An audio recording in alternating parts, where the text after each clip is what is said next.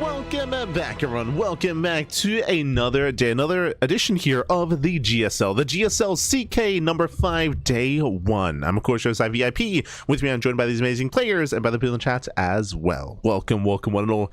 Whew, it's been an intense month, intense week on the StarCraft. Even Homestead Cup just wrapped up, and we are of course embracing the new patch, the new version of the game. The last GSL CK was featuring the PTR version 2, if you recall. Now we are back, now we are live with the live version, and with something very different, something very special in terms of the formats. Let's go, let's go. Those are unaware, again, if you wish to support GSL, support Soup, you can do so via the Patreon, patreon.com/GSL. The GSL main season may have concluded, but due to support and funding via the Patreon, we have reached certain stretch goals, and that means we do have a GSL CK twice a month. Let's go. This is day 1 of 2 here for the month of July.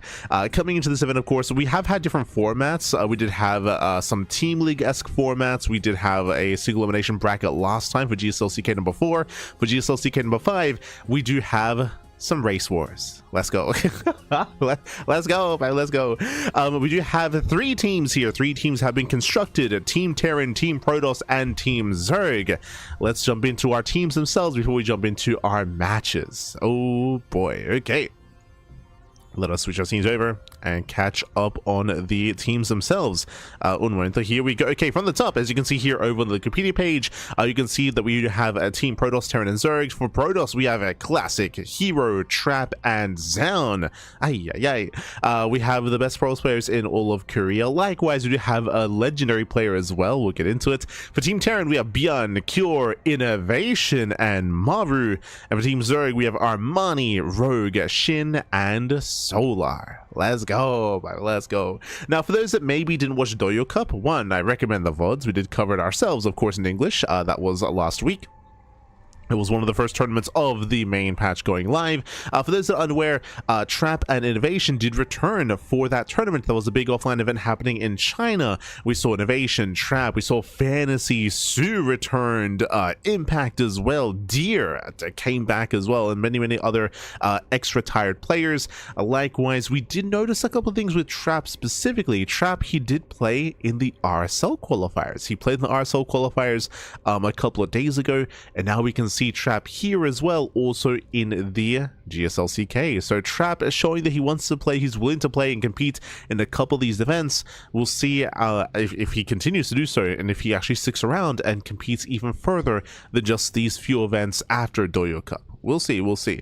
Likewise, INnoVation, he was also at Doyo Cup. He'd performed very well, making it all the way to the playoffs. I would say that Trap underperformed at Doyo Cup, but INnoVation, he did thrive. Did get knocked out by TY, if you recall. Again, TY did knock INnoVation out, and as a result, we do have our teams. We do have our 4 teams here. Likewise, the other player, the retired player coming back here for Zerg is Armani. Each team has a retired player from years ago that has made their return. I did actually notice Armani post recently on Instagram. If you don't follow some of these players, they're quite active on socials. And I want to say Armani, he met up with Dream. Like, he met up with Dream recently, which was really cool to see. Like, Dream is also another player that I haven't seen in quite some time. But I saw that randomly pop up, and I was like, this was like last week, I think. Like, last week he showed up. He was hanging out with Dream. And then suddenly, bam, he's competing in this event. Personally, I would have wanted Impact to make a return, because Impact was competing in last week's event. I'm sure they maybe reached out to Impact. I'm sure they reached out to Sue. But Armani answers the call here for Team Zerg, and I'm curious to see how he compares and how he performs, just because for at least INnoVation and Trap, we have already seen them play last week in Doyo Cup, so we have an idea as to the level of play. For Armani, he's going to be an enigma coming into this when it comes to his level of play brought to the table here. But again, Armani, Rogue, Shin, and Solar for Team Zerg. So again, we have 3 teams of 4 players for each team. We have, of course, our main list of players with some legendary players and retired players also added on. And when it comes to the format, we can scroll on down to said format. Bam, as you can see here, we have day 1 and day 2. Day 1 is going to be the group stage to seed our teams. Day 2 will be the playoff bracket. Again, no team is eliminated, but the team coming in first place in day 1 will be able to immediately just be seeded into the finals for day 2. Just bear that in mind. Now, when it comes to the format here, it is going to be, I believe, all kill formats. So we start with 2 players leading the charge for their respective teams, and then all kill format from then on forward, best of 7. As you can see here, we still have our vetoes to get underway, and our starting team members as well, our starting players. Up first should be Team Terran versus Team Protoss, followed by Terran versus Zerg, and then Zerg versus Protoss as well. So we can fixate on these individual matchups in the new patch. Bearing in mind as well that we did recently have a hotfix a couple of days ago, pre-Home Story Cup, and I'll be honest, at least personally, I'm expecting another hotfix to arrive soon, TM. Like, I'm expecting another hotfix, you know, towards like this week, maybe next week as well, post Home Story Cup and post events like this, to get a little bit more data as to the current state of the game, and to, of course, allow Blizzard some time to reflect and to go over some of the perceived issues in the game, and some patches, some hotfixes to once again try to course correct or just try to refine the patch that they have brought forth. Of course, a very controversial patch, and definitely has a bunch of issues. I will say that the hotfix patch was definitely a step in the right direction, 100%. It was a step in the right direction, but still feels like a ways to go. And again, hopefully events like this are able to give that data, give some of those matches to be able to reflect the current state of these matchups, each matchup individually, avoiding mirror matchups, which I think is a good thing. Like, I feel like, honestly, the mirror matchups themselves are in a pretty good state, but it's the other matchups that do have potentially some issues here. For now, though, again, Vita's underway, and our teams are about to confirm. Oh, yeah, we're about to confirm our teams, about to confirm our setups. Oh boy, we will get there. I might have gone live a little bit too soon, to be honest. Like, I can see all the team members are all in their respective channels. For those that are curious, all the players are actually in call together. So we have Björn, Cure, INnoVation, and Maru. They're all together in call. Armani, Rogue, Shin, Solar, herO, Classic, Zaun, and Trap. They're all discussing amongst themselves. I believe they're also streaming their POVs. So if you want to check out their POVs on Soup, it is very similar to the previous GSL CKs, but they're also going to be streaming that on their respective platforms, so you can listen into on the team comms. Of course, it'll all be in Korean. True, it'll all be in Korean, but you can check it out yourselves. I want to say last season for GSL, they were the Soup was gracious enough to actually edit together some of those streams and to add subtitles and add it to some extra content in between matches for the playoffs of GSL. So we did appreciate that, being able to listen in as foreigners, of course, that aren't native to the Korean language. But hopefully we get to see something like that in the future as well. Like a super cuts with some subtitles, so we can also listen in as well. Yeah, fingers crossed, fingers crossed. Once again, though, big shout out to Shin. I know that Shin is going to be, I believe, casting in Korean and is a big part in organizing and coming up with ideas for the format and for these events. So much love, of course. Big shout out. I know that was the case for the previous GSL CK. I think it might just be for the previous one. So my apologies, just for GSL CK number 4. As our players are getting ready. Likewise, we'll be casting in English. We do have Into the Inu casting in Korean, and we have, of course, Rex as well, also providing some coverage. True. Do you have other platforms? Bearing in mind that we're going to be live here, of course, on Soup. Live on Soup. And we might be getting cameras ready as well. Oh, okay. That's something that I was not ready for. I was like, okay. We'll do our best. But yeah, I might have gone live a little bit too soon here. Oh no. I got too excited, baby. Got too excited. As our players are still deliberating amongst themselves. They're still setting up. The vetoes, the banter, picking their starting players, of course. True.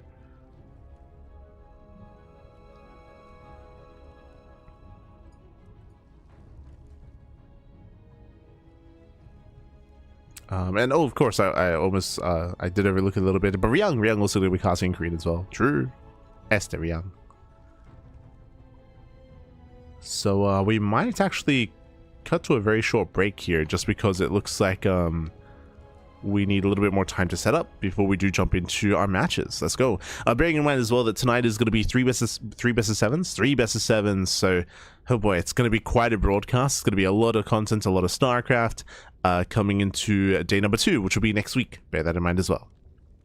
Next week will be day 2.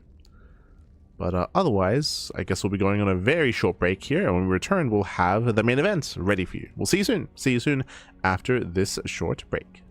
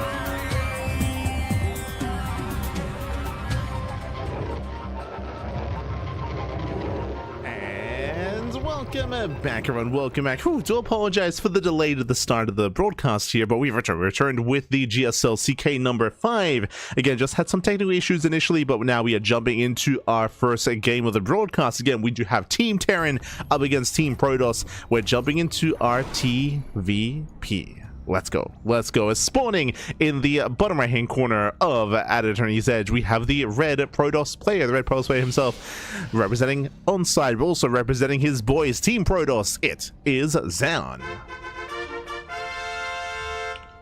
And spawning in the top left hand corner, we have his opponents. We have the South Korean Terran player. We have the red Terran, typically representing Shopify, but here he is representing Terran. It is Bjorn.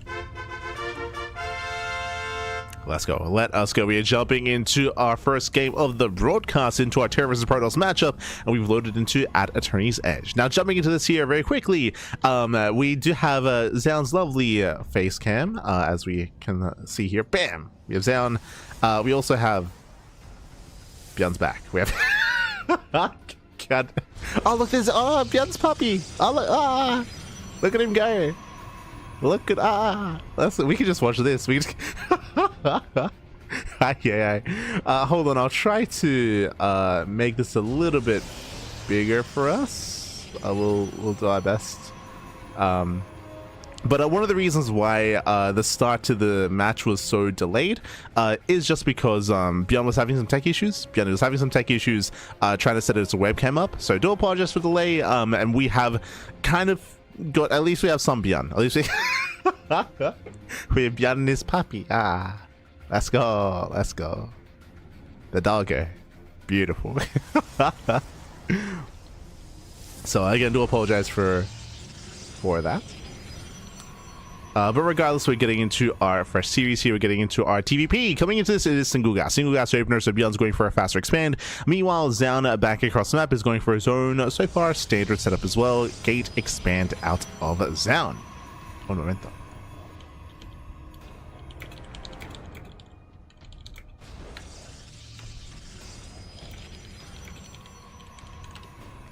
But here we go. From here, we're going to be settling in. Again, we do have Bjorn going to be going for his own expansions. We mentioned single gas opener, so a greedier build here out of Bjorn going for the faster CC. Meanwhile, Zaun settling into his own early game as well. Coming into this, of course, when it comes to TVP, we have been seeing a little bit of a shakeup in TVP in general when it comes to Protoss players and how they do approach this matchup. Some players have been embracing this more warp gate less style, going for a massive amount of vanilla gateways and just rallying across the map. But Trigger, who's looking very good last week, embracing that style. Meanwhile, others like Zaun, at least last week, were embracing this more heavy warp gate style by still sticking with warp gates but having a bit of a diminished mid game as a result of that. So we'll see how our players will adjust their approach. Welcome to At Eternity's Edge. This is one of the more, I would say, more standard maps in the map pool. Depending on how you expand, you can rush across the map a little bit faster. That is true. Can get across the map faster, and we'll see how our players will approach each other here, how we expand and how we take up. For now, Twilight Council opener out of Zaun. Stalker breaks in, gonna be zoned away, just nibbling away at the Marines, and might even catch a Marine. So far, they're gonna be forced to the low ground. Gonna be forced down, and the first thing we're gonna be looking for here is how many gateways. Does Zaun open up 2 gate blink, 3 gate blink, or 4 gate blink Stalker? Do we approach a more economic, a safer, greedier, or more aggressive early to mid game? So far, second gateway's on the way.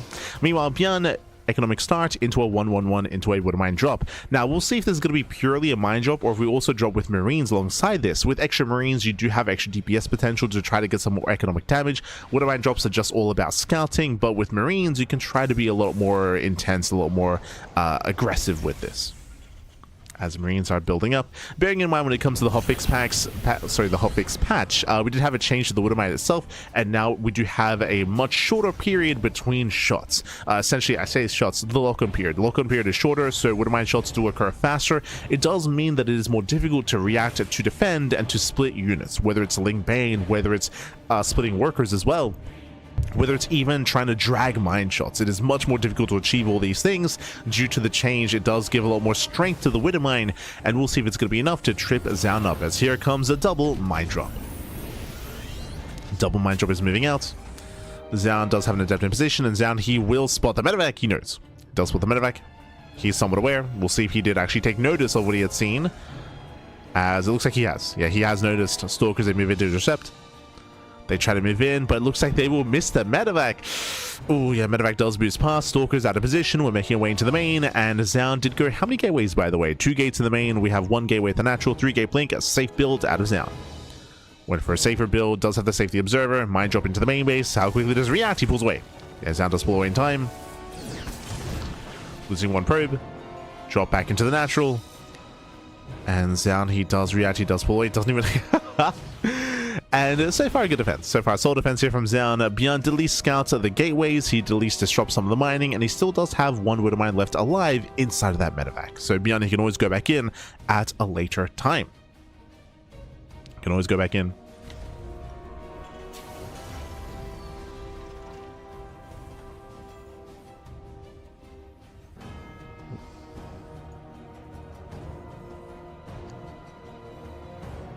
As from here, again, we're just going to be building up.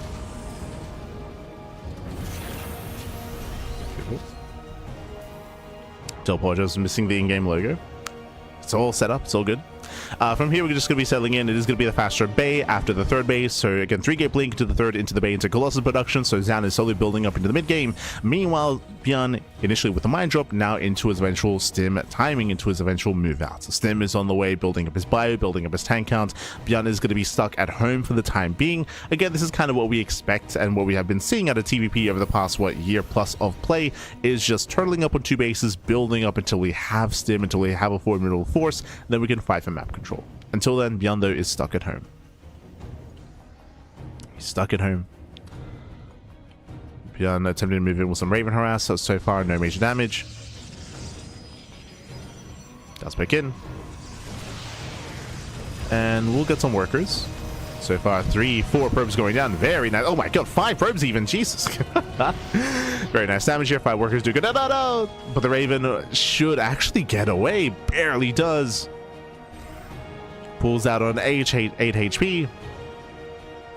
Does escape, and behind this again, Zaun, he's still building up his own forces as well.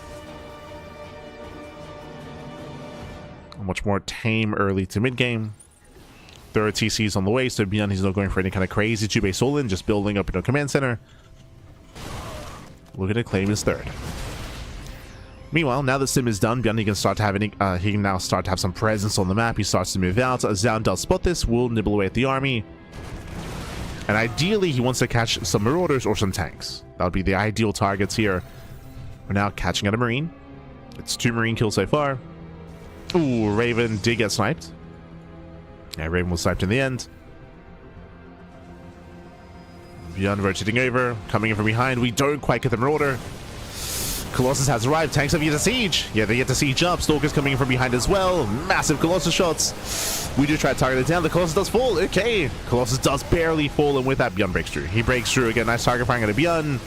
Barely kept that 1 tank alive on 5 HP. Barely kept it alive, and with that, the 3rd base has been broken. And that's all Zaun had. Zaun, he had lost the core of his army. Ooh, mine shots connecting. Late blink. Yeah, late blink out of Zaun. We just saw a step forward to catch out all the Stalkers. Planetary should, sorry, the Nexus should fall. Oh, never mind. Oh my god, 11 HP. The Nexus survives. Beyond was being a little bit greedy there. He picked it up too soon, failed to kill the expansion, and Zaun, he saves the base, and he saves the mineral line. On the one hand, this was a better trade for Beyond. He did take down so many Stalkers and Colossus. That was how many? That was 8 Stalkers going down, 1 Colossus, alongside alongside all those Zealots. But the base survives. The economy is still stable here, and Zaun will claim another base. Wow. We'll claim another expansion. I do apologize for Beyond's cam again still being very zoomed out, but I'll try to zoom it in later. I'll try to get a bit of a better picture on it. I will try.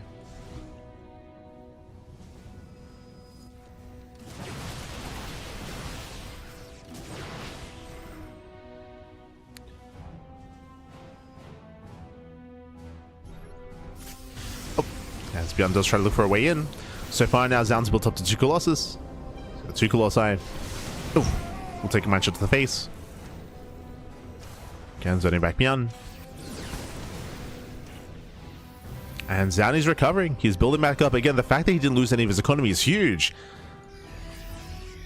as he can still maintain his presence. Beyond behind this, getting his own third up and running. Now his second starport's on the way for mass Viking production. He needs his Vikings. Oh, good. Yeah, we do face check the tall grass. We be careful, Zab, be careful. Does check with his face, bleeds out a couple of soldiers. At the same time, Zella back here on the right hand side, but Beyond does have reinforcements back into the defense, and Beyond he should be able to hold. Yeah, but he does hold on. So I'm going to be zoned away. We have like Ghost amassing, Vikings as well. We're building up into the mid game. It was close, it was clutch, but we are getting there. From here, Zaun's getting up to his 4 base economy, and now we can start to diversify our splash damage. So far, it's just Colossus. Ideally, we do want to work towards Disruptors, though.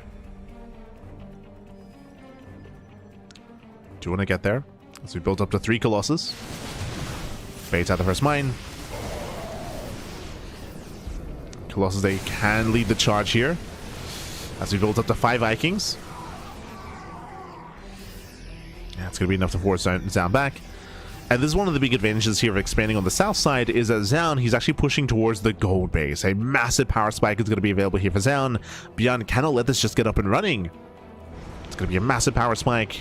Will allow for just the non-stop Zealot production, that gateway explosion that we all are familiar with in CVP.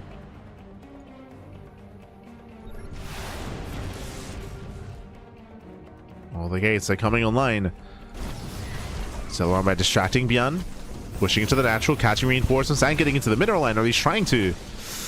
It does try to move in, and Beyond turns everything back around.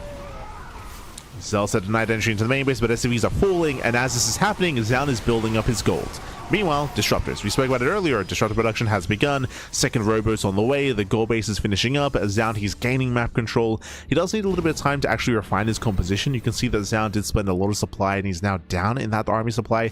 So Zaun needs a little bit of time for warp pins. Once he has them, though, he can still maintain his map control and start to apply pressure to the 4th base. As Beyond is getting his own 4th up and running. Sensor tower here on the top side. The gold base is getting saturated. And we now have 2 Disruptors, soon to be 3. And even more than that. Okay, we're getting those Novas. Oh, interesting.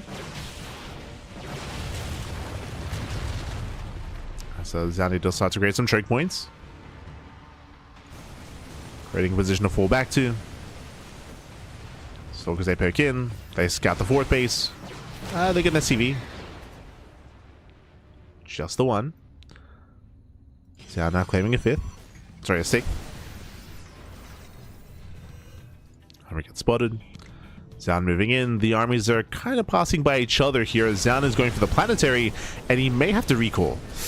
Yeah, he may have to recall. The planetary is going to go down. At the same time, Björn is coming in from behind. Yeah, Björn is coming in. Zaun, you have to get the hell out of here. He has to pull away. Shows it over. Can we zone? Yeah, there's a recall, and 1 Colossus goes down. Disruptors are going to get caught as well. We get some rough losses here for Zaun. Losing 1, 2 Disruptors, and the Colossus.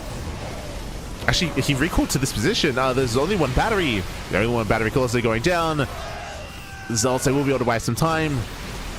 Yeah, there's also holding on, catching out some Ghosts even. Oh my god.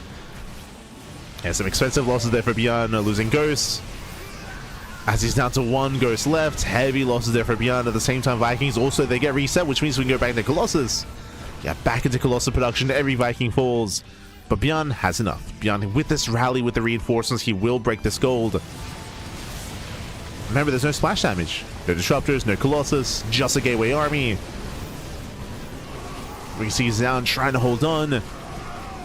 And does force the army back. But he's running out of Zealots. He's running out of Zealots here. Without Zealots, these Stalkers, they're exposed. Yeah, Stalkers are exposed. They have to blink away. We need more warp pins. We need more reinforcements. There's a lot of Zealots. And the warp pins are finishing up just in time. Just in time. Oh my god. The flanking Novas. We have 1 left. Novas are coming from behind. And Zaun is holding on. He saves the gold, Pappy. Yeah, he saves the gold base. Gets his 5th base up and running. I keep saying 5th base. That's gets his 7th base up and running even. Yeah, the 7th base is getting up. Disruptors are massing. Again, I would not be opposed to Colossal production at the moment. Look at this. Look at the units tab here. We have Marines, we have Marauders, 0 Ghosts, and 0 Vikings. Now they're relying on Disruptors.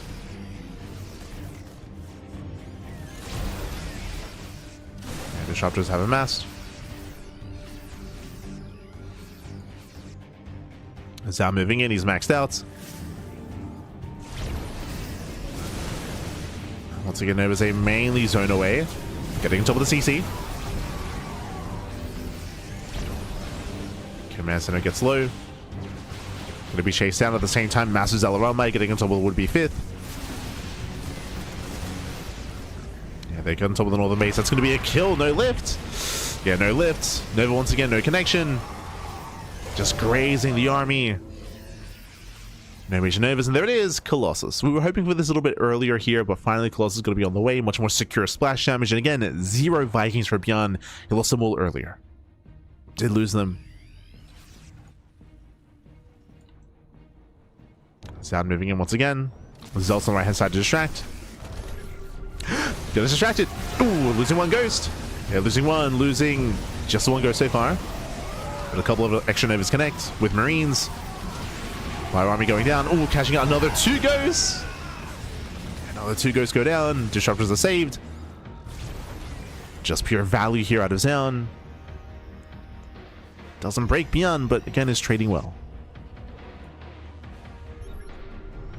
And again, we're still waiting for the Colossus. We're waiting, Pappy. As they have been amassing. Behind this, Liberator Production's on the way.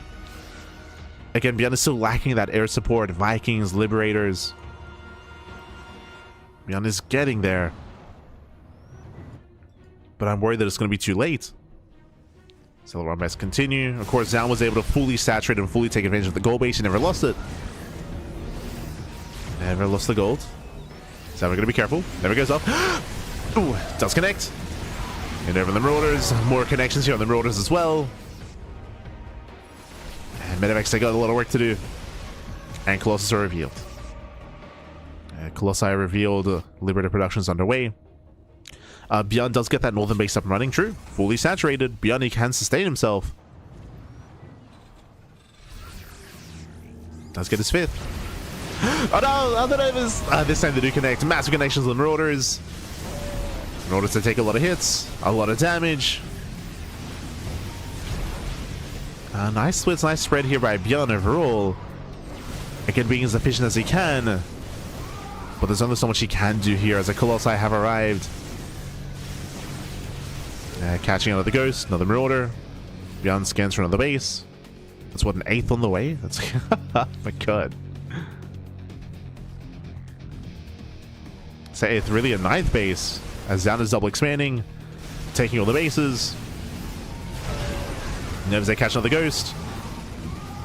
And Bjorn's running out of Ghosts. He's got what, 2 left? 2 Ghosts remaining.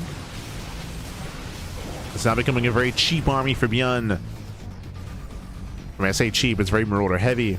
Very Marauder heavy.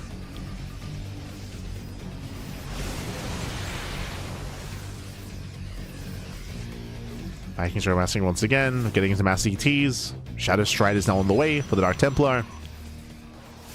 Oh. Disruptor gets caught. Nice catch. Does catch 1. Army blinks in, taking down the Liberator. And Beyond is being broken.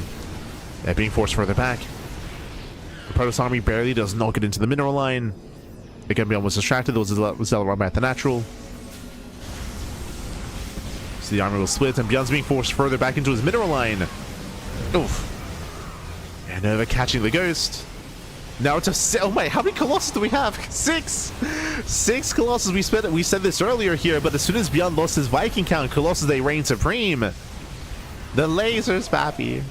Yeah, the laser show is too much. 6 Colossus. Now pushing forward. Marauders, they sim in. They get 1. They get 2. 1, 2 Colossus go down. Zan did overextend. But it's fine. It's still fine. He breaks through the expansion. CC goes down. Mineral line as well. And with that, Beyond, he's being broken, being forced further and further back to his natural. At the same time, does go for the counter jump, does kill the gold base, but this is more than pay for itself. Like, it was already mining out. It was already mining out. It's already too late. Beyond getting another expansion. I mean, this is a very valuable drop, don't get me wrong, but there are just so many bases here for us down. It does not matter. He has all these expansions, all these Nexi, and he can always recall. He can always recall back home. The laser show continues, Pappy. Oh no. That's how he rotates over towards the linear third. Moving further in. The Colossus are exposed. Uh-oh. Gets surrounded. Your best engage here for Beyond. Does flank the army, but Zealous they flank the flank. Oh god. And with that, doesn't matter. One Colossus go down to two. Two Colossus left. More reinforcements have arrived, and Zaun has done it. He has broken Beyond. GG gets called, and Zaun will take game number 1. GG. Whew. GG, well played, Zaun. Looking satisfied, looking content, Pappy. But Zaun does take a lead in the series for his team for Protoss. GG. GG, well played.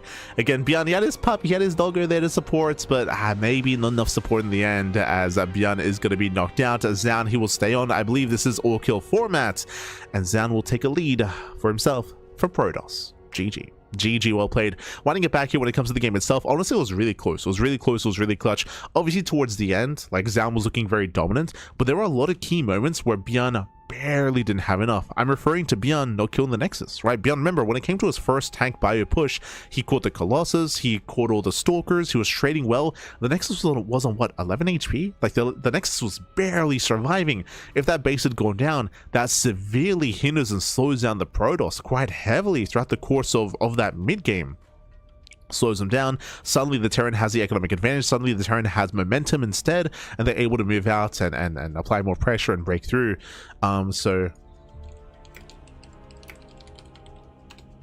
Apply pressure and break through, and with that, I mean, we could have seen a very, very different kind of game. Very different game there, but in the end, congratulations, Zaun. He was able to survive and save that Nexus push out.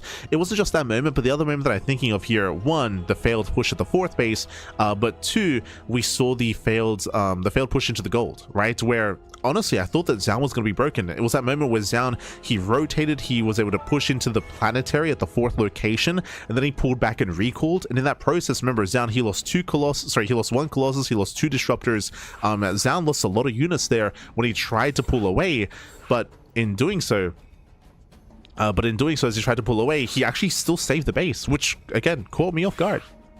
Did catch me off guard. GG, well played.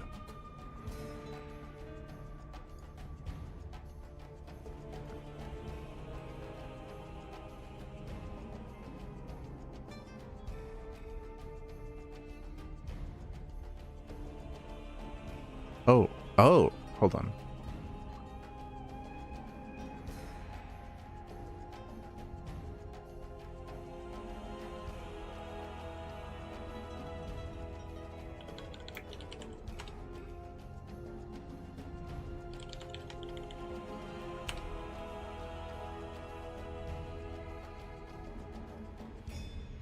Wait. I'm a little bit confused here. Okay, sorry. So, my understanding of the format is...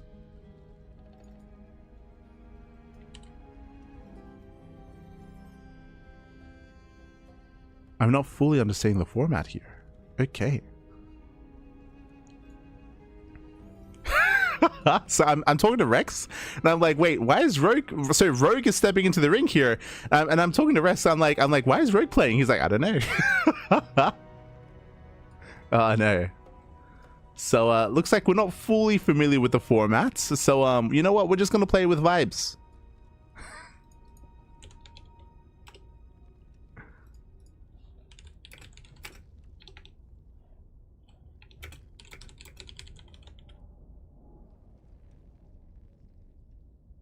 Hold on.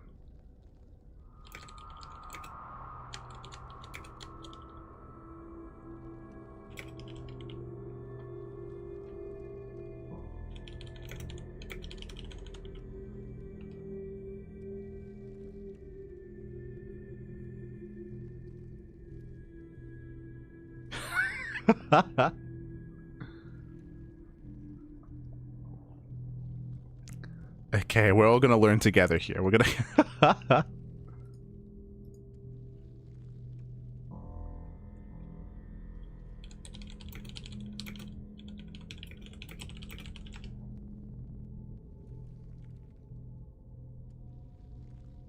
We're gonna find out together.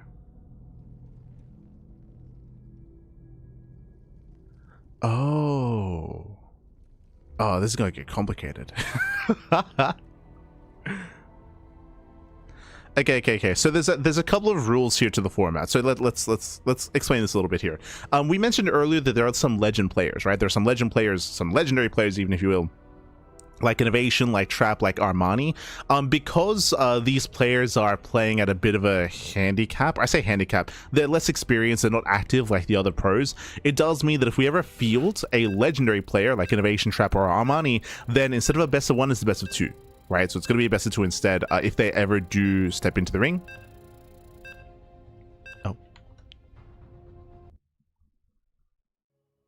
If they ever step into the ring. Meanwhile, when it comes to the main format, though, it looks like we're actually fielding players. So we're fielding players. It is not necessarily purely Team Terran versus Team Protoss. Instead, it is all kill format, and the way that it works is that each team is fielding players to knock down the opposing team. So Trap, he wins the first game for Protoss. True, Trap stays on. Beyond, the Terran is out, and now it's time for Zerg to try their hand at bringing Zaun down. Okay. So it's a little bit of a complicated format. It is not strictly Terran versus Protoss. Instead, it's more of like a battle royale. It's a battle royale. You know what? Terran failed to bring down Zaun. Can Zerg bring him down instead? And we're going to keep rotating until Zaun falls. I believe that is the case. But let's go. Spawning in the right-hand corner of Blackrock, we have the blue Protoss player. We have the blue Protoss himself. Yeah, the blue Protoss player himself representing Protoss. And on side, it is Zaun, with one win under his belt. And spawning in the bottom-hand corner, we have his opponent. We have the red Zerg player. The red Zerg player himself, representing Zerg. All Zerg out there. It is Rogue. That is... That's not what I was meant to switch to. It's unrelated, but it is Rogue and Zaun. Beautiful, beautiful. Let's go. Let us go. We are getting into our second game here of the series. This also means that I don't know if, what necessarily this is a best of, so we'll find out together here. But from my understanding, again, beyond Terran failed to bring down Zaun, it's up to Zerg to step up the plate here. So far, it is going to be our initial hatch gas pool. Standard opener here out of Rogue. Meanwhile, Zaun are going to be opening up with a gate expand himself. Okay, welcome to Blackrock. Blackrock, I would say this is a much more aggressive map, the map pool. Basically, here on Blackrock, the third base and the fourth base are much more open. They're much more open, much more exposed. Because of that, I would say it is much more difficult to get into the longer mid to late game because of how vulnerable these bases are. Typically, we see a lot of all-ins striking and hitting these third and fourth locations and successfully breaking them as well, just because they are more open, more exposed, more vulnerable. Again, there's no like high ground advantage. You can knock down this tower, for example. You can knock down this tower and wall this area off to buy time. Likewise here, it's a very narrow choke point that you have to open up by breaking down these other rocks as well. So you can open up the map a little bit more. There are some definitely defensive features for sure, but for the most part, we have seen more mid-game play on Blackrock. Let's go. Let us go. Again, shout out to the Warcraft 3 inspired map, and if you notice, but there are some Tauren Marines keeping watch. In the original TLMC version, they were Orc Grunts, but again, here for the latter version, they've been switched to Tauren Marines. If you didn't notice them before, well, there they are. That's why they have horns. They're Tauren. Keeping watch.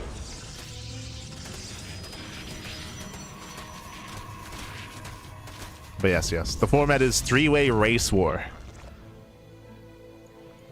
Three-way race war. Let's go. Yo, I said earlier at the start of the broadcast that that GSL they were experimenting with different formats for GSL CK, and this is maybe one of the more experimental formats that they're trying out. Like, we're going to experience it together, Pappy. True. We'll experience it together.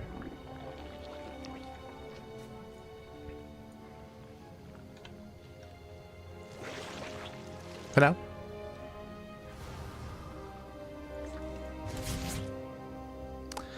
For now, again, we are going to be getting to our own Stargate opener. So standard opener here by Zaun, going Stargate into Oracle, into a third base, into his tech of choice, most likely Twilight Council.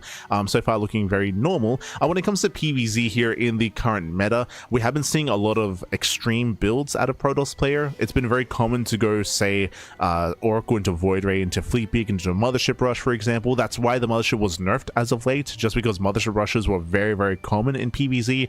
And we've seen that that trend has continued, by the way. Despite the nerf to the Mothership, it is still very robust, and it's still kind of one of the go-to builds in this matchup.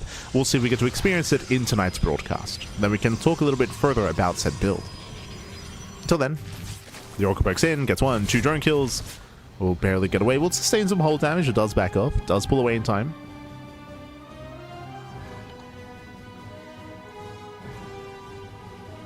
It does pull out. Does pull away. Third base now being taken.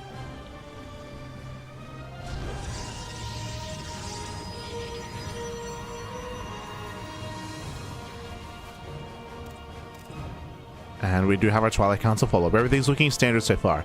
Now, based on the Twilight Council, we're leading towards either Glaives or Blink. The reason why I float the idea of Glaives is because it's known in Forge, but now there is. Never mind. Forge is on the way, +1. Not going to be Glaives, most likely Blink, or even into early charge. Blink is the more standard go-to option, though. Is the standard go-to. Oracles, they poke in.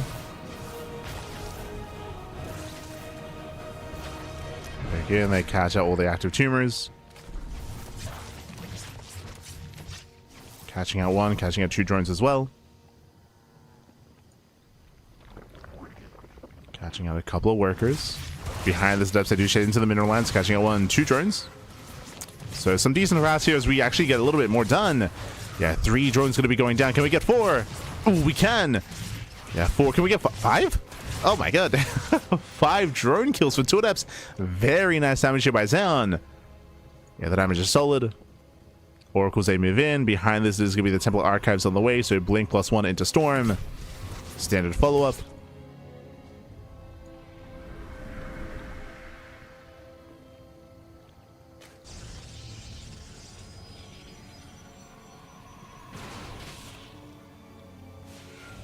Yeah, we're getting to our standard follow-up here.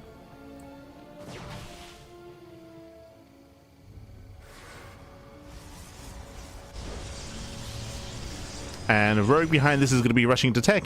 He did go for a safety Roach Horn. I did mean to bring that up. A safety Roach Horn into a delayed Eva Chamber into Spire play, rushing into Mutas. So far unscounted. So cheeky moves here by Rogue. We'll see if we can get away with it. Meanwhile, Zaun again has yet to dive into the main base. We do see more Oracles checking the natural location, checking the third base as well. And we are headed into the main. Uh-oh. Yeah, Zaun is making his way in, and Zaun, he should get a full scout. Has still yet to get behind the mineral line, but there it is. Does confirm. Does confirm the Spire. Throws out the Revelation as well, just in case. The Oracles get away, and again, this is the power of the Oracle opener, and bam, instantly second Stargate. Second Stargate, Phoenix production. Blink, thankfully, is already almost done. +1 as well. He will have some anti-air. Zaun, he'll be ready for the Mutas. Now, Rogue knows he's been scouted. Bam, Roach Speed, right? He knows he's been scouted, so Roach Speed has begun. Spire is complete, and no Mutas yet. We still might see a handful of Mutas just to harass, but because he's been scouted, there's a higher chance that Rogue goes into a very heavy Roach composition instead to try to blindside his opponent.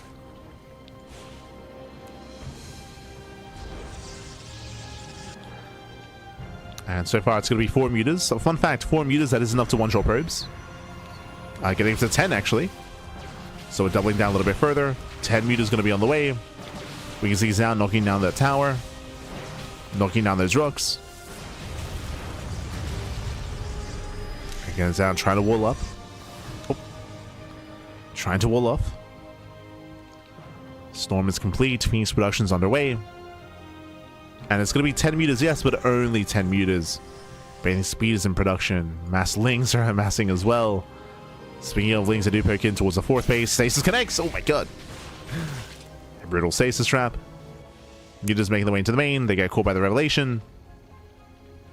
Phoenix is getting in position.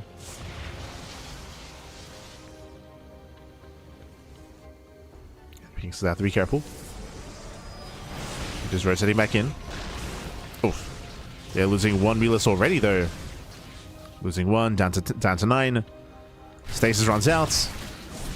Lings, they cannot engage. The Oracles will defend. And again, so far Zan is holding well. There's that rush into the Fleet Beacon. I believe this should just be a rush into Anion Pulse Crystals and then into Mothership, but eyes are on Zan as Rogue's aggression continues. Oh, baits out the Stasis, takes down 1, takes down 2 Oracles. Just the 1. Archon gets surrounded. Zan's out of position. Heavy losses here for Zan, losing the Oracle and the Archon, and almost losing a Phoenix. Yeah, probes are going to be saved. Lings, they come in from behind. They try to catch out the High Templar. Templar to survive. More Lings. Oh, more Baileys even. Oh, the lift in time. Oh my god. Lifts just in time, Pappy. Still does damage here to some of the pros, but again, that could have been so much worse. Only 5 workers going down. Nice defense here by Zan. He defends well. He's holding, but again, Rogue is not stopping. He's still not stopping. Rogue, what's important about what's happening here is that Zan, he's surviving, he's defending, but Rogue is free to freely just drone up. To drone up to 92 workers. Rogue has been left alone. Bailings roll into the mineral line, and that's a lot of Bailings. Yeah, they roll in, they catch out the High Templar. Deny mining. And again, the run-bys continue, the aggression continues. Phoenixes, they try to counterattack. That's going to be 5 probes falling. Base is getting low. Zan is trying to keep up. More Bailey's rolling in. Nice storm. Bailey's get shut down. And Zan, he still has to weather the storm. He still has to weather that storm. As now we have some Corruptor production. There's Anion Pulse Crystals. Hive is now done. Ultra Cavern behind this for Rogue. Ay, ay, ay. Again, the aggression continues. He got the Bailings. He's rolling in once again. He's rolling in. Where are the storms? Yeah, we're still holding on to those storms. Lings are coming from behind. Oh no! Gets 1, gets 2. Yeah, takes down 2 at Templar. 0 storms left. Bailings, they roll in. 2 probes going to be going down so far. Oh, good defense here. The lift as well. The lift. Oh no, but the Nexus. The Nexus still falls. Rogue, he still gets damage done. Takes down the base. Denies mining. 5 Ultras now on the way. And Zani's not ready for this. Not ready for that Ultra switch. There's no Immortals. No Immortals. A low amount of Archons. Zan is struggling to defend. And again, emphasis on the fact that Rogue's economy has been left untouched for quite some time.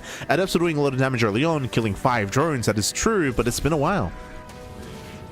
Been a while since workers have gone down.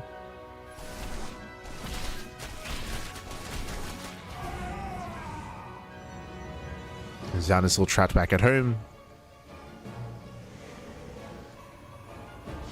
And still stuck with a very flimsy army. Again, this army is not built for Ultras. Not like this. Link Brain rolling forward. Nice lifts. Oh my god. Once again. The lift, Bappy. They'll say attempt to harass. You can see the importance here of trying to force enemy back and trying to do some economic damage. 2 drones going to be going down. Catching out 2 workers. Oh, the Corruptors are quite low from earlier, and they can be focused as well. Catching out 3. Yeah, 1, 2, 3 Corruptors. We'll clean up every single one. It's value here for Zan at least. But the ground army, that's what I'm concerned about. Remember, we have 5 Ultralisks. And 0 Immortals. No Immortals, no Sky Toss. June drop into the main. Ultras towards the 4th. The army rolls in. Here come the storms, but the Ultras, they tank the storms. Ultra gets into the middle line. Archon's going to be going down. Link drop into the main. And the Ultras are breaking through. Yeah, the Ultras are breaking through. Lings, they bust into the main base. Mothership's on the way, but it's going to be too late. It's going to be too late here.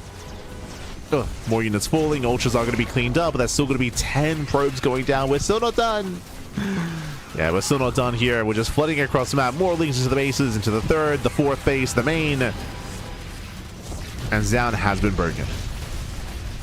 He has been broken. The Ultra finally gets cleaned up. More Lings flooding forward. The door is wide open. They flood into the natural. And Bjorn may have struggled to bring down Zan, but Rogue Zerg will succeed where Terran did fail. Again, the map helps as well. Remember, we began this game talking about how this map is much more open and it's much more difficult to defend the 3rd and the 4th base because of how open they are, because of how isolated or how spread out they are even as well. but the bases are much more accessible. Much more accessible. And the Lings, they don't stop coming. They don't stop. Getting up to 70. 71 probe kills down. He does go for a desperation counterattack. The Phoenixes, they do what they can. They kill 8 drones. Archons, they go for a counterattack as well. Again, just desperation here out of Zaun, doing what he can. What else can he do, Pappy? So Archons, they move in. Phoenix is trying to support. Again, bases are falling, and GG gets called. Rogue will take down Zaun and will be the new King of the Hill. GG. Whew. And GG well played again. Rogue, he will claim the game. He will take down Zaun. Let's go. Let us go.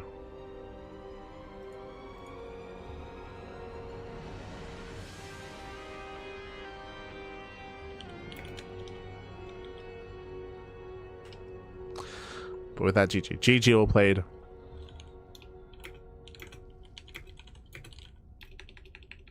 Hold on.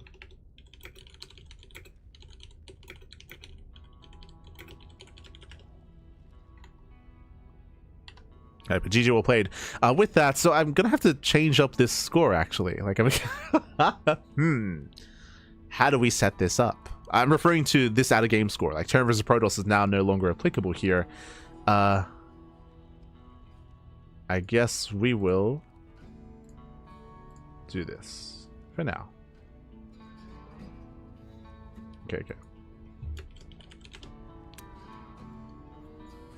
So we'll make this Rogue. So Rogue, he takes down Zaun. He's on Team Zerg. Beautiful. Takes down Zaun here, and in the end, Rogue, I believe he's now the King of the Hill, and it'll be up to, I believe now, Terran to field a player, if I'm not mistaken, to field their next contender. Oh boy.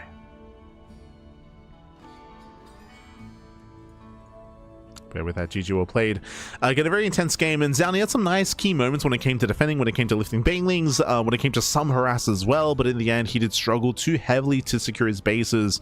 You could also argue that maybe Zaun overmade Phoenixes, maybe committed a little bit too hard to Phoenix production and Anion Pulse Crystals, considering that the Mutas, their time kind of came and went, and the Phoenixes, they lost value over time, of course. Did lose value. And as a result, we saw that, again, switching into Mothership and switching into a more robust ground army was a little bit more important. We didn't quite get there. GG well played. So with that, Rogue, he will claim a lead, and we'll see who will be fielded next from Team Terran. Let's go. Now, bearing in mind, so Bjorn is out, so we do have a couple of extra players left. For Team Terran specifically, we of course have Cure, INnoVation, and Maru. Now, when it comes to the format, sorry, I was just double checking. I don't really know what's going to be a best of completely, but we're going to keep going until we run out of players. We're going to keep going. So again, Bjorn is now out. We still have Cure, INnoVation, and Maru left. For Protoss, Zaun is out, but we still have herO, Classic, and Trap. So we're going to keep going until there's only one team standing. True. Beast of the Hill style format. True. King of the Hill, really. King of the Hill style format. Who will be left standing? So I do apologize for misrepresenting what the format was going to be. I was going off the Wikipedia page, but clearly the Wikipedia page was incorrect. The format was a little bit more unique and a little bit more complex. But again, it is time for Terran. And I did see that they just tried to field INnoVation here. Okay. Yeah, INnoVation has joined the party. I believe we have our Terran challenger. We do.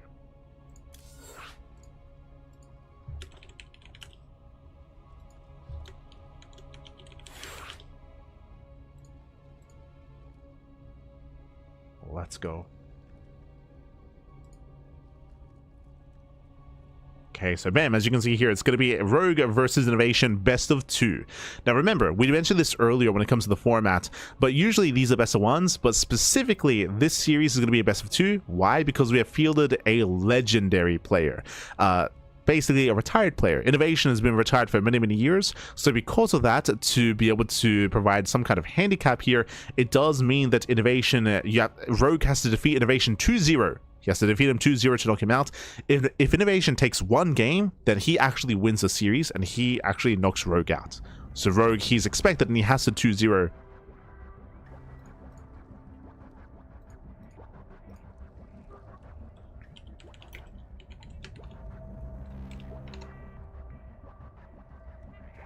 Let's go.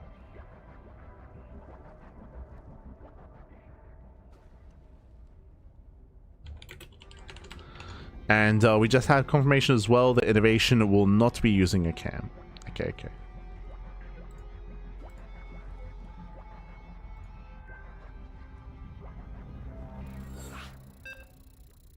I need a fun placeholder for the players. I need a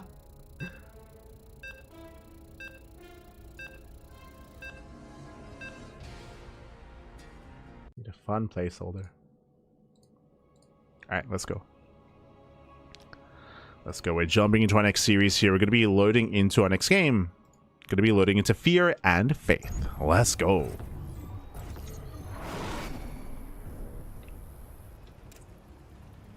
As spawning in the top left-hand corner of Fear and Faith, we have the South Korean Terran player. We have the legendary player himself, the Red Terran. For Team Terran, it is INnoVation. And spawning in the top right-hand corner, we have his opponent. We have the blue Zerg player, the South Korean Zerg.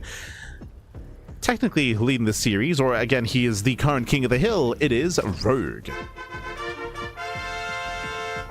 Here we go, and welcome one all to Fear and Faith. Fear and Faith is a 4-player small map. You can spawn in top left, top right, bottom right, or bottom left. There are 4 possible spawn locations. A very large map of the map pool, very secure 4-base setup, but to help with scouting, we do have our monorail system. As you can see here, we have these tubes that connect each corner of the map to each other, and also some other sections of the map are also connected by their own monorail system. Bear that in mind. These tubes can only fit workers. Only workers can fit inside. You can't like Ling Rush through the tube system or Zealot Rush or anything like that. Only workers can fit inside to go for some scouting, of course. Technically, you can do some crazy stuff like in ZVZ, like Spine Rush, for example. Send a bunch of workers through the tubing system instead of spine crawlers and go for some kind of crazy all-in ZVZ, or maybe you can use this to cannon rush as Protoss, maybe. But for the most part here, just for scouting, just for keeping eyes on your opponent. We can see that Rogue sends his first drone, his first overlord towards the southern half of the map. Meanwhile, the second overlord towards the top left-hand corner of the map. And welcome to Fear and Faith. We do have horizontal, close by air, close by ground spawns. If we had diagonal spawns, if you had cross spawns, then I would, talk about how we're going to be favoring some more longer gameplay. But here, due to the close spawns, we're expecting shorter games, or at least more aggressive games instead. For now, CC first. CC first out of INnoVation, going CC first into our later racks. CC first is very common on these 4-player spawn maps, just because the likelihood of an all-in coming your way is very low, so often see CC first. Likewise, we do see Rogue going for his own opener hatch gas pool as well. Overlord does confirm INnoVation has not spawned bottom right, and Rogue will soon confirm INnoVation's eventual spawn location, eventually. Meanwhile, important to take note that INnoVation did not SCV scout. It's very common here when you go CC first to, no SCV scout. We are going for the Reaper though, so the Reaper will eventually find Rogue spawn location, eventually. Let's go. And once again, as we mentioned, when it comes to the format here, because INnoVation is a retired player, because of that, Rogue cannot just win the series with one win. Rogue has to 2-0. He has to 2-0 INnoVation. If he fails to 2-0, if we tie 1-1, it's a best of 2. If we tie 1-1, Inno wins. So that is a pretty big advantage that the retired player or the legendary player does have. That legendary status. True.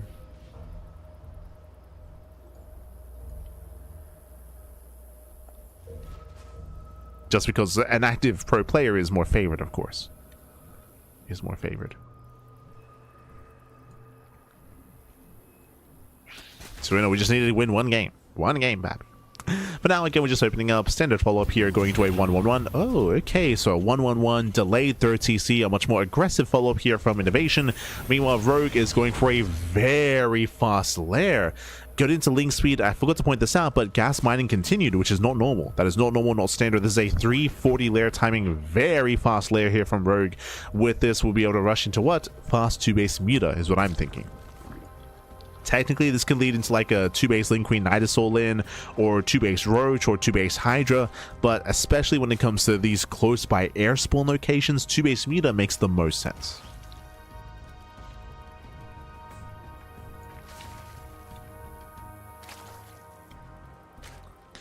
Meanwhile, with that 1-1-1, oh, no add-on swap. Okay, I assumed there was going to just be an add-on swap into Banshee play, but no add-on swap. Early stim into Safety Viking to hunt down Overlords and INnoVation. Early stim will help into a delayed third CC. INnoVation still poking in. Now, INnoVation should notice late third. This third base is suspiciously late. Something is wrong. Something is wrong. Something does not add up.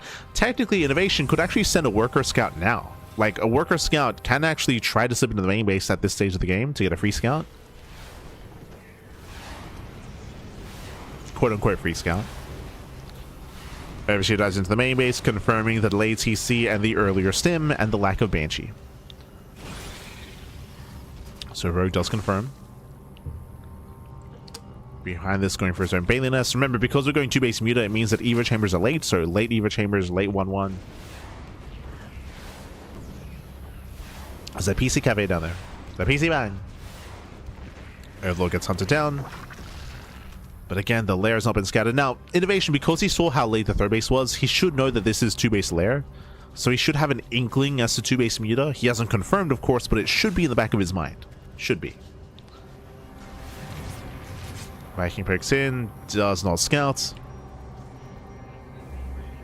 Again, still very incomplete information here for INnoVation. And no turrets. There's no blind turrets.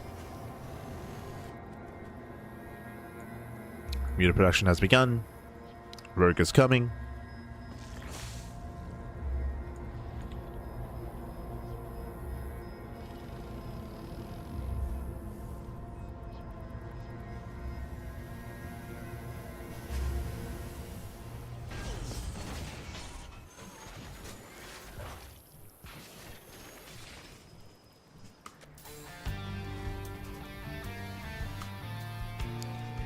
And Rogue is going to come in from behind. Yeah, it comes in from behind. It does hit the mineral line. SCV's going to be going down. And INnoVation, he gets caught with his pants down. Does have Marines, but again, no turrets in position.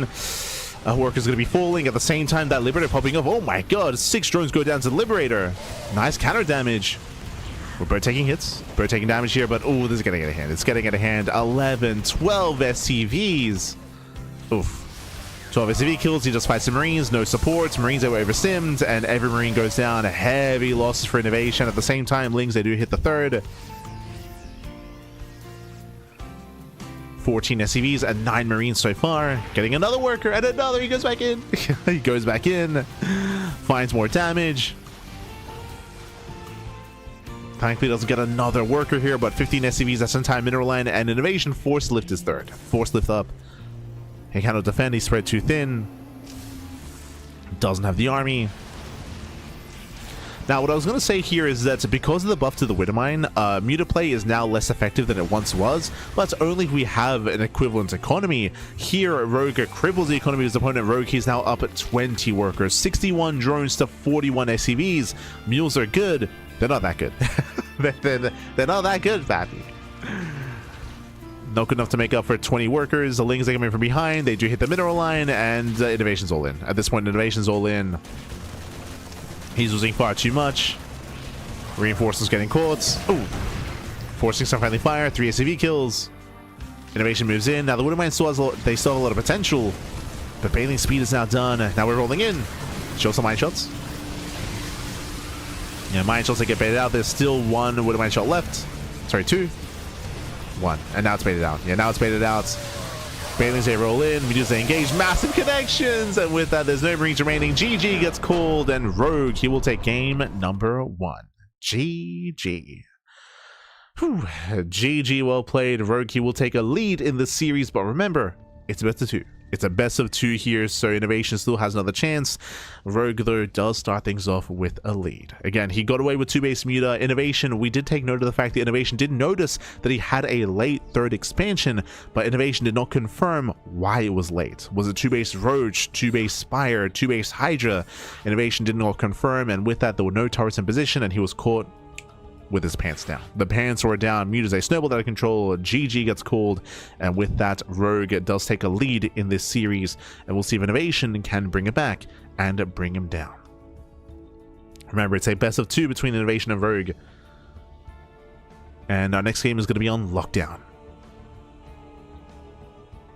Also, I don't recall if I mentioned it just because there was a lot going on at the start of the game, explaining the format and explaining what a legendary player implies. But if you noticed, INnoVation does not have a cam available, unfortunately. Does not have a cam available, so that's why there is no webcam showing for INnoVation. If I had enough time and if I was made aware of this earlier, then I could have maybe gotten like a photo image of INnoVation and put that there, but for now, the duck silhouette will do. But here we go, spawning in the top right-hand corner of Lockdown. We have the South Korean Terran player. We have the red Terran representing all Terran out there. It is INnoVation. And spawning in the bottom-hand corner, we have the blue Zerg player, the blue Zerg player himself, the South Korean Zerg representing Team Zerg. It is Rogue,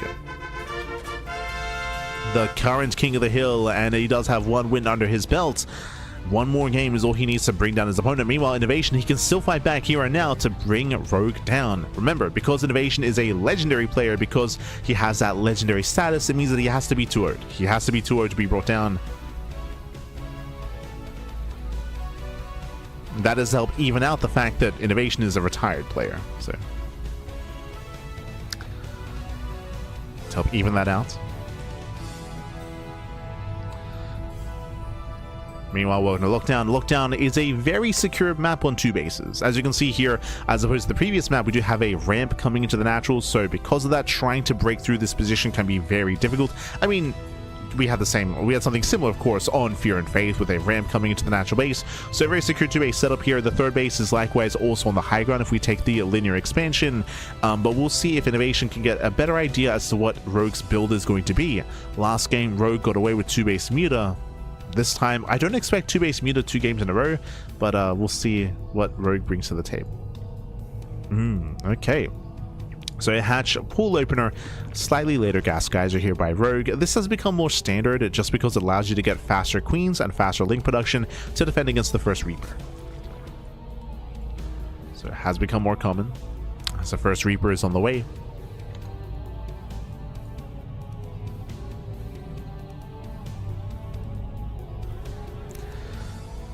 She just has sneaky timing against the retired. I mean, as we mentioned, like INnoVation, there were signs that something was off. Remember, INnoVation, he scouted the lack of 3rd base, so that was the first sign of INnoVation needing to confirm what was being done on 2 bases. He just failed to confirm that. So that was on INnoVation on lacking to follow up on that scouting. But we'll see if he can pull that off this time.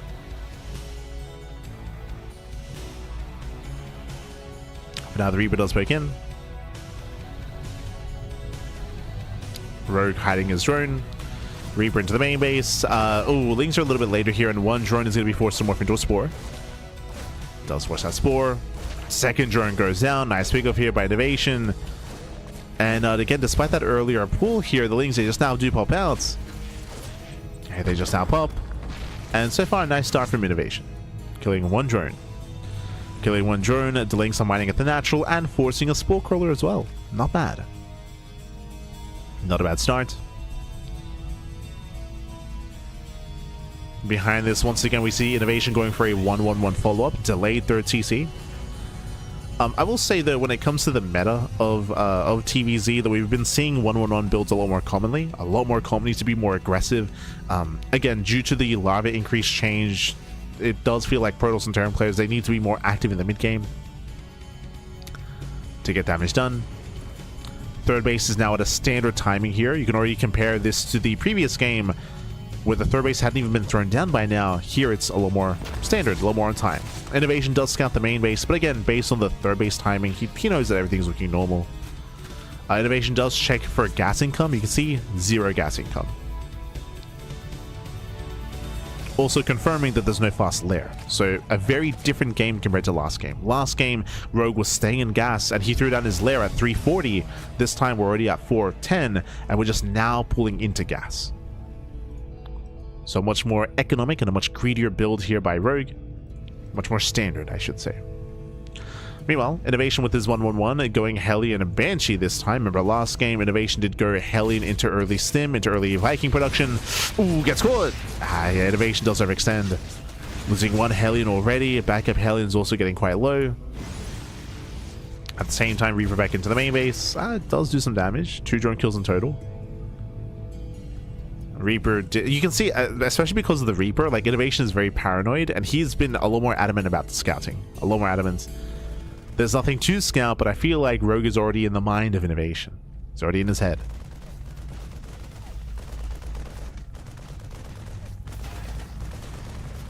As Overlord does poke in. Yeah, it does poke in, does confirm the 3-1-1 follow-up here. Again, still no third CC. So a very late third expansion here for INnoVation. Very committed on 2 bases. Rogue, upon confirming this, should be aware to play a little bit safer and maybe cut workers at 3 base saturation, at like 63 workers, I would imagine at most. We'll see if we join up to 72. Gas is not being taken. Lair is on the way. Safety Roach one. Okay, never mind. We're going for Safety Roaches. That is a very safe and secure way to play the mid-game. It's of course a little more robust compared to Ling Bane. Ling Bane is a little more fragile and is a little more, can be a little more vulnerable as a result of that. So we're getting into roaches.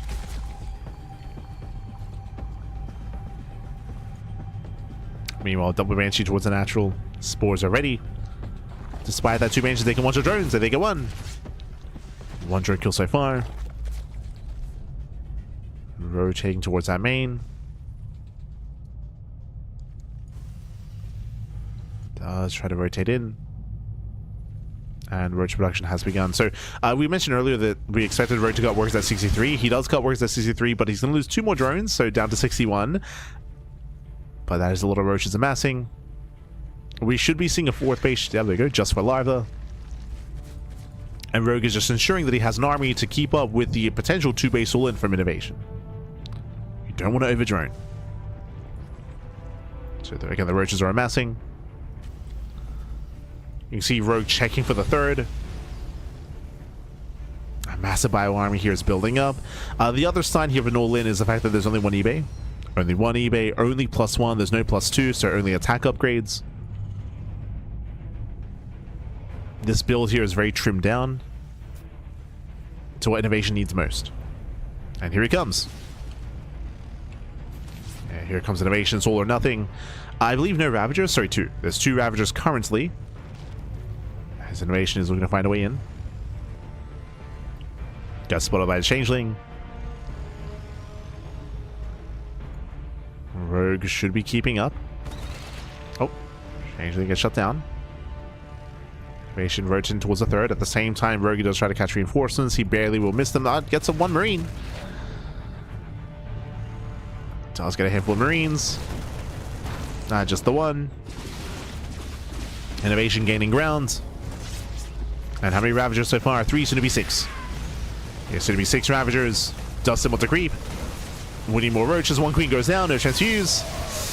Better concave here for Rogue. Yeah, better concave. He wants that tank. Show us the biles. He gets 1. Yeah, 1 tank goes down. Brutal biles. And there's just not enough bio. Not enough bio here. And again, Rogue completely shuts us down. Again, he was playing so safe. As we mentioned, he cut workers at around 63. 3 base under 3 base saturation. 4th base only for Larva. GG gets called. The all-in fails. And Rogue will take down INnoVation 2-0. GG. Whew. GG, well played. Rogue, he will claim the game. He will claim the series. He'll take down INnoVation here. And again, Looking satisfied, Bappy. GG, well played. Again, Rogue, he had scouted the all-in ahead of time, if you remember. With the Overseer, he got into the main base, he confirmed the 3-1-1 setup, he confirmed the lack of third TC, and he also, afterwards, was checking the third base location, confirmed no third base whatsoever, so he had enough information to confirm the 2-base all-in. He played it safe, he did not join his fourth base, he didn't even fully saturate his third, he cut workers earlier and fixated on roach production. And as you can see, playing roaches is just a very safe way to play the mid game, especially if you spot an all-in. Playing Ling Bane in that position is much more difficult because one wrong move and you will lose massive chunks of Ling Bane, and without enough of it, you will be overwhelmed. So it's a very safe play there by Rogue. GG, well played. He will take down INnoVation 2-0, and with that, Rogue continues to be the king of the hill. He's still the king of the hill here, and now it is time for Protoss. Okay, so remember, for Protoss, Zan is out. Zan, he got knocked out earlier. Who do we have left? herO and Classic. We got 2 Protoss players remaining. Now, to be fair, herO and Classic, they are the 2 best Protoss players in the world. They're the best Protoss players in the world. The question becomes, though, who do we send out first, right? Like, I would say that herO is the #1 Protoss player in the world. Like, do we want to save him for later? Do we want to use him early? What is the plan? So far, I would say that the other teams have held on to their ace players, right? Like, Terran, they're still holding on to Maru. Maru's still in the back line. herO is still being held up and still in the back line. When it comes to Zerg players, they still have Shin and Solar, who I would currently say have been having better performances than Rogue. And better placements, of course, in tournaments. You know, Shin, of course, coming in 2nd place in GSL Season 1. Rogue, to be fair, did hit top 4 in GSL Season 2. But we have our answer. Okay, it is going to be our legendary Protoss. Okay. Here we go. So it is going to be Rogue versus Trap. So just like with INnoVation, Trap does have quote-unquote 2 lives. It means that Rogue does have to bring down Trap at 2-0 to knock him out. Bam. And just making sure that this time we have... this time Trap, unlike INnoVation, does have a camera. So do you need a moment?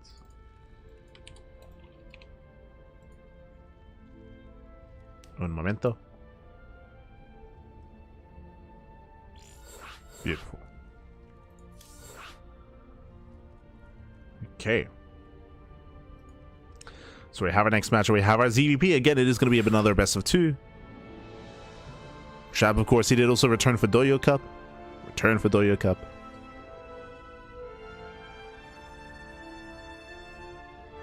And we'll see if Trap can succeed where Zan failed. Remember, Zan, he was the other Protoss representative that was taken out earlier.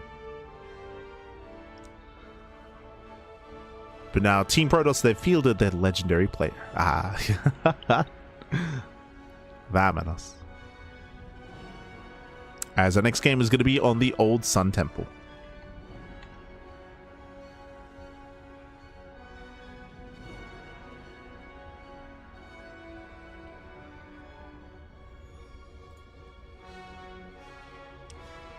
Players just being made aware this is a best of 2.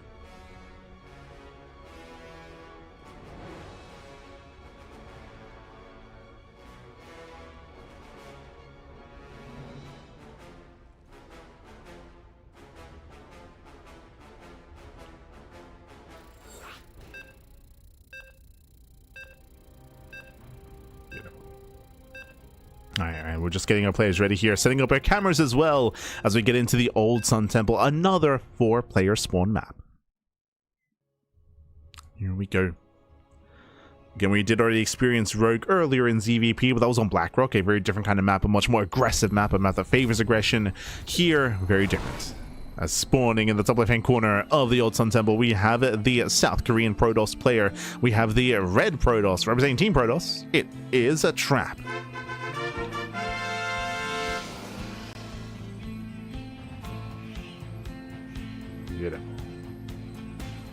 And spawning in the right-hand corner, we have the blue Zerg player, the blue Zerg player himself, the current king of the hill, taking down a plethora of players already here. It is Rogue.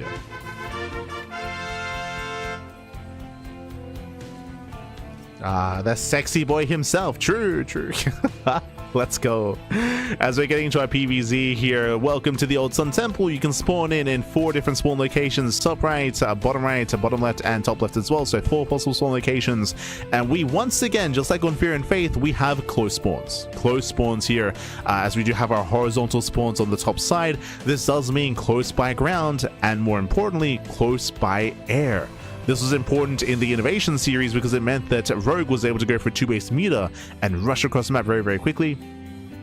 I would say that once again, 2-base meter is another viable option, or at least meter play is a viable option, a tech path available here to Rogue in this matchup as well. If you remember, we did see Spire and meter play against Zaun earlier, but if you recall, the Spire was scouted by the Oracles, Zaun was ready for the mutas, and the mutas weren't really the deciding factor in that game, but you could argue they played their role because they did force, I would say, an overreaction from Zaun into Phoenixes. Did force an overreaction. Did force a big commitment. From here, it is going to be a Hatch Gas Pool, standard opener out of Rogue. Trap does find Rogue immediately, and likewise, Rogue will find Trap immediately as well with the Overlord Scout. As the Overlord will find Trap. Trap being as annoying as possible. Tasing away in the mineral line.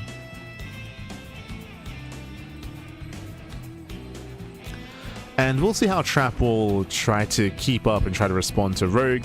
Bearing in mind that Zaun, he did play very standard, going for a Stargate opener into a third base into +1 Unblink Stalkers. And then, of course, he had to react to the Spire, and we saw how the game did unfold from there. I will say that this map typically is much more defensive, but it also depends on spawn locations. We do have a high ground third location, we have a low ground third location as well, but here, as you can see, there's only one attack path, right? The flanking attack path here is sealed off by rocks and by mineral patches, so I would say that this is an easier to defend on map. You can build up on 4 bases much easier here.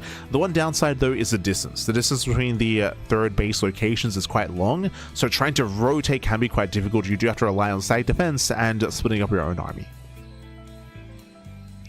And likewise, because of the short rush distance by ground, it does mean you have less time to react and respond to your opponent's rotations.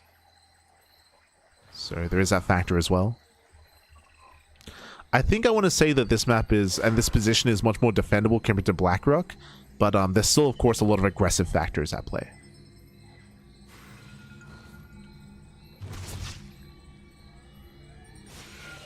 The bases are more secure, but shorter rush distance, right? Shorter distance, less time to react, less time to respond. It is going to be a Void Ray opener. Okay, so Trap already mixing things up here. Does go for the Void Ray, not the Oracle. With this, we can hunt down Overlords, and we can hide our tech. That's typically the purpose here of opening a Void Ray, is you're able to hide what you do next, whether you go into a second Stargate, a Fleet Beacon, or an earlier Twilight Council. Last time in the Tumor. Trap, he does shade away.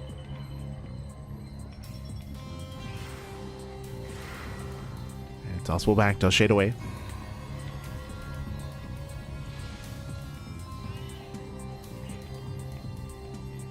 Rogue setting up a link counterattack.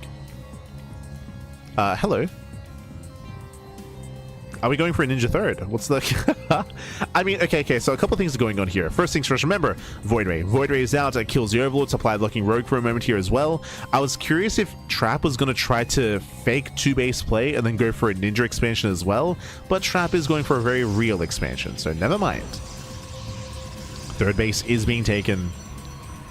He's not being that cheeky. My eyes are still in this worker, though. They're still in that probe. It was Void Ray into Oracle, so delayed Oracle into the bases, but the Queen is keeping up. Spore is also in position. Early Twilight Council follow-up. So early Council. We'll see if this leads into a delayed Forge or into Glaive Adepts. If we go into Glaives, this proxy probe, this potential proxy pylon may come into play. Hard to say. As the Oracle does check the main base, lair is now in production, standard or more standard lair timing. And I see a gateway explosion. I don't see a forge. Show us the glaives. Twilight Council's done. Oh, not glaives. It is going to be the third option. Not blink, not glaives. Charge. We're going for charge. Again, delayed Forge, delayed +1, but we're going to be hitting with a Templar Archives as well. Okay, and again, with this Gateway Explosion, it's going to hit quite hard. And we'll see how Rogue builds up.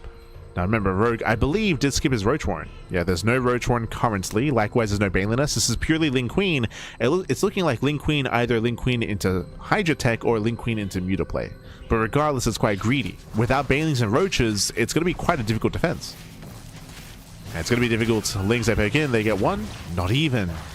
Yeah, nice defense here from Trap. He does shut down the Lings. Lair is now done. It is going to be Ling Queen Hydra. So again, without Banelings, without Roaches, it's going to be a tough hold. Rogue is being greedy right now. He's being greedy. He's going to have a very fragile composition. Very fragile. We might still see a Baneling Nest after this. It might just be delayed. But I feel like Baneling is going to be quite necessary here to defend. To be fair, Rogue doesn't really know what's going on. If Rogue was playing against Ling Stalkers, he'd be fine, right? Ling Hydra is perfectly fine against Stalkers. Charge is finishing up. Hydra production is underway. The Lings, they now confirm he knows. Yeah, now he sees the Zealots, he sees the Archons, he's now fully aware of the composition.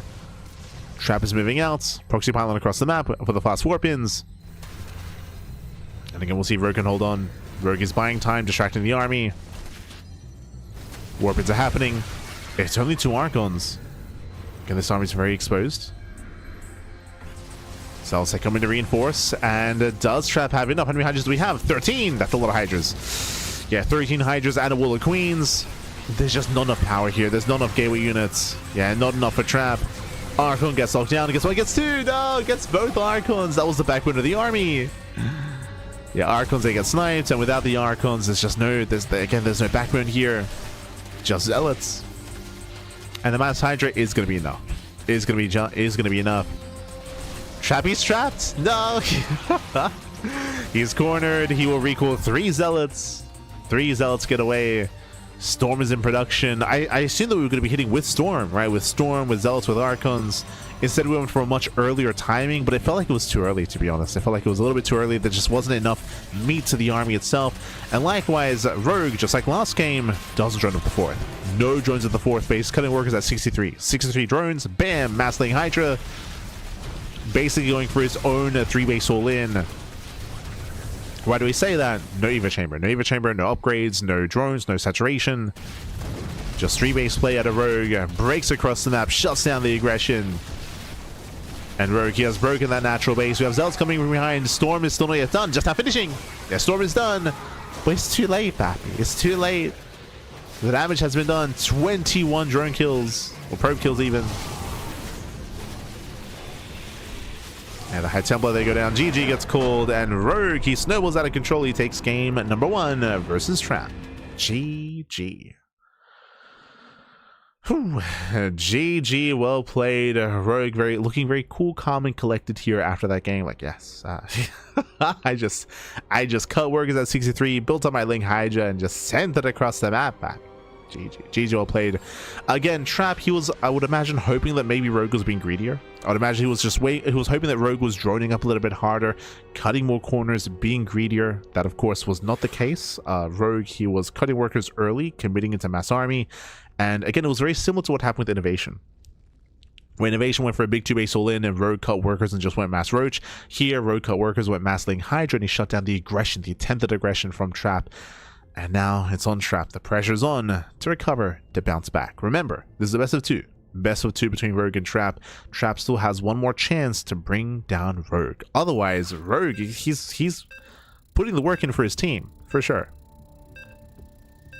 Putting in a lot of work for Team Zerg. Yo, Armani, he's like, yo, I came back after a couple of years of retirement. Do I even have to play? Like, do I... Oh, no.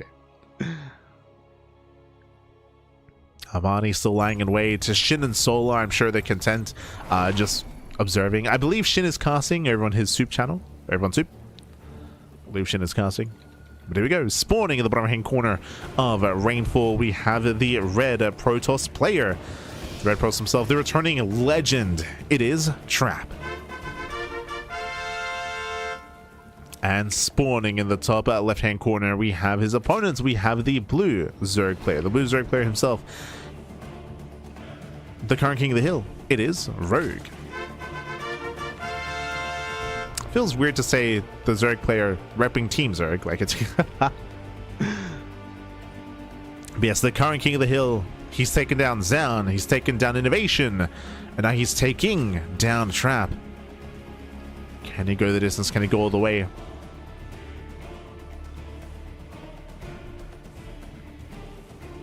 Again, Trap, he does come in with the scouts. Welcome to Rainfall. Rainfall is a very small map of the map pool.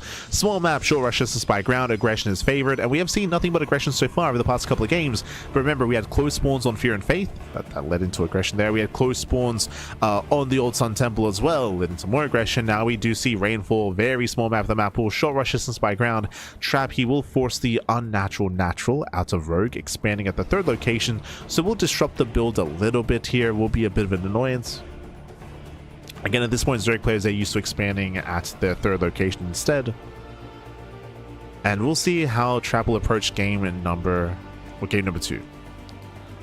At this point, especially because Rogue, he's known for being very mid-game heavy and very aggressive, and we've seen more and more of that throughout the course of today's broadcast, it might be wise to go for a safer, more defensive build, but it's hard to really say that with certainty, of course.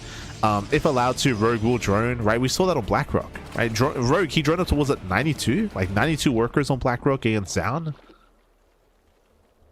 If he's allowed to, he will.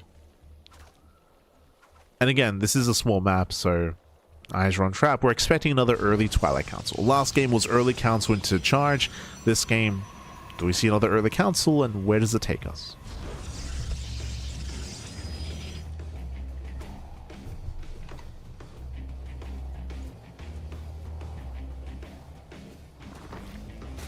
So far, just our standard opener. Gonna be settling in to Rainfall. I have kind of been a little bit more vague about the map itself, but again, welcome to Rainfall. Rainfall does favor hyper aggression. Small map of the map pool, short rush distance by ground. Unlike some of the other maps, there's no ramp, there's no high ground advantage at the natural. Likewise, there's no actual high ground leading in across the map either. It's just like one straight path from natural to natural, all in the same plane of elevation.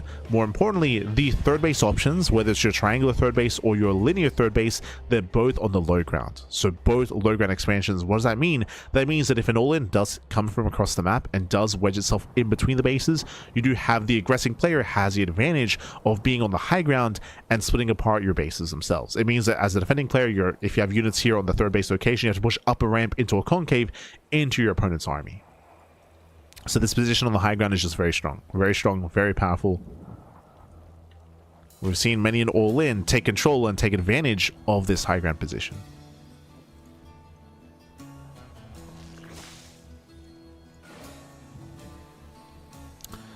So that is something to bear in mind.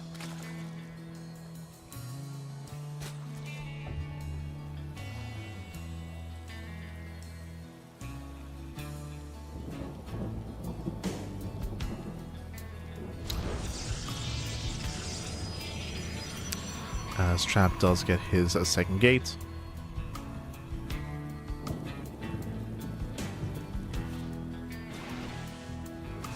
Getting ready for his third, Lings are in position and will delay, not bad.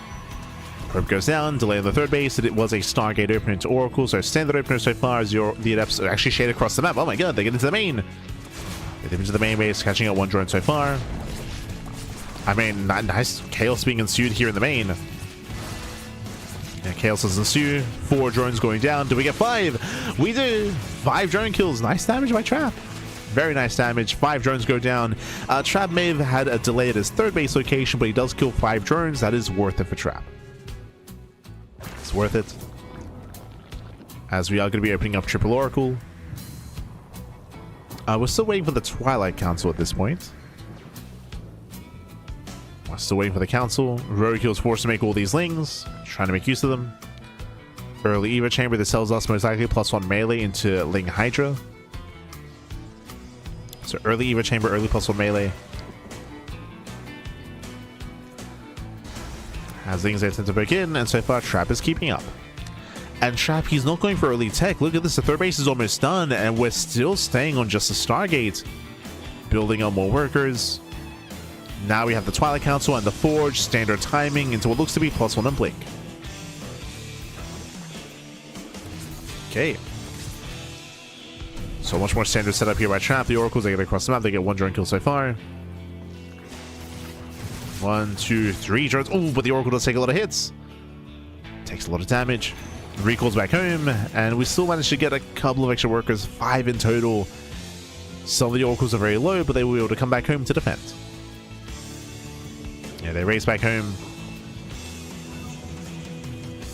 Wings, they poke in, they pull away. They do catch a couple of adepts. It's 1? Ah, not even. Adepts, they shade away.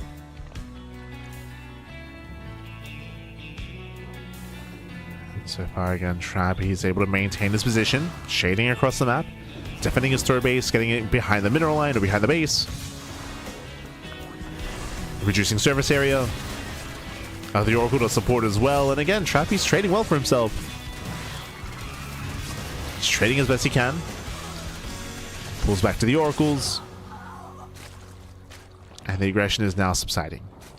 From here, we did mention +1 melee earlier. This typically leads into +1 melee, links into Hydra Tech, but looks like we're going for a safety Roach Warren just in case. Meanwhile, we can see Trap just building up his third base. Again, +1, Blink on the way, now into the Temple Archives, into Gases, into Storm. A very standard setup here, but it does take a little bit longer to really get online.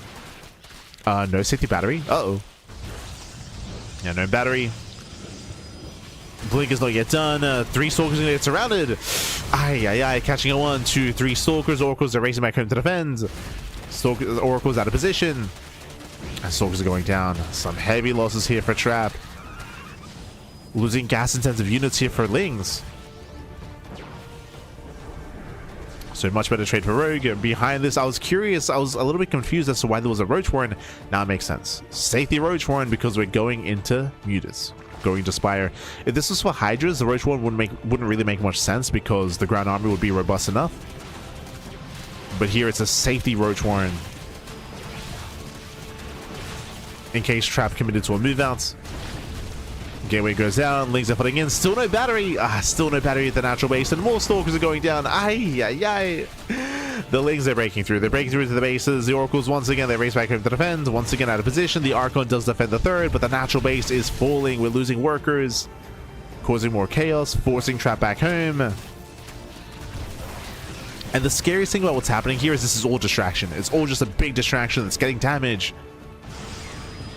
While the Spire is now done. Unscouted. Trap, he's being pressured to counterattack. Oh, good. He'll have 1 Archon, 3 Stalkers. It's not much of an army, to be honest. No. Oof, catching another Stalker. Lings, they keep Trap back at home. They keep him busy. Yeah, Trap is being kept busy. We do see some safety Roaches on the way. Basically, Rogue, he saw this army, and this is scaring him. It is giving Rogue some cause for concern, so he does make a couple of Roaches. This will delay Muta production. Oh, wait, no, my apologies. When Muta's first. My apologies. When Muta's first. Roaches are building up in case there's a counterattack. And it's going to be 9. 9 Roaches are out. They won't find too much damage yet, but they're at least containing Trap. Trap is contained. Phoenix production has now begun. We're throwing down a wall of cannons, shield batteries. Trap is turtling up on 3 bases. And this means that Rogue can drone up to what? 80. 80 drones now for Rogue. Ay. Here's they find a pylon. Now what's important here is that how many mutas are there? Only 9. Like, this is not a big investment into mutas. This is forcing a reaction. It's forcing Trap to be contained while Rogue does fixate on his ground army instead. He's not going mass muta. Just enough to harass. Dipping into the bases.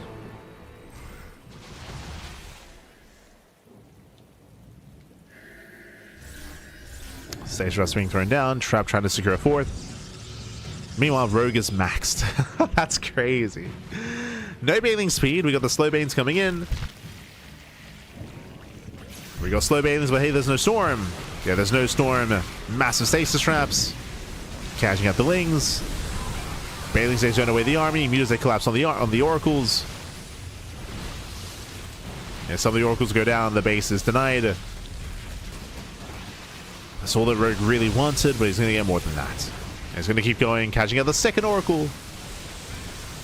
Yeah, second oracle goes down. A bit of friendly fire. It's fine. Yeah, it's still fine here. The Immortal gets caught out. Banelings, they smash into Zealots. Biles, they turn away the Stalkers. And even if Rogue doesn't kill here, and I don't think he will, looks like with his reinforcements trap he will hold on, but Rogue, he can still reinforce. He still has a better economy. This is still a better trade for Rogue. As Rogue has 10 more roaches on the way, 14 even. Again, Trappy is down 20 workers. He's just being outscaled.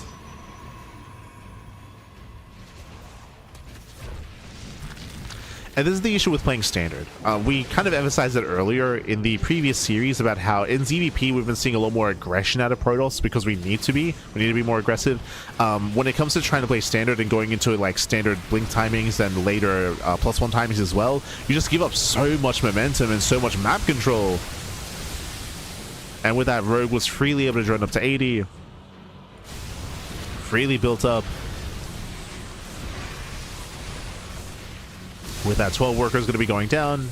Oh no, the Banelings! Oh my god, the probes, they come back too soon. 26 probes fall. Rogue, he will overwhelm the army, he will overwhelm the bases. And with that trap, he cannot keep up. Not like this. GG gets called, and Rogue will take down Trap 2-0, knocking down Trap and knocking him out of the tournament. GG. GG well played, knocking him out of the King of the Hill. GG well played. Rogue will take him down 2-0. Oh, he's gone. Oh my god. But GG well played, Rogue. Get a knock at the door. Had to get his Uber Eats. And with that, GG well played, Rogue will take down Trap. Trap is now out, and now it's going to be the Terran's turn. It's going to be up to Terran here to bring down Rogue. Who do we have left? Well, we've only spent, we sent Beyond and INnoVation. Beyond and INnoVation are out. So we have 2 Terrans left, Cure and Maru. Only 2 Terrans remaining here. Who's up next? Now, once again, the idea of trying to save Maru makes sense, but at the same time, do you want to be that desperate to be the point where you only have Maru left? Does Cure feel comfortable? Does he feel confident against Rogue? A lot of it also depends on the map. True. Also does depend. But regardless, up next will be a best of 1, not a best of 2. So it's going to be a best of 1.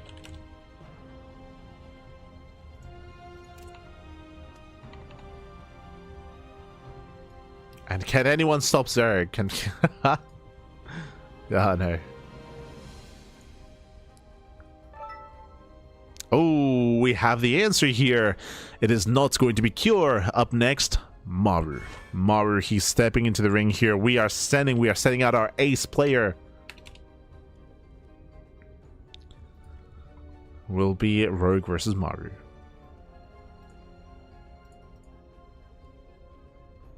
Let's go. The big guns are coming out. Are they big enough though?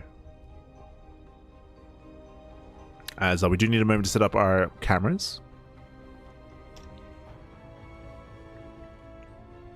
So when it comes to how our teams are settling so far, Zerg still have their entire roster. Rogue, he's still only the first Zerg player to be fielded. Meanwhile, for Terran, we've lost Beyond, we've lost INnoVation. We have Cure and Maru left, so we have 2 players left for Terran.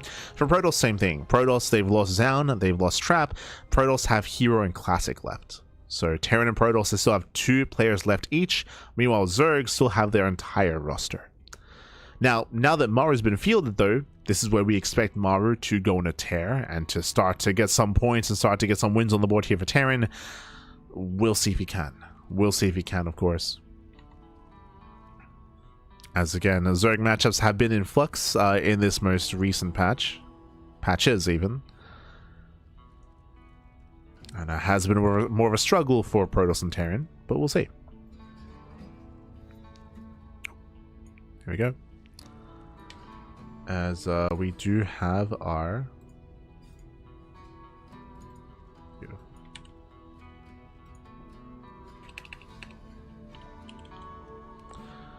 As we do have our cameras. Beautiful, beautiful. Okay. So again, our players are getting ready. Roki's back. Roki has returned. Likewise, Maru. He's warming up his fingers. Warming up his hands. He's ready here to put in the work. To carry his team. We'll see if he can. We'll see if he can carry. Oh, there's some banter going on in the chat right now. In the player chat.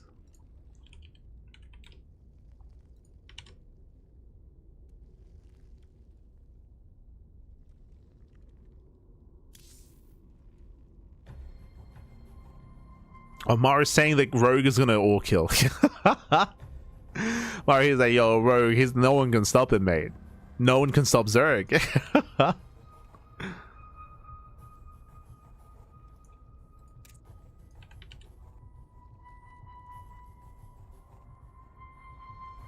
Ah, no.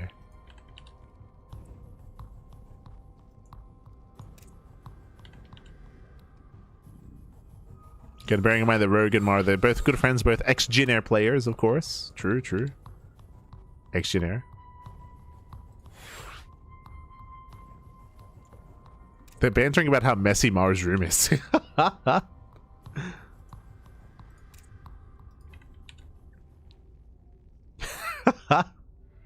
Rogue is saying that he'll help Maru clean up his room tomorrow. After the matches. After he wins, baby. Help him clean his room. Oh no.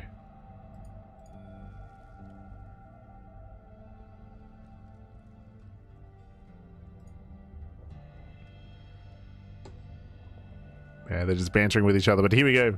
We're getting into our fresh series here. Remember, this is a best of one. Best of one between Maru and Rogue in our ZVT.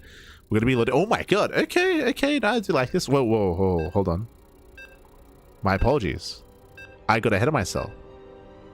This is not a best of one. Oh, is Rogue the captain?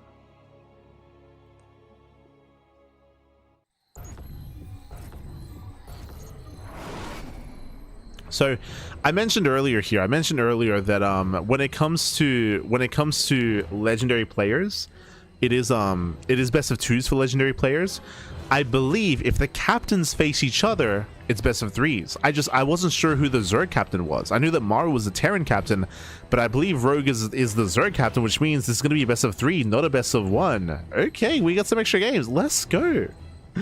Again, it's a very complicated format. There's a lot of exceptions, a lot of exceptions to certain rules, but here we go. Spawning in the left hand corner of Rorschach, we have the South Korean Terran player. We have the Red Terran representing onside and also Team Terran. It is Maru, the captain himself. Bam. And spawning in the bottom right hand corner, we have his opponents. We have the blue Zerg player, the blue Zerg player himself. Representing Team Zerg, it is Rogue, the current king of the hill. Oh my god, there's someone behind the curtain. Ay, ay, ay. Be careful, Rogue, be careful. It's moving. But here we go. We're going to be loading into Rorschach. Rorschach, of course, is a very small map of the map pool. Small map of the map pool. Short rush distance by ground, short rush distance by air. Now, typically, these smaller maps do favor Terran. Typically, Terran aggression kind of very, very hard on these small maps. Rogue does open up with a much earlier spawning pool, by the way. Much earlier pull out of Rogue. Most likely to move out across the map to disrupt the initial CC timing, I would imagine. So, cheekier build here by Rogue.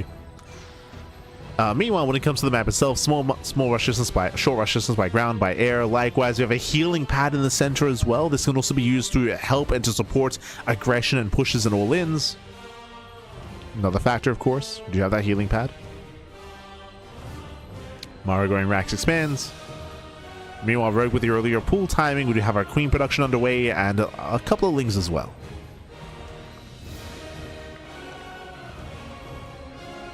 Lings are on the way. We'll see if Rogue moves out or he just stays at home to defend and just takes a bit of a safer approach here. The answer is yes, he's going to be a little bit safer. So Lings, they just stay back. Queen as well. So Rogue is taking the Reaper control very, very seriously here for Maru. Very seriously. But also short resistance background as well. So is a little bit more fearful about this Reaper. Does get early Queens and early Lings to defend. And with that, so this Reaper should not get much done. I say shouldn't get much done. I mean, did force a disrupted build. A delayed economy. And we do have a very fast second Rex behind this. Okay, going for a 2-on-1. Yeah, so a 2-on-1 follow-up here. So basically, what is that? 2 Rexes, one factory, 1 starport. We're going for an early sim timing. We're going for additional Marines. And this typically hits with a 2 medevacs. Oh. 2 medevacs and 16 Marines. That's typically what we should be seeing ourselves build up into.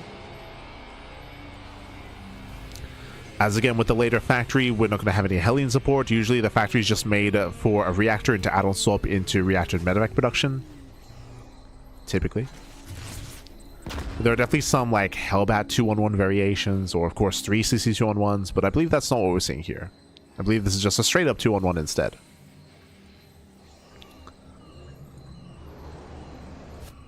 Meanwhile, we actually stayed in gas. My apologies. Once again, I did forget to point that out, so I didn't quite notice it myself.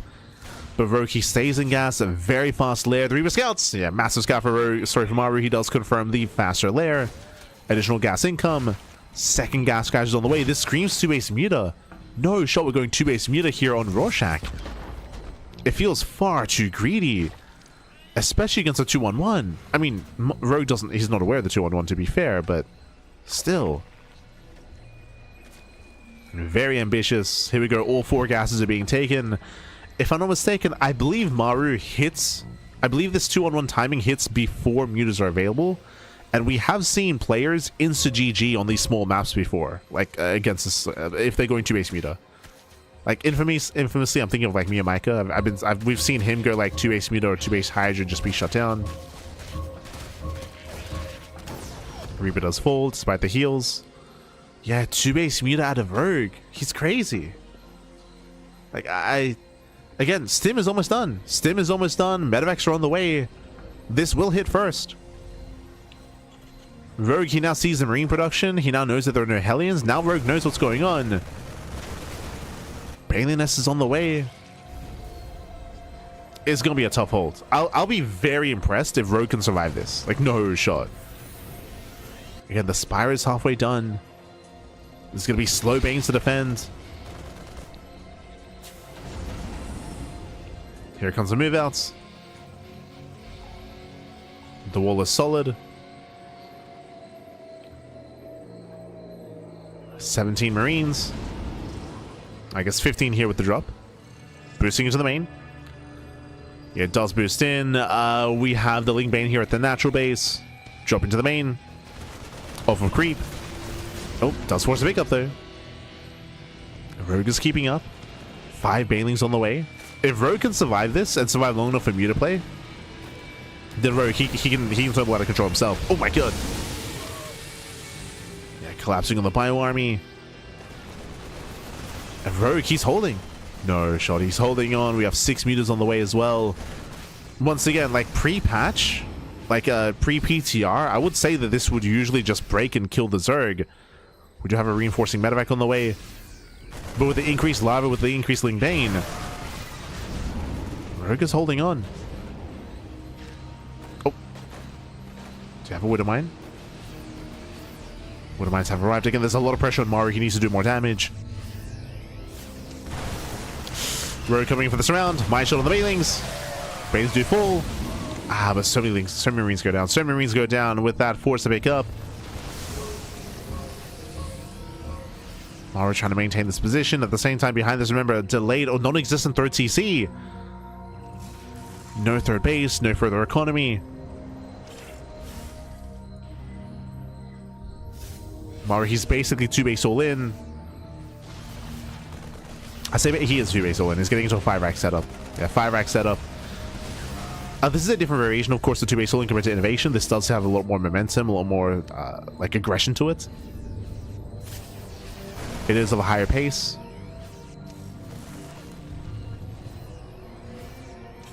But the longer this goes on, the better it's going to be for Rogue. As Bailing speed is now done, we have 20 more links on the way, and I feel like Maru's heavily reliant on these Widow Mines. These Widow Mines have a lot of potential, Units, they come in from behind. We're going to knock down the front door, going for the base raid. Yeah, Rogue is going to strike that natural. At the same time, Maru, he rushes across the map. Bailings, they roll in. There's 2 Widow Mines here at the natural. Down to 1. Yeah, down to 1 mine, gets baited out, so the mineral line does fall. Maru, he will lose everything at the natural base. At the same time, Maru, he commits in, but there are Bailings back at home. Nice splits. Very nice spread. Solid spread here by Maru. Boys are being pulled, trying to buy time for the Bailings. Ooh, mine shots going off. And the Bailings, they will not finish. Yeah, they will not finish here. Very nice target firing. Maru, he breaks into the natural base. At the same time, Rogue is inside the main, trying to get the production. But I believe, ooh, he does take a Bailing to the face. The Bailing connects. Yeah, Bailing's connecting. It's still going to be quite close. Every SCV goes down there. Yeah, every SCV falls. Maru, he'll lose control of his own main. At the same time, Rogue is still mining. He's still mining, he's still producing. Still trying to mass up more units. I say that doesn't really have much to work with here. Yeah, just the boys. Does have some Bailings though. Oh no! Oh my god. Does force to pick up, and GG. GG gets called. The counterattack, the base trade fails, and Rogue, he will take game number 1. Whew, GG. GG, well played. This is the first time that I'm seeing a 2-on-1 up against 2-base Muta on the new patch. And again, I would say with a little bit more confidence here that in the previous patch, like pre-PTR, this should be a lot more stronger for the Terran player to punish 2-base Muta, to punish, especially on a small map as well. But here we had increased Ling Bane, increased army here for Rogue. Rogue, he was able to get away with 2-base Muta against the 2-on-1, even against the 2-on-1 into the 5 racks, 2-base all in. And Rogue, he was able to counterattack, able to base trade, able to shut Maru down. And with that, Rogue, he will take a lead in the series. Oh, that game doesn't bode well. That does not bode well here, as again, I feel like Maru, he was set up to punish Rogue, failed to punish, and oh boy, now we're getting to game number 2. We're jumping to Sanctuary 3. Let's go. As I mentioned before, I wasn't certain as to who the captain was for Team Zerg, but it looks like it is Rogue. So because it is captain versus captain, it's the best of 3.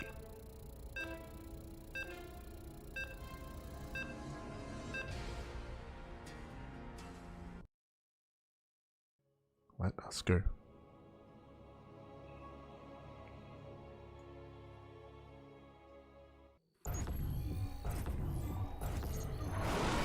As spawning in the bottom left-hand corner of Sanctuary 3, we have the South Korean Terran player. We have the Red Terran, the Red Terran himself.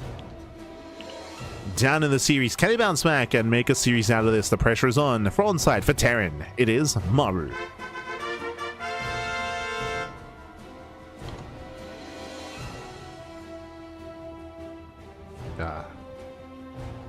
Make sure the smudge doesn't get to him. As spawning in the top right-hand corner, we have his opponent. We have the Red Zerg player, the South Korean Zerg, leading the series 1-0. It is Rogue.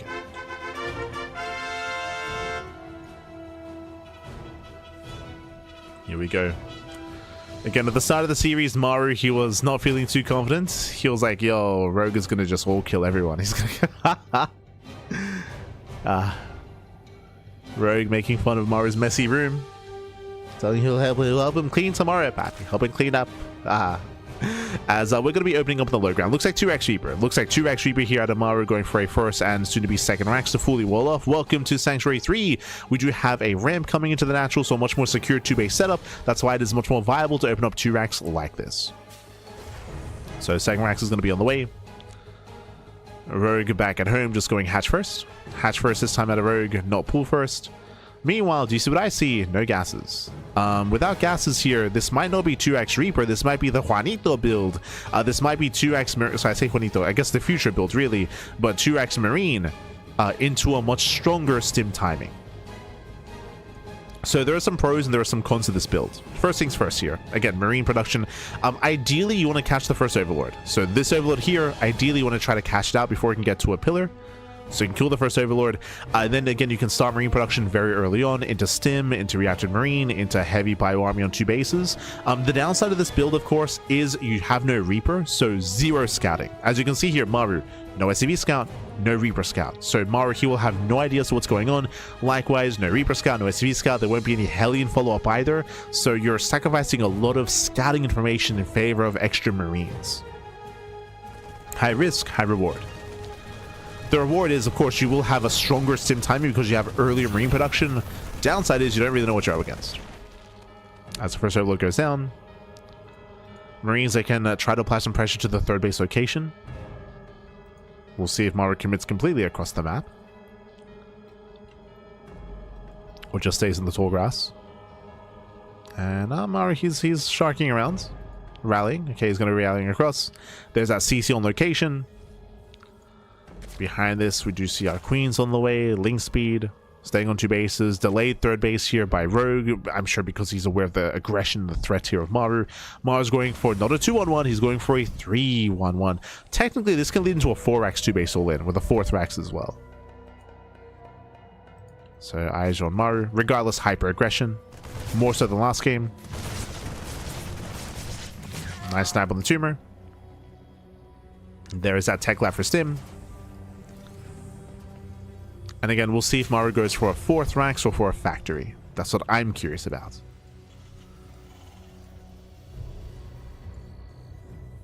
Here we go.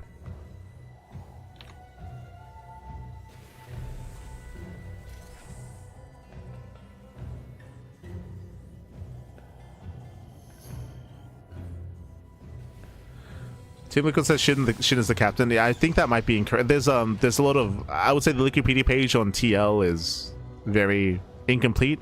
Again, as I mentioned before, like the format was incorrect on Wikipedia. So take what you see on Wikipedia with a grain of salt.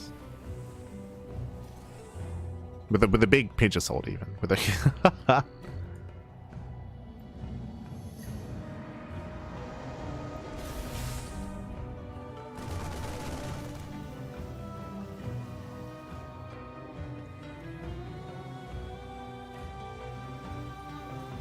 again, we are just building up a bio army, Stim, combat shields.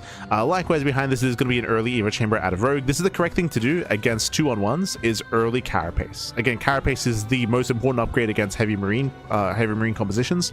The reasoning for this is because the attack rate is so high for the Marines.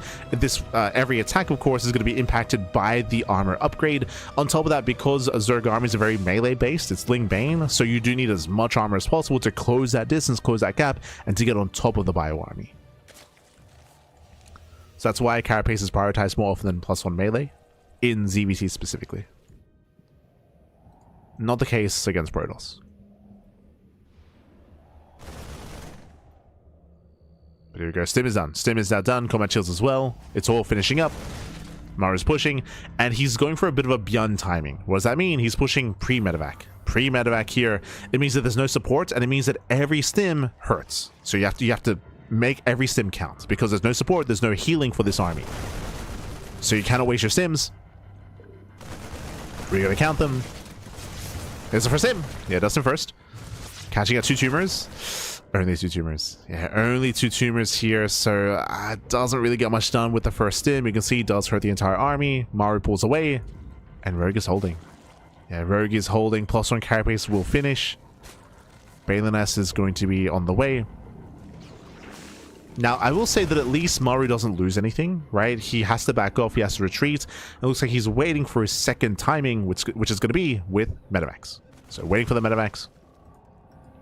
Maru does race back home. Now, what this push from Maru did accomplish is that it forced out a massive reaction. Rogue has not drawn his 3rd. His 3rd base is very undersaturated here, whereas Rogue could have been a little bit greedier and gotten up to 2.5 base saturation, drawn up a little bit further. And you can see now Rogue is droning after he was forced to make all these Zerglings. So Maru, he was forcing some inefficiencies out of Rogue. Forcing inefficiencies.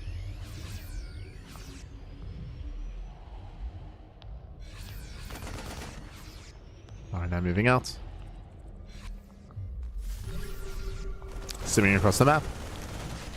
Catching out a couple of tumors once again. And a queen. Oh my god, clutch transfuse. Very clutch transfuse. Queen does survive. Rogue catching reinforcements. Oh, catching up 4 Marines. Every Marine counts. Remember, behind this, no third CC. There is no third CC. Once again, a different variation of 2-base all-in. Rallying across the map, we do have tank reinforcements, and instead of medevacs, liberators on the way. Again, as much damage as possible, as much DPS. So we're gonna have 4 medevacs and 2 more libs. Second tank has arrived. There's a lot of damage potential here for Maru. And we get spotted. Rogue setting up for a flank, but bailing speed is not going to factor in.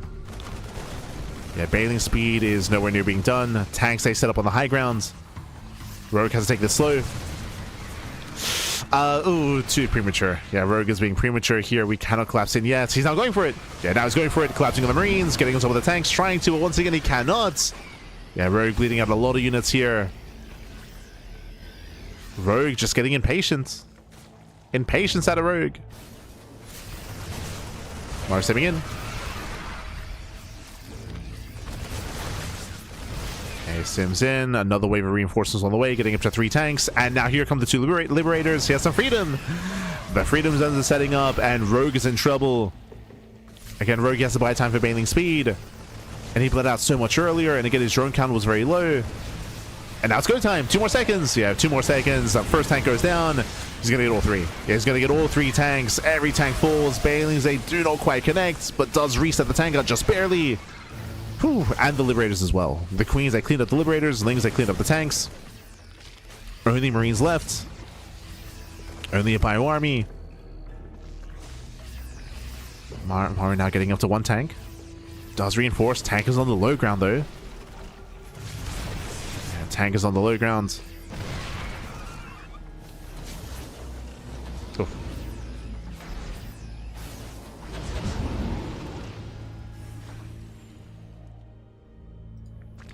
Alright, splitting up his forces, trying to slow the attention of Rogue. Rogue does have a 4th base just for larva. You can see Rogue is now droning, but again, as we mentioned before, like the droning could have been done a little bit earlier. So this does make it a very close defense here, very clutch. Does force a big up. Another double drop here out of Maru. So we're going for a tri-pronged aggression. We have the main army in the center, double drop on the top side, and double drop on the south side. Behind this, there is still no 3rd CC, by the way. So still very 2-base all-in. Rogue getting into infestors. Fungals would be ideal, but Rogue needs a little bit more time.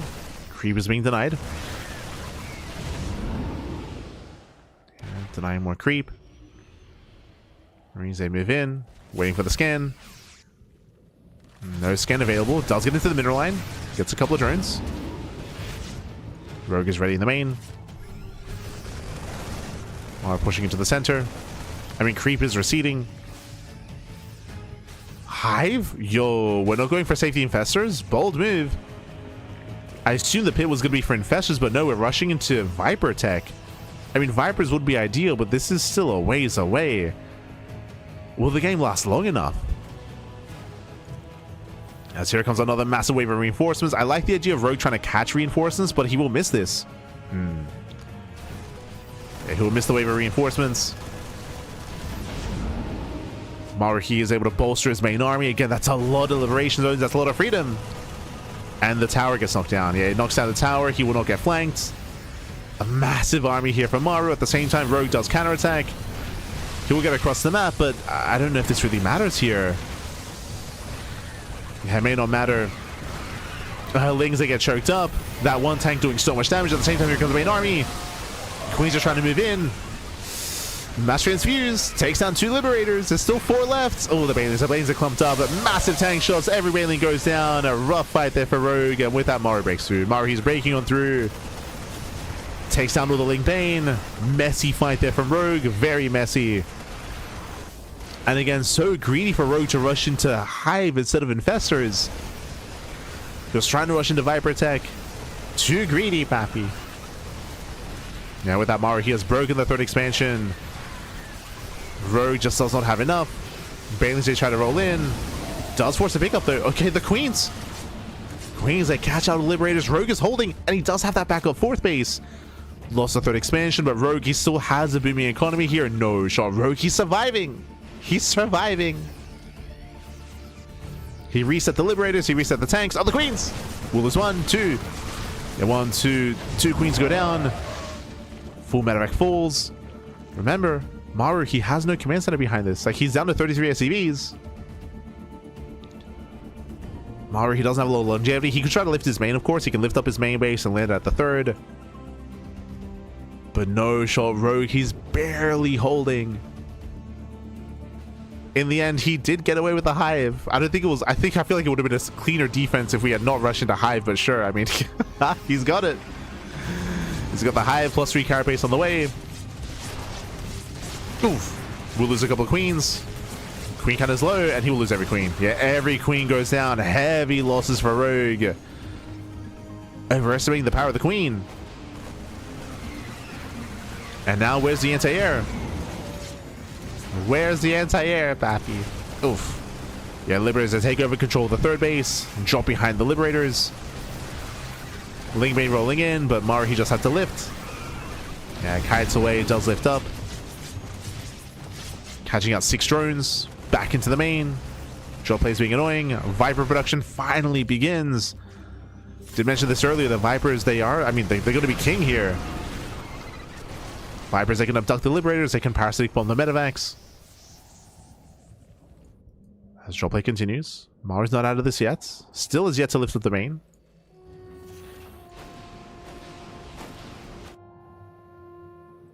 Still is yet to lift. Oh! Vipers have arrived. Rogue reclaiming his 3rd. But Rogue, nothing's in position. We do have some units in position here. Here comes Maru. Maru sims in. Oof. Does not break through.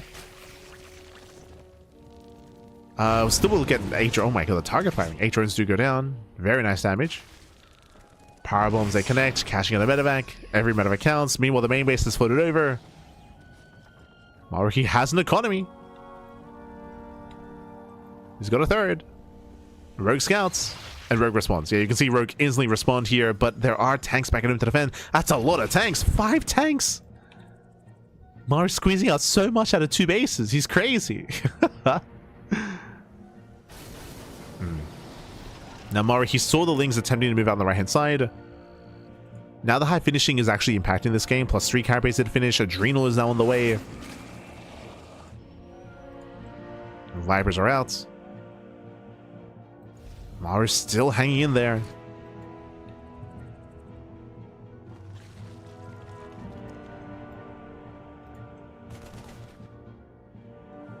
As he's built up to 5 tanks and 4 Liberators. Oh my god. Yeah, the slow zones, they punish Lingbane. You gotta respect the slow zones. Rocks that were never cleaned up. This is on Rogue. Yeah, this is on Rogue. He did not clean up those rocks. There's still limited flank options. Once again, Maru going straight down mid. Where are the Vipers? They're coming in. They go for the landing clouds, covers out 2 of their tanks, 3 tanks. Yeah, 3 tanks get covered. Banelings, they try to roll forward. Massive tank shots going up. And so many Banelings go down. Despite that, cleans up every single tank. 0 tanks left. Oh. A little bit of latency here. Hopefully it clears up. And so there we go, the final tank falls. And the Liberators are trying to maintain the position. Viper count was reset. Queens are enough of them this time to get 1 Liberator. Maru's still trying to sustain himself. Meanwhile, Rogue has had enough. He's going for the counterattack. Yeah, he wants that mineral and he wants that 3rd. He wants that 3rd base. Maru likewise racing back home as well. Yeah, he's racing back home, and the Bio Army's exposed a tank as well. This tank will fall. Massive pickoff. Banelings are making their way into the mineral line. Bio Army's being held up. He gets in. Oh my god, massive connections. 9 SCV kills. And GG. GG gets called. Maru, he runs out of steam, and Rogue, he will claim the series 2-0. Oh, look at him. GG. Ooh, a massive, massive, just massive exhale of exasperation there. He was spent, Pappy. Este Rogue. GG well played. A very intense game. Very intense game there. Very back and forth. I thought that Maru had it. I thought that Rogue was being too greedy. When I saw Rogue rush into the hive and have late drones and late saturation, I was like, no shot that Rogue gets away with that. Like, no shot. And Maru, he was punishing. He broke the expansion. He pushed in between the bases. But with reinforcements, Rogue, he barely had enough. Just barely. Was able to collapse on the army, reset the tank count, force a pickup, and Rogue was able to hold, survive, defend, and with that, Rogue, he 2-0s Maru. GG. GG well played. Now, this is where I have to pose the question to the people watching. Is Rogue going to all kill the Korean scene? I mean, you don't get much better than Maru when it comes to Korean Terran. Obviously, there's still Cure. Like, Cure is still there. We still have herO. We still have Classic. We got 3 players left. That are not Zerg. We got 3 players left. We got 2 Protoss with herO and Classic, and we got Cure. That's all we got. Can Rogue be stopped? Can Zerg be stopped? Will Shin, Solar, and Armani even have to play today? They're chilling right now. I can see them. They're in the Discord chat. They're laughing amongst themselves, Pappy. They're like, you're like, yo, you can just win us this tournament, Pappy. You just keep going, keep going. Rogue, he's like, I'm getting hungry, Pappy. I had to, like, my Uber Eats arrived. Like, I want to eat some food. Like, no. Keep going. Oh my god. All the way, Pappy, all the way. Ay.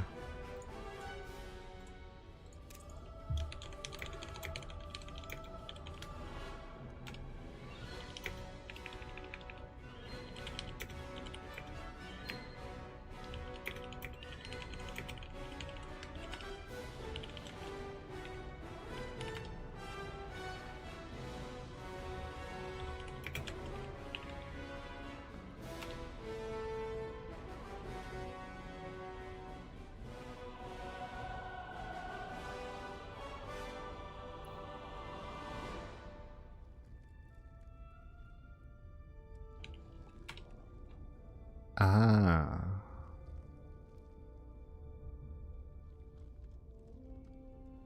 Okay.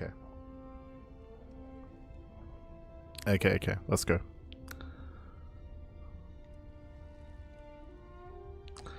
As we are getting into our next series, we're getting into our next matchup.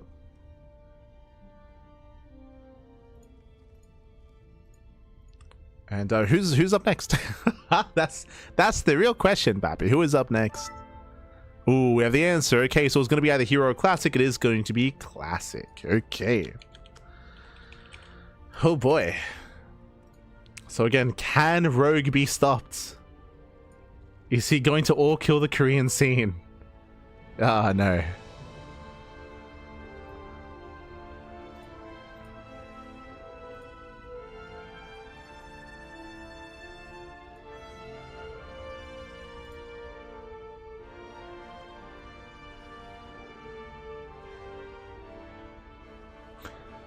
So are we up to lava spawn time reduced in the next patch? We might legitimately just revert it back to what it was previously, like originally.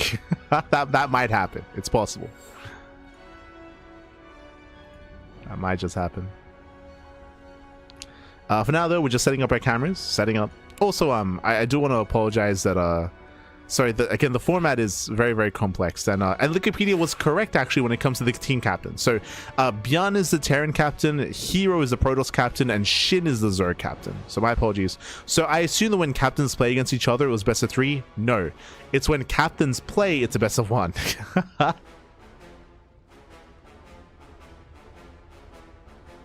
Yeah. So when captains play, it's a best of 1. Because neither Rogue or Shin are captains, best of 3 here. So it's going to be another best of 3. Let's go. And we do have our camera. Okay.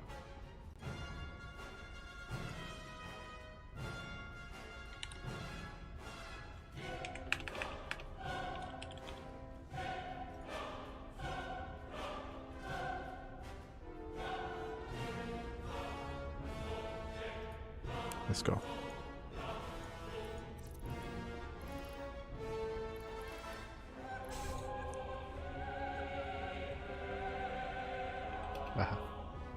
But here we go. We are setting up.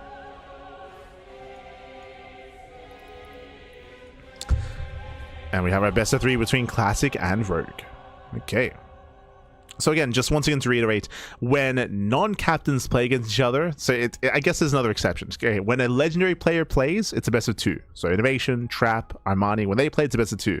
When captains play, it's a best of 1. Captains are Byun, Shin, and herO. They're the 3 captains. When non-captains play, so Maru versus Rogue, non-captains. Rogue versus Classic, non-captains, best of 3. There we go.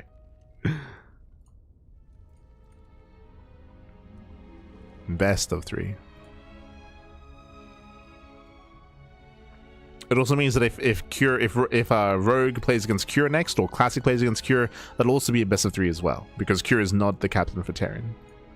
It's okay, we got all the rules down. We got. I do apologize, but the rules were initially posted in Korean. They were in Korean, so we've been trying to piece together the rules. Not just myself, but the other casters. Rex, he's been also confused and helping out a little bit here and there. He does know Korean better than I do, of course. Rex also, we were piecing it together. Piecing all together. But let's go. We'll be good for day 2. We'll be good. As spawning in the bottom left-hand corner of Washout, we have the red Protoss player. We have the South Korean Protoss. Oh boy. We'll see if he can start to bring it back here for himself and for his team. It is a Classic. Let's go. So I fix up his team name there. And spawning in the right-hand corner, we have the blue Zerg player. The blue Zerg player, the South Korean Zerg. Currently the king of the hill, and no one can stop this man. Can he finally be stopped? His reign of terror, will it soon be over? It is Rogue. He's crazy. Aye. Let's go. Let us go as we are settling into our fresh best of 3. True. Best of 3. Best of 3 here between Rogue and Classic. Welcome to Washout. Washout is an interesting map in the map pool, longer rush distance by ground. Can of course be opened up here in the center as we can knock down these rocks and open up the center of the map. But otherwise, we should be able to settle into more of some mid-game play here. When it comes to the mid-game, we do have some hybrid bases. As you can see here, we have the gold and regular mineral patch bases here on the bottom side. We have 1, we have 2, we have 3 hybrid bases on the south side. Meanwhile, we have 3 hybrid bases on the top side as well. So a bunch of hybrid expansions. Another kind of feature of this map is that you can knock down these towers, so destructible towers, where if they get destroyed, they actually land on patches and they destroy the mineral patches as well. That's one of the more unique features of this map, is you can destroy mineral patches and disrupt the economy that way. But I'll be honest, games don't often last that long. We have not really seen much late game on Washout, so we haven't really seen too many of these hybrid bases come into play. But we'll see if we can get there. For now, Hatch Gas Pool, standard opener out of Rogue. Likewise, Classic should be going for a Stargate opener himself. We'll keep an eye on his tech of choice as we just open up Gate Expand into Cybercore.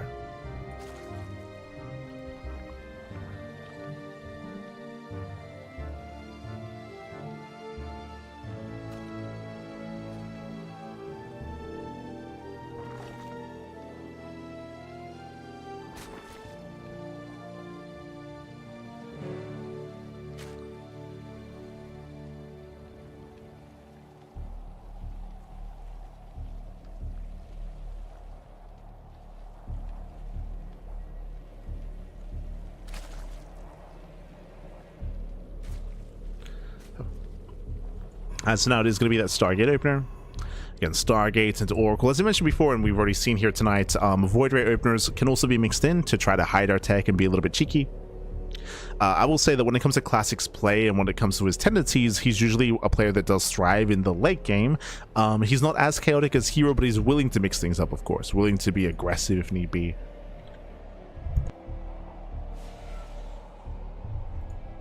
Even though I would say that Classic probably has the best late game PvZ in the world, he doesn't just rely on that, of course.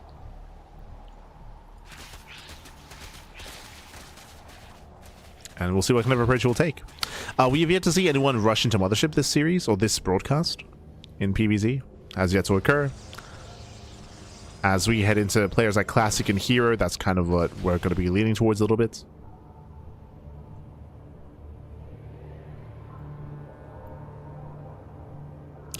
Likewise, when it comes to the VOD, when it comes to most likely on like the YouTube comments section, we'll probably leave a comment with the actual rule set, just so everyone's aware of that coming into the tournament and coming into the broadcast.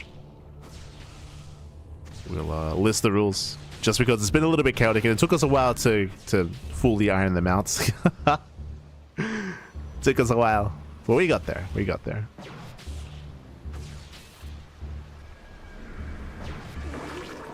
The Overlord is hunted down, and that is going to be a much earlier Twilight Council. So we have our third base, early Twilight Council. So far this broadcast, we've seen early Council into charge base play and charge base all-ins. We saw that out of Trap earlier. Likewise, we've seen early Blink. We saw that out of Zaun. This time, are we imagining early Glaives? I'm leaning towards Glaives currently, but this can lead into Blink. As we have our Gateway Explosion. It is much more aggressive here from Classic. It's going to be 4 gates. Oracle's poke in. 6 drones going to be going down. A nice damage here by Classic. As there it is, Glaive Adepts. So again, no Forge, early Gateways, early Twilight Council rushing to Glaives. We'll see if we can catch Rogue with his pants down. Do apologize for not keeping up with the Oracles. I was just distracted by the attempted Glaives. But here we go.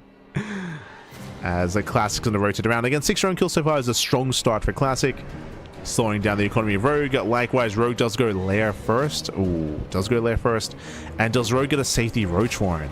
If he skips a Roach Warren and if he skips the Banelings, then it will be a difficult defense.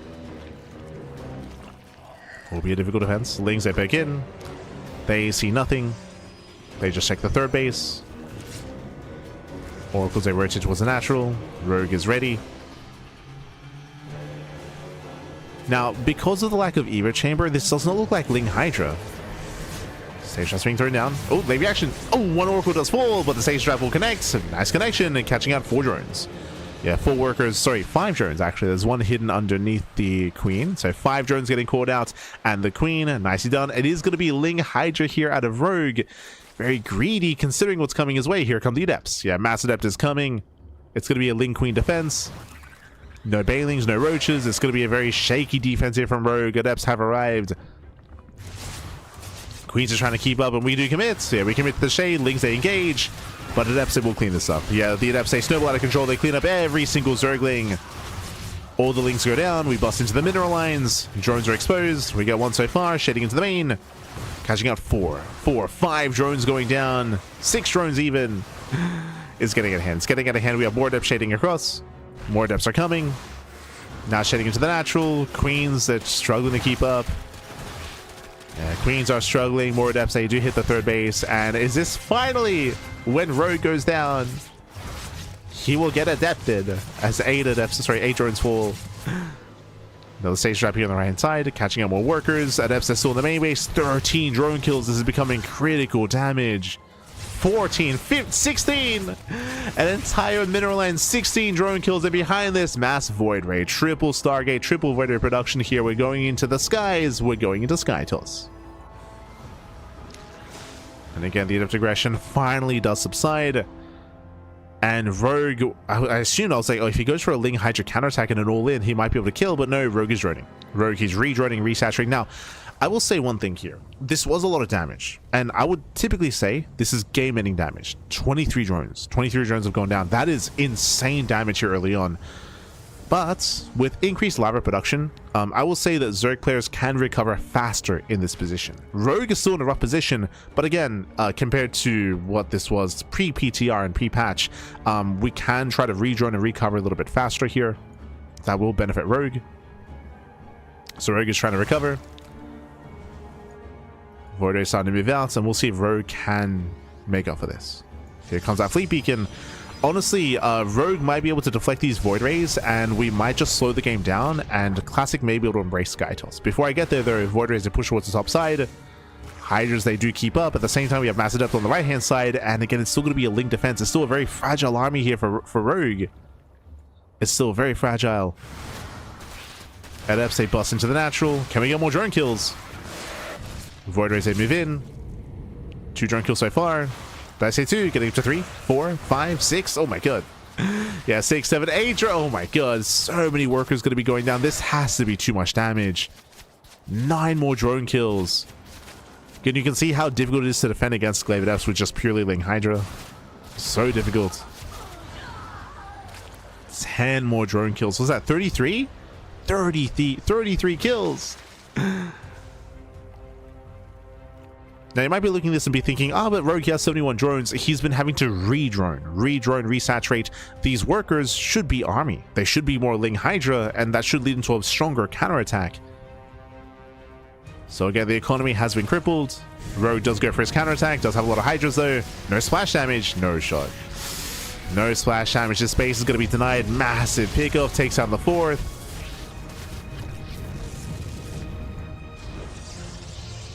Carrier production has begun. I'm curious to see if if Rogue goes for a... Oh, does catch out the Oracle. I'm curious to see if Rogue goes for an infestation pit into safety infestors or just goes for the Spire. Remember, Microbial Shroud is more accessible now as you no longer need an upgrade. And that does help strengthen Hydra play against Skytoss, especially pre-Storm. If there's no splash damage, if there's no Storm, Microbial Shroud is actually useful. Actually useful. But I believe there is no pits. Yeah, there's no infestation pits. Roki's building up.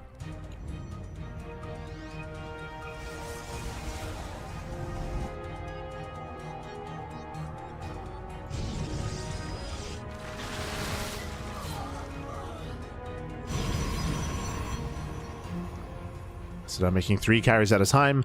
I will say that this infestation pit is very late. It's a very late pit here. So I do actually feel like Classic has a big window in time where he can surpass the strength of Mass Hydra with Mass Carrier. He's distracted. Yeah, big distraction here. The 4th base is going to be cancelled once again. Banelings are rolling into the mineral line. Classic pulls away. Yeah, it does pull away in time, but the Banelings, oh my god, they still crash in. 10, 11 probes going to be going down. Hydras are coming from behind, and the base is going to be denied. Massive pickoff. That was a cancel. Okay, that was a cancel, not a kill. That was a cancellation. More Lings going to be rolling in. Pylons are cleaned up. And here comes a counterattack. Yeah, Classic. He has been crippled back at home. He lost the economy. 22 probes. That's crazy. 22 workers going to be going down. The 4th base as well. Classic is being forced all in. Now, he does have a massive army. He does have soon to be 5 carriers. Mothership is on the way. But, oh, he might wait. He might wait for the Mothership. Hive? I said this in the Maru series. It is greedy to skip infestors and go straight Hive like this. No Spire. It's going to be a Ling Hydra. Okay, there we go. Now we have some infestors. A couple of safety infestors. On the one hand, Rogue is maxing out. On the other hand, I don't think he does not have the ideal army against Mass Carrier. It's going to be close. Like the eventual counterattack here from Classic, the eventual breakout moment, it's going to hit quite hard. There's going to be 1 infestor? Only 1. Like, Microbial Shroud's going to be limited. There's a reinforcing pylon. Again, Classic is all in, but has a very strong army, and without Corruptors. And the Spores will help, for sure. Okay, we have a wall of Spores on the way. Okay. If we can fight with the Spores. Now we have... These infestors are late. 4 infestors now on the way. Banelings rolling in, distracting Classic, trying to buy time. Clerk is activated. 7 probes going down. Again, this is buying time. Spores, they're repositioning. The spores are being spread thin. More spores on the way. Trying to build up the wall of spores. Now we have 6 infestors coming in. I believe they should at least have 1 microbial shot each. They're going to have fungals as well, of course. Now, when it comes to the buff that we mentioned, for those that are unaware, remember, you no longer have to research the upgrade of Microbial Shroud. Now, it does begin with the Infestor. But as you can see, they need more time. Yeah, they need time to gather energy. Uh-oh. Army's moving in. Shows a Shroud. Hydra Shroud to engage. There's the first Shroud. Forcing back some of the army. That's a lot of Interceptors. Again, that's 7 carriers. It might just be too much. She shows the strength of Microbial Shroud. Fungal connects. Yeah, massive fungal on the Void Rays. Void Rays is going to be going down. Infestors are exposed. They pull back. They're running out of energy. And Microbial Shroud putting in a lot of work though. That's a lot. Oh my god, every Interceptor is falling. No shot, the Microbial Shroud. It works, Pappy. It does work. With that, the Hydra's overwhelmed. GG gets called, and Rogue, he'll take down a Classic in game number 1. GG. Whew. Yeah, GG, well played. Classic, like, what the hell? It's like, I killed 33 drones, but what else do you want me to do? Oof. GG with that. Rogue, he will take a lead in the series here. Again, Classic did crippling damage early on, killed 33 drones. And again, he was up against Mass Hydra of all things. No Spire, no Corruptors, but looks like the Infestors did arrive in time. I was concerned that it was too late. I was concerned that the Infestor production was going to be too late and there would not be enough energy, but we had the Fungals, we had, more importantly, the Microbial Shrouds, we had the Wall of Spores as well, and against 7 carriers, the Mass Hydra still held the line. GG, well played. Again, if you're curious, the reason why there was no splash damage is because Classic was all in. He had no economy. He couldn't afford Storm. He couldn't afford Colossus. He couldn't afford splash damage. That's why he had to go then and there. That's why he was all in. And with that, Rogue does take the game. No, will he all kill? Will he? Oh, no.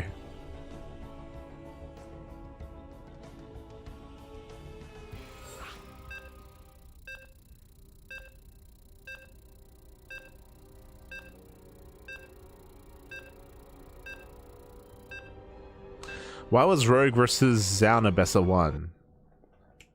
You know what? In the soup chat, that's a good question. that is a good question. I think they made a mistake. I think okay. Because Beyond is a captain, it makes sense that Beyond series is the best of 1. Neither Rogue or Zauna captains, so that should have been a best of 3, I believe. But again, because the format is so complex, I don't blame like the players and admins for making a mistake there, but you're correct. I think that should have been a best of 3, like according to the rules, but it's fine. So what you're saying is clearly it's not just myself and the other casters are confused, but the admins may be a little bit confused as well at times. But you know what? It's fine. It's fine.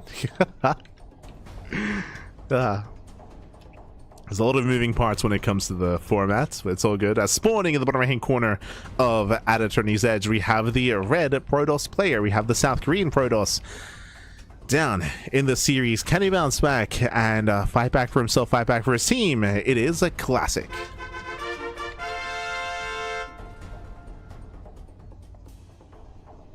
Oh, let's go. We got the fan going. Fabulous. And spawning in the top left-hand corner of At Attorney's Edge, we have the blue Zerg player. We have the blue Zerg player himself. We have the South Korean Zerg leading the series 1-0. Very close to all killing the entire Korean scene. It is Rogue.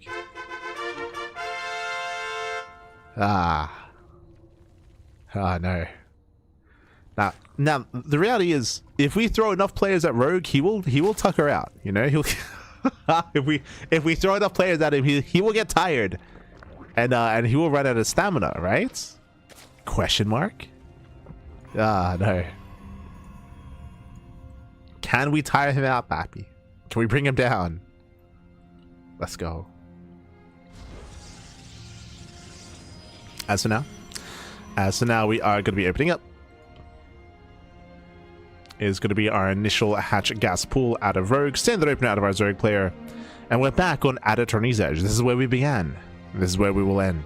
I mean, I say end. We still got Cure and herO. Still got 1 Terran and 1 more Protoss after this, assuming that Rogue brings down Classic. Again, does the Zerg team, do they get to play? I'll be honest, I was looking at the channels earlier. I did notice Shin and Solo leave their Discord channel for a bit. You know, they might have enough confidence in Rogue that they might just go to bed. They might they're like, you know what, Rogue, you got this. We don't gotta play. We'll call it early. We'll get some sleep. Oh no. Does Armani, Shin, and Solo, do they even need to play today? Do they even need to? Let's go. For now, we're just settling into openers here. Our pylon has been placed based on this positioning here. Looks like a Stargate opener out of Classic. Last game, remember, it was Stargate into Oracle, into early Glaives, into Hyper Aggression. And again, Classic's aggression was solid. Remember, he killed 33 drones. Let's be real here. Like, I don't think you could ask for any more damage, to be honest. He killed so many workers. It does have to feel demoralizing to get that much damage done and to still struggle in the follow-up. The follow-up, if you recall, was Massive Void Ray, and you might be thinking to yourself, like, that was kind of a weird follow-up, right? Well, I mean, the reasoning for this is because gateway aggression and gateway play in the mid-game has been reduced, has been nerfed due to the expensive nature of getting all those warp gates up and running. So we have been seeing a lot more Sky Toss out of Protoss players in the mid-game. A lot more Sky Toss, whether it's Massive Void Ray, whether it's a Carrier Rush, whether it's a Mothership Rush, that has become more of a commonality amongst players like Classic, Max, Pax, and herO. The 3 best Protoss players in the world have all been embracing that in PvZ. Oh, hello. With a proxy pylon, though, are we tempted to 8-gate? Are we tempted? That is an early pylon. Remember, we do have fast warp ins. And despite a gateway play being more difficult to get away with in the mid-game, going for all-ins, I mean, you can still commit, you can still double down. Ah, he gets found. Never mind. The pylon is found, Adepts will support, but there's no surprise factor here, and Rogue responds with a safety Roach Warren. That is a 4-minute 30 Roach Warren here. So remember, one of the reasons why Rogue had such a difficult early to mid-game last game is because Rogue skipped Roaches and skipped Banelings. It was a Link Hydra defense, and Rogue sustained so many losses because of that. Here, upon seeing the proxy pylon, Rogue responds with a Roach Warren to play safe. So safer play here by Rogue. Meanwhile, it's going to be the initial third base into Twilight Council and Forge. This tells us not Glaives anymore. It's not going to be Glaives here. Glaives does not coincide with the Forge, as +1 does not benefit Adepts. So this is looking more like +1 in Blink, or potentially even +1 in Charge.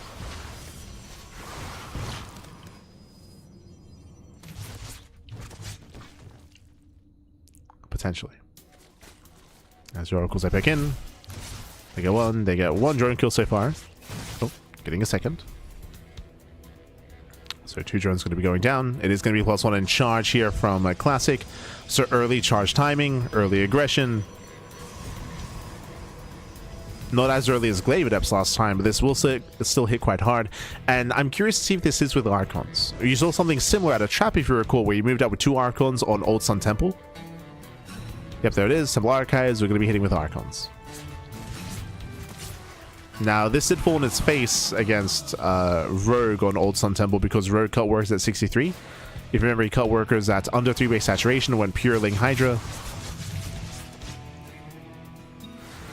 Adepts, they do shade into the mineral line, and they get some denied mining. Yeah, just denied mining. Drones, they survive.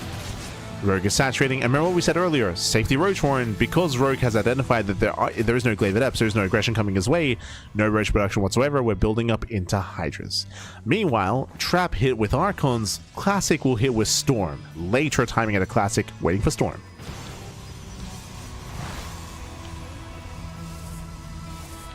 So different variation of aggression here, comparing Classic to Trap earlier. Oracles, they pick in.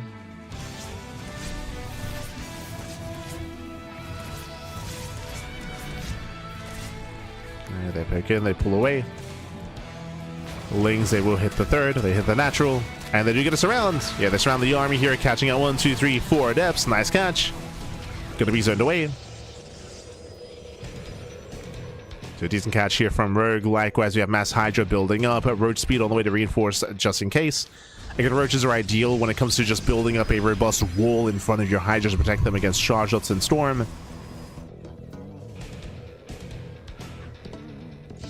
As Classic is pushing forward, claiming a 4th base, pushing towards his opponents. And again, you can see our bases are right next to each other. We're on the same screen. Ooh. The Oracle gets caught. Storm is done. Yeah, we do have Storm. And Storms, they will connect. Grays in the army. We have 3 more Storms. Plenty of Zealots. Not much buff for the Hydras. And this will force back Rogue. Now, as you can see here, Rogue, he does cut workers at 63, just like against Trap. Cuts workers at under 3-base saturation. He's mastering up Roaches. The goal here is to just break through. To just try to overwhelm this forward position. We saw that a bunch of Storms were baited out. There are 4 High Templar left. It's 4 Templar. Roaches are amassing. Classic is moving in. Can Classic break through? Can he break through? And Roaches, they do bait out one of the storms. I mean, nice connection on the Roaches. That's going to be 3 storms being thrown down. There's 1 storm left, if that. They're running out. Yeah, Classic is running out of storms. There's only 1 remaining. Oh, High Templar barely pulls away. There's the final storm. We can maybe energy overcharge. Nah, no energy overcharge. 0 High Templar left. 0 storms remaining. And Rogue is doing it. Rogue has done it, has broken through. A couple of Zealots are trickling in. Archons are being overwhelmed. There's just nothing left. Nothing remaining. The base will fall. And Rogue, he will take down another victim here. Another player falls to Rogue. He can't be stopped, Bappy. He cannot be stopped. He's crazy. He is Zerg. I'm telling you. Shin and Solar, they can sleep early today. They can. There we go. 1 storm. 1 storm comes in, but again, there's just barely a standing army here. We got a couple of Stalkers left. We got 1 Zell. GG gets called, and Rogue, he will claim the series 2-0, taking down another player. Ah, look at him. He's GG. GG, well played. Rogue, he will take down Classic 2-0, and with that, we have 2 players left amongst Team Terran and Team Protoss. We got 2 left. At this point, it's just become the world versus Zerg. Like, it's just oh no, it's the Korean scene versus Zerg here. Terran and Protoss, they've teamed up. Again, the enemy of my enemy is my friend at this point, and I'm sure they're colluding amongst each other. We're down to 2 players left for Protoss and Terran. For Terran, they have 1 player remaining. It is Cure. So Cure is left for Terran. Meanwhile, for Protoss, it is herO. So up next, again, we are alternating. Protoss, they bow out for now. And up next is going to be Terran. Oh boy. There we go. So Rogue versus Cure is up next. Let's have a look at the Terran roster here. Yeah. Yo, shout out to the Terran boys, by the way. Like Bjorn, INnoVation, Maru, they're all still in call together. They're bearing witness. They're supporting the boy. They will not abandon Cure. Giving him their energy.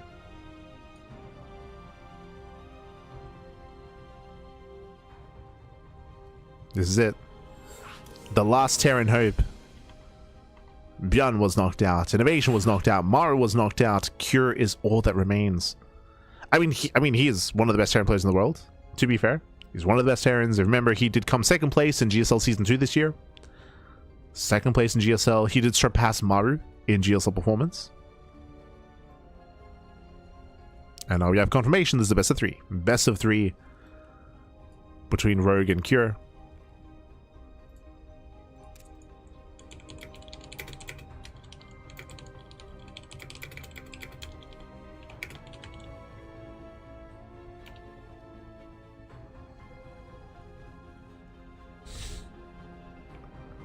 Let's go. All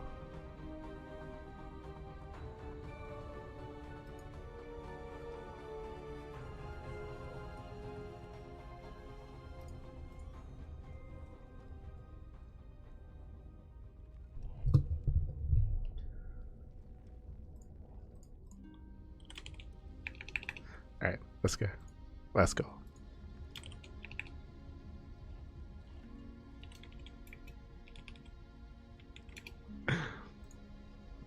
But here we go, here we go. We are getting into the next game. We're going to be getting into BlackRock. But I also just posed a question here to our other casters. I was like, guys, was Rogue vs. Down supposed to be a best of 3? They're like, yeah, I think it was supposed to be a best of 3. It's fine, it's fine.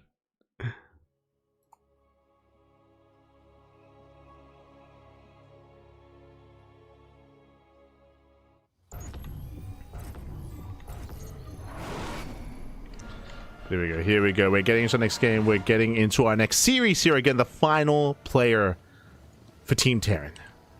Oh boy. And I do apologize as I very quickly have to add our camera.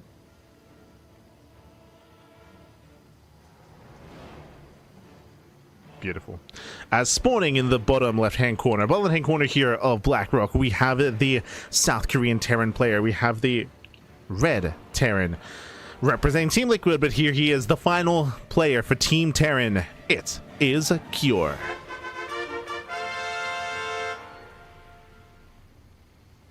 Let's go. And spawning in the top right-hand corner, we have his opponent. We have the blue Zerg player. The blue Zerg player himself. He's not even the captain for his team, and I would say the other players in his team are even higher ranked. But regardless, he is here for Team Zerg. So far, undefeated. The world versus Zerg. It is Rogue. Again, he's gonna all kill the Korean scene, Papi. Unironically. he's crazy. Can anyone stop this man? Can anyone stop him? Oh no. I mean, it's up to Cure. It's up to Cure to do open up 2-Rax Reaper. Here we go. So remember, this is looking similar to the build that we saw from Maru. Maru, he went 2-Rax on Sanctuary 3, if you recall, but it was 2-Rax without gas. This is with gas. So Maru, he went 2-Rax Marine. This is 2-Rax Reaper out of Cure. So opening up 2-Rax Reaper. With this, Cure will be able to apply a lot of pressure early on, apply a lot of pressure, and ideally disrupt the build of Rogue, maybe even catch some drone kills, maybe catch a tumor as well. So again, Cure is going to be more aggressive here, and we'll see if Rogue can keep up. Behind this, just going Hatch Gas Pool, standard opener out of Rogue. Overlord is going to be dipping in. Sorry, I say Hatch Gas Pool. I believe this was a bit of an earlier pool timing compared to the gas. I think it was Hatch Pool Gas, based on the production time. As the Overlord does dip in, and we'll get eyes on the 2-Rax Reaper. I mean, technically, this could be 2-Rax Marine, like what we saw at Maru, but the first thing popping up into your mind should be Reaper play. Especially on Blackrock. Yep, there we go. Does confirm. Does confirm the Reapers. Overlord did pull back to the safety pillar. Rogue now has to reconfirm. This could be 3-Rax Reaper, so he has to check for the CC timing. So the Overlord goes back in as Cure gets across the map. Yeah, no drones at the natural. Nice kiting here so far as one Reaper gets very low. And, sorry, one Ling gets very low and does get focused down. Nice pickup. Catching out one of the Zerglings.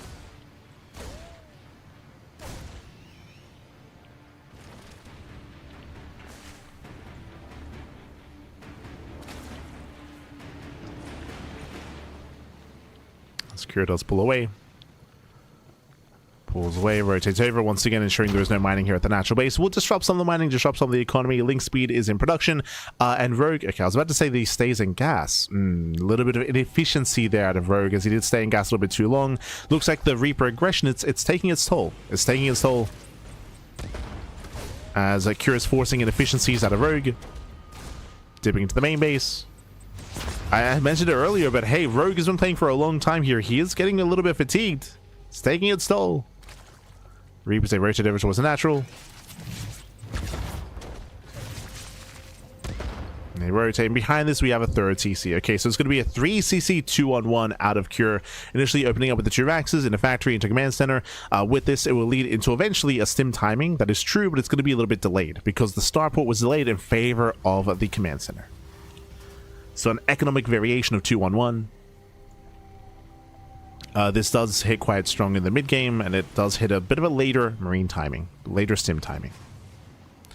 And the Overlord does confirm the third CC timing. So Rogue, he confirms the build of choice. He's fully aware. He knows that he is safe to drone up a little bit earlier, a little bit faster.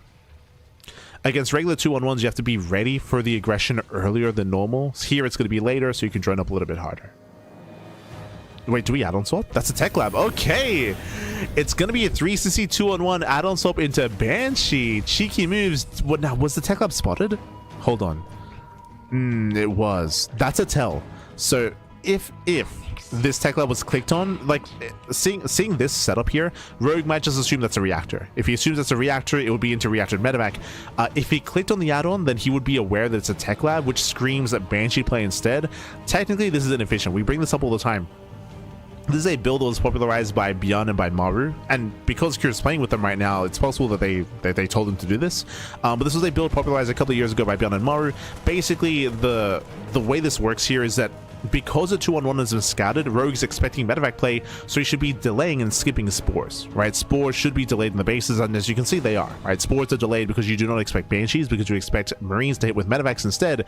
This is hitting without medevacs. The Banshee should be coming in as a bit of a surprise, and as a result, the Banshee can do more damage than it otherwise should.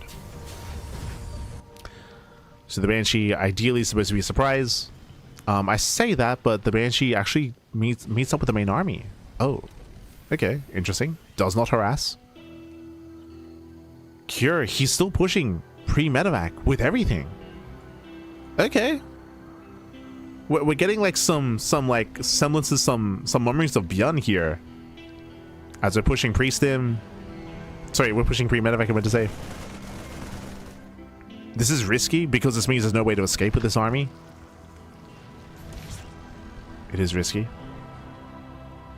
Does perk out.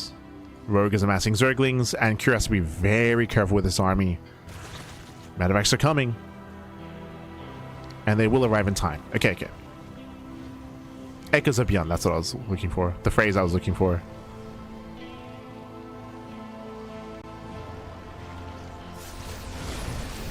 As Marines, they stim in.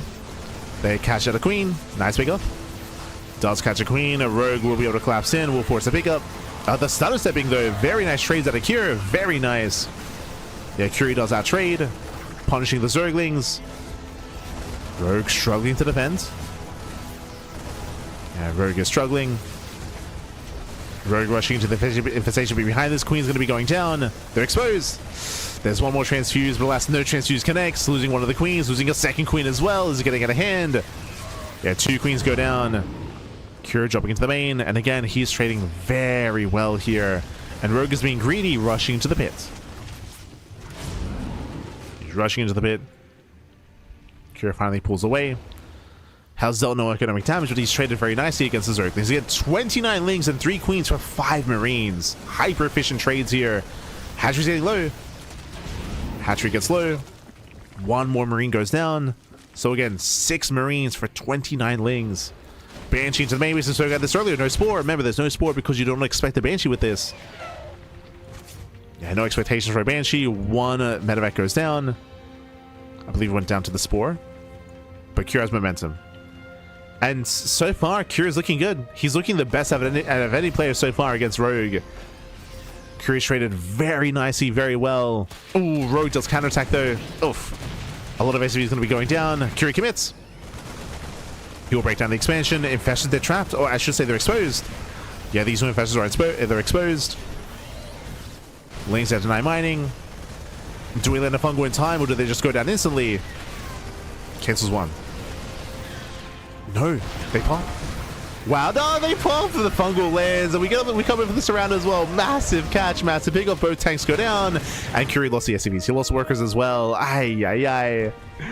I assumed that the infestors would be denied, but no, they popped out. They survived. They land the fungal. Rogue is holding. Did lose the 4th base, true.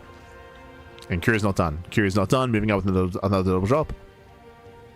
Moves out with this drop play. Hive is almost complete.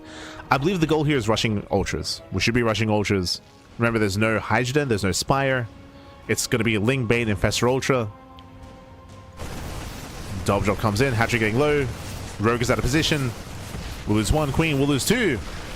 Yeah, 2 Queens go down. I'll pick up. Again, nice trades out of Cure. Cure, he's trading very, very well. He's trading well. Applying pressure. Hive is complete. There's that Ultra Cavern that we mentioned earlier. Again, we're rushing Ultras. Oh, late reaction. Yeah, late pickup out of Cure. Reinforcing on the right-hand side. Will be spotted. Yeah, Rogue does spot this ahead of time. Should respond. At the same time, actually going for a counterattack. Once again, this middle line is exposed. Sure, there are tanks, so they can force friendly fire. Yeah, we can force friendly fire here. Lings, they do bust into the mineral line. SCV is going to be going down. Sims, they do stay in. The army does sim in. That brings a sim into the mineral line. Ooh, they do dodge the blast. They dodge the fungal. We're dodging the fungal. We're falling apart. And Ling run by doesn't achieve too much. Doesn't achieve too much here. Curie defends. He attacks. Curie cancels the expansion. Rogue knows he cannot defend. Rogue is spread thin. He's being spread thin here. And what I love the most here out of Cure's play is just his pace, right? Like the pace here is very, very high. The momentum is high in favor of Cure. He's being hyperactive, hyper aggressive, ensuring that Rogue cannot comfortably expand. Rogue going for the center expansion. Once again, Rogue is out of position once again, and the hatchery may just go down. No shot. The hatchery's getting low, doesn't get targeted. Massive pickup. Hatchery falls. Now we just pick up and pull away. Just abusing the fact there's no anti-air. There's no anti-air. No Hydras, no Corruptors, no Mutas. The drop play continues. Rogue, he's stuck on 3 bases. Ultras are revealed. This is pre-Kindness plating. We're still lacking the upgrades. Kindness plating +3 is still on the way. Army moving in. Lingze will deny some mining though. Okay. Rogue is still in this. Oh, the fungal! No, the fungal! The chain fungal as well! Oh my god! Yeah, massive loss for Cure. Fungals connects. Oh, nice mine shots. Yeah, nice mine shots, and Cure is popping up. Yeah, pushing towards the 3rd base, drop into the main. Fungal once again lands. Nice target flying at a Cure. Will lose a drop, but at the same time, Cure is still getting damage done. 16 drone kills. Yeah, losing 16 workers. Likewise, center bases are being denied. That's a kill, not a cancel. Lingze busts into the mineral line. 43 SCV kills though.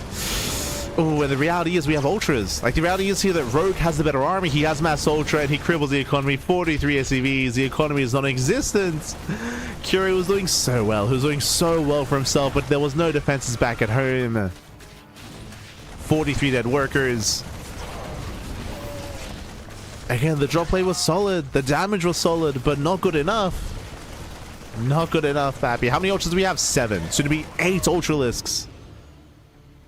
An insane amount of ultras. Mine shots, I mean, they're being efficient, they're connecting, but... oh, the ultras, they get softened up. But there's no follow-up. There's no follow-up. Do we have detection? We do. Yeah, Widow Mines are going to be cleaned up as well. There is the Overseer. Some of them get cleaned up. Some of them. Drop back into the natural. There's a scan. Cure, he's down to another 10 SCVs go down as Ling harass continued.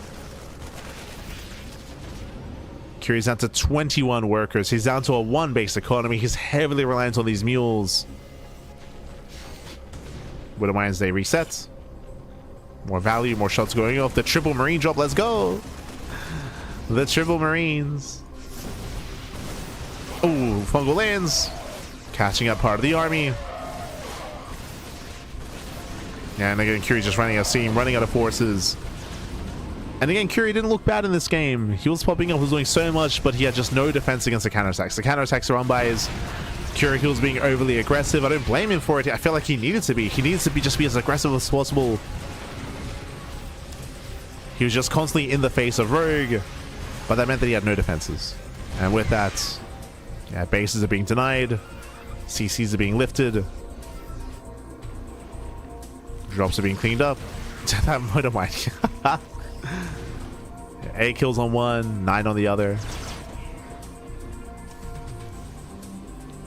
As one of the Widow Mines still survives. Like, the mines have been getting a lot of value. So many shots going off. Ultras are low. Jesus, yeah, the ultras are being focused down. So many ultras go down. Yeah, they were softened up from earlier. The Marauders, they put in a lot of work here. The best fight that Cure could have hoped for. He does trade quite efficiently. He will clean up every single ultralisk. The Marauders, they're crazy. The mines as well, of course. Yeah, Widow Mines as well. Rogue, he takes a bad fight. He overextends off of creep. Cure. I mean, again, he might not have an economy, but he did outtrade the hell out of Rogue. Did take a much stronger fight.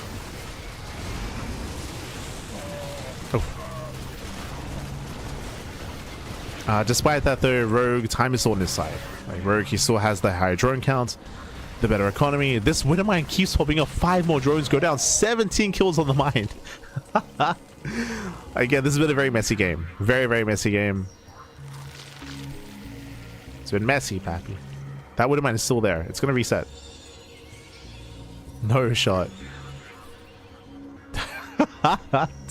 There's detection, by the way. Oh. Another 4 drone kills. Finally, it's going to go down.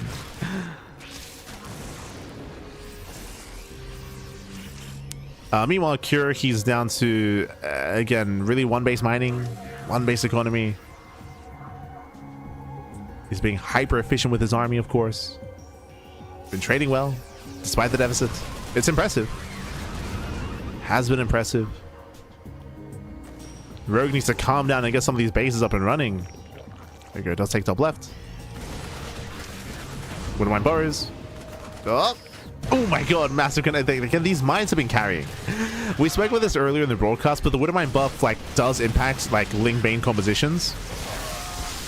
But GG gets called, and Rogue, he will take down Cure in game number 1. GG. GG, well played. Again, a very intense game, very intense, very back and forth. Again, Cure, he was looking solid, he was looking good, he was dropping all over the place, he was counterattacking, prone aggression at a Cure, but alas, the Ling Runbys kept getting by and kept dealing critical damage. It was insane how much damage those Ling Runbys were achieving, and that was able to allow Rogue to sustain himself in that game, in this series, to be able to deal counter damage, to recover, to keep things more or less even, and to eventually overcome and overwhelm. And with that, GG, well played. Whew. With that, Rogue takes a lead in this best of 3, but remember, it's a best of 3. Cure still has another chance here to bring it back. Oh boy. As again, Cure, he's the final Terran player left. The final Terran.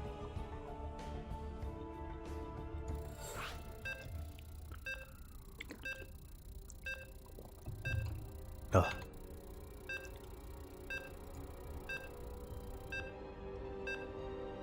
Cashin. Bienvenidos. At this point, for the narrative, I want Rogue to all kill. Like, I want at this point. Was it Maru? He had that prediction, if you remember.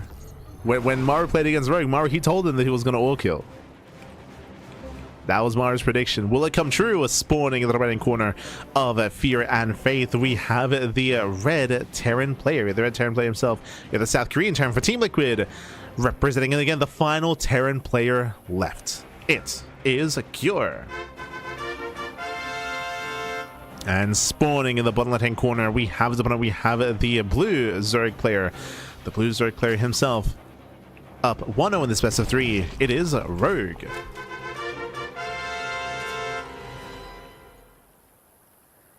Here we go.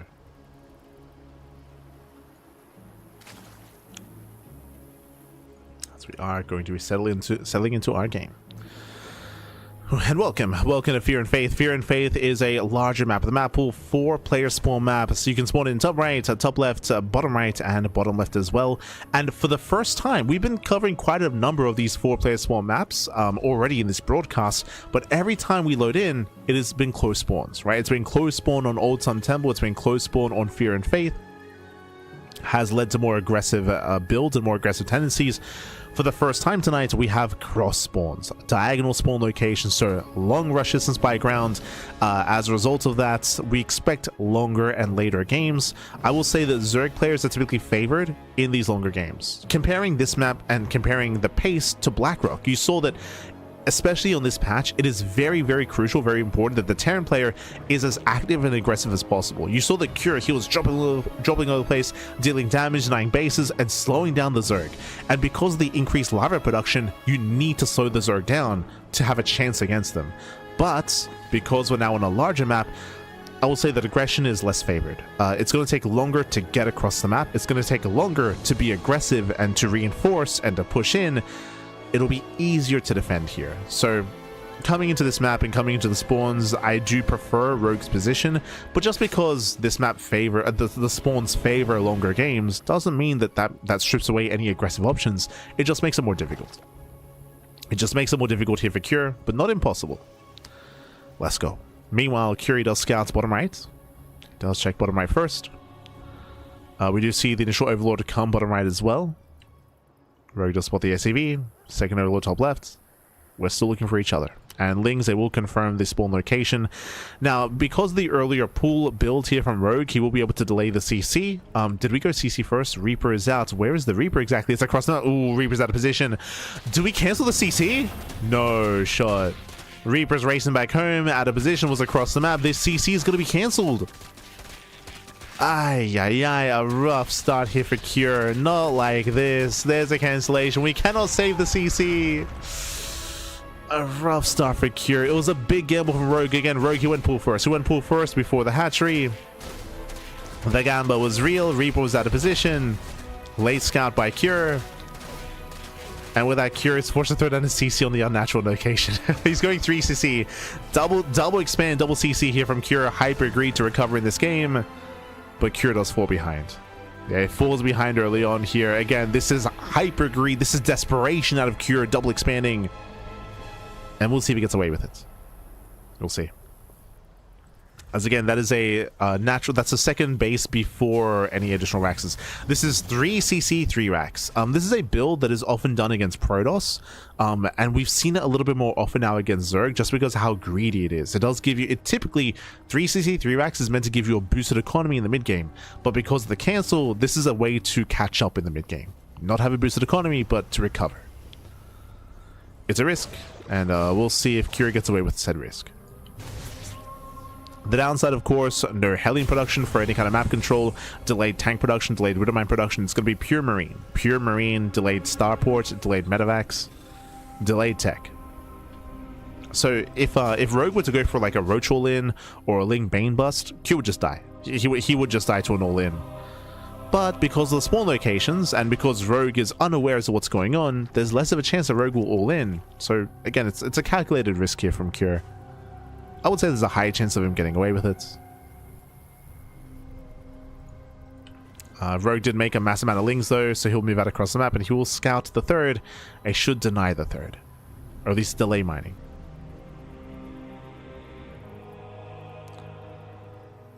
If Rogue wanted to, honestly, he could just hit the natural, to be honest. We'll see where he moves in.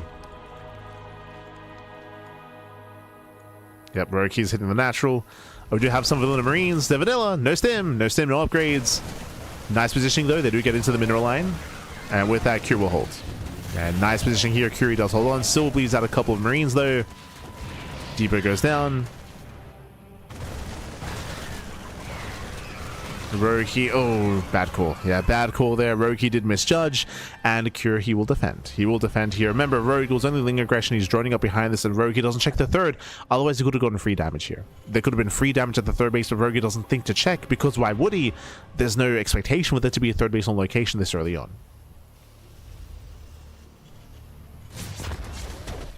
So it is still a shaky start for Cure. It is still shaky, but you know what?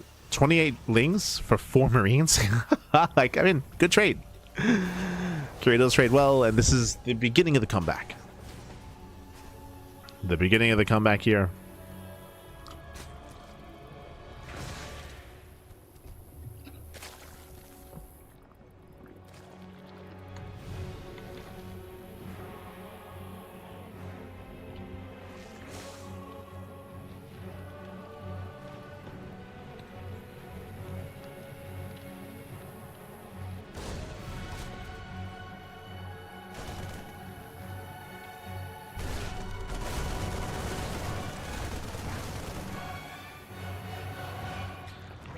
So, you know, we are building up.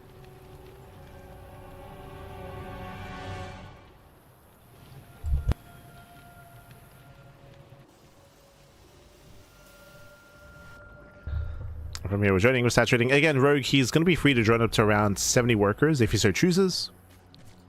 Curious trying to be active. Remember, there are no medevacs. Medevacs have been delayed. They're just now moving out. Rogue is freely spreading creep. Spreading creep, securing his side. Again, we're slowing things down, as I mentioned, because of the cross spawns, because of the diagonal spawn locations.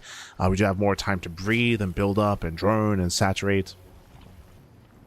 Cure, he has a lot of creep to work through. A lot of creep. Third base has been scouted. Now he knows. Rogue's links have been activated. Drop on the right hand side. Rogue, he's finally aware of the greed of Cure. But can he stop it? Ooh, Bailing drop. Sorry, Bailing run by. Bailing run by here on the top side. Bailing speed has not been started even. Bailing speed has not begun. We're going to have a slow waddle by. This is a mistake, by the way. Hydrogen is on the way before Bailing speed. Yeah, there we go. Now he does notice.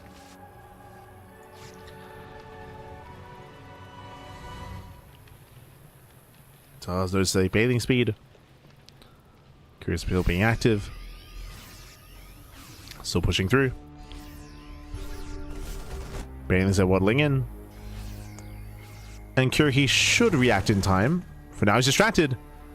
Yeah, Bane does collapse in. Bailing's at waddle into the middle line. Catching at the army. Ooh, massive connections. And 8 SCVs. 8 SCVs go down. So far, a nice trade here from Rogue. He did successfully distract Cure. And Cure, he still has yet to fully recover. And you can see that that supply disparity due to the earlier losses. Remember, this build here from Cure this follow was supposed to help him recover in this game, but did still lose workers. Did still lose even more.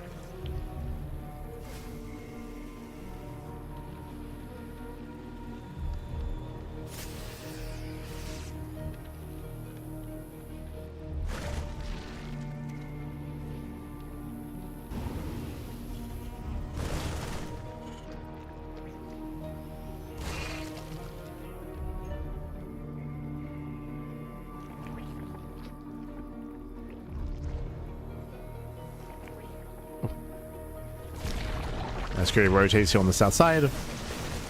Rogue trying to keep up. Oh, yeah, catching out some Widow Mines. And this time we have anti-air. Remember, previously on Black Rogue was going Ling Bane, Infestor, Ultra. This time much more standard, just Ling Bane, Hydra. Just Ling Bane, Hydra, much more standard composition with actual anti-air. There's Nasa for the drop play, even borrowing some Banelings. Let's go. Oh no! The Banelings! Oh my god, massive connections. Cure gets caught out. Yo, Rogue, he's styling, baby. He's styling on Cure. Looking very comfortable. Rogue is about to max, by the way. He's about to max out. Getting ready for a Ling Bane counterattack. Cure pushing through the center. Pushing on the right. Hydra's in position. Rogue is also all over this. Forcing friendly fire. Oh my god. Decent mine shots. Decent mine connections, but here comes that harassing force. It's a massive army. Oh my god. There are a lot of Widow Mines to defend though. Yeah, a lot of mines. Army does split. Yeah, we peel off into the third. Mine shots, they connect. Oh my god, massive mine shots. Banelings don't quite get into the mineral line, but chaos ensues. Yeah, chaos still does ensue. SCVs, they still do go down. Army does race back home to defend. Oof. And in the midst of all this chaos, again, Curry will bleed out the majority of his army. He will bleed out units. Hydras, they collapse in from behind. Better angle, catching out Marines, catching out Widow Mines. Still no detection, no overseer. Oh my god. Mine shots are popping up. But there's just an overwhelming Zerg here. When we swarm, the swarm has arrived. We're pushing further in. A lot of supply in medevacs. Oh my god, Bailey connects. And with that, Rogue, he has done it. He has done it. He has broken the back of Cure. Again, the soup was lying to you. It's all Widow Mines and medevacs. It's all mines and medevacs remaining. Detection has finally arrived. We're going to try to push into the main. Oof. Baiting out the mine shots. Now we have detection. Widow Mines that will not survive this. Not this time. As Curie tries to make a stand. Coming from behind as well. Catching out a couple of Hydras. He's doing what he can. He's trying. It was just a rough start. It was just a really rough start, being forced to cancel the CC, forced into a 3 CC 3 racks, and it didn't quite pan out the way that Cure was hoping. Again, Cure was trying to recover from the start of the game and wasn't quite able to. As I mentioned before as well, it was unfortunate the spawn locations. If we had closer spawns, then Cure could have been more aggressive and could have been more active, but again, the spawn locations did hurt Cure more than help him.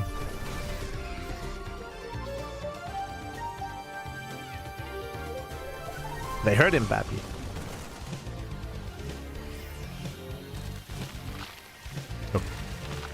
Oh. We're gonna close it out with Lunkers. Yeah, Lurker Tech is on the horizon. We have a Lurker range on the way. It's halfway done. Halfway complete.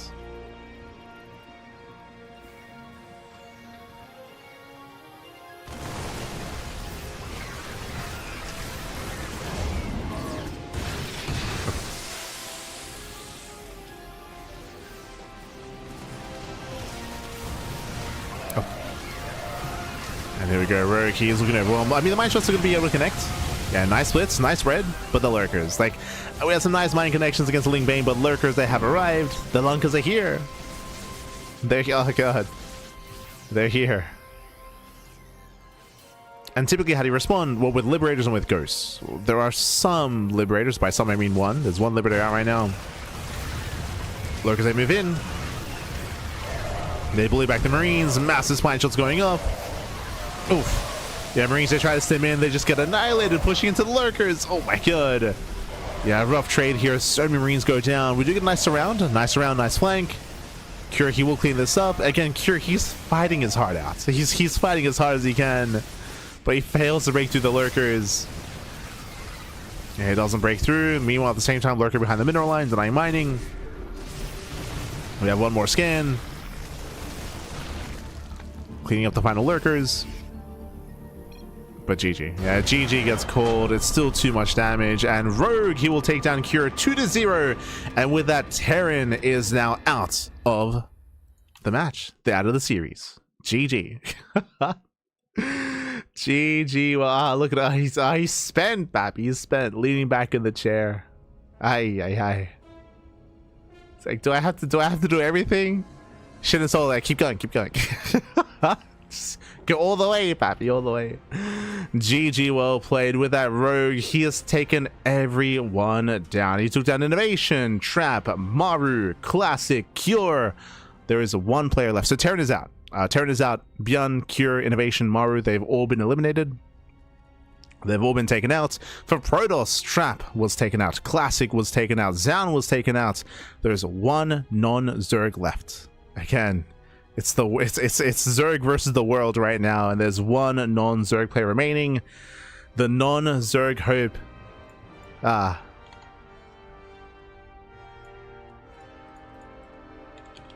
Wait, what?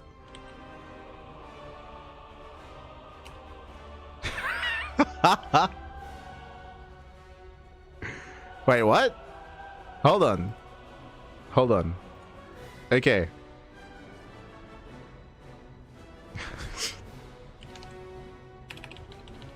Okay. Okay. We have one player left. It is going to be herO. herO, he is the final player remaining. Oh boy. Okay.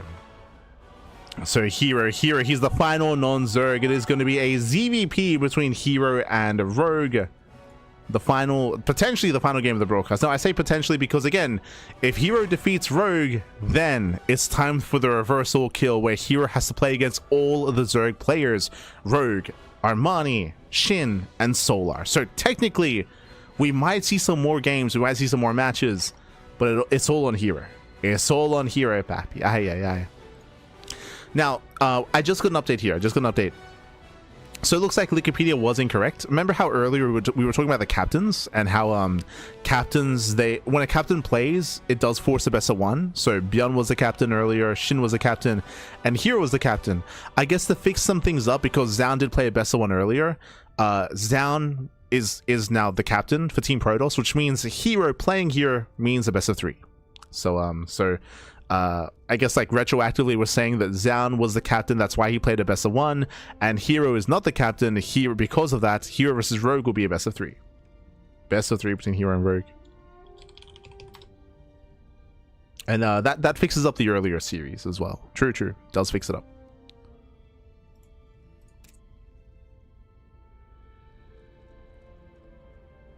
So now the earlier Zaun best of one makes more sense. See, we made it work in the end. We fudged the numbers a little bit, but it's all good.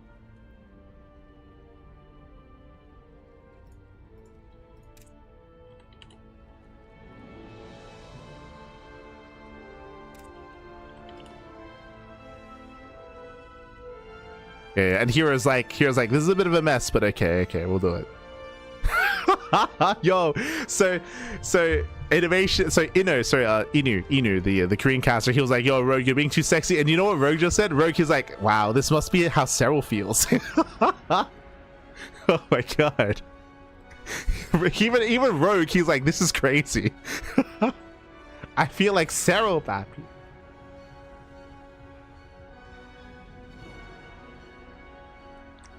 As Rogue, he's on an 11-game win streak. 11-game win streak. And Rogue is like, mate, this is insane. And they're all laughing. They're all having fun. Rogue, he's like, I just keep winning. I'm just playing and I just keep winning. It's crazy. Oh, no.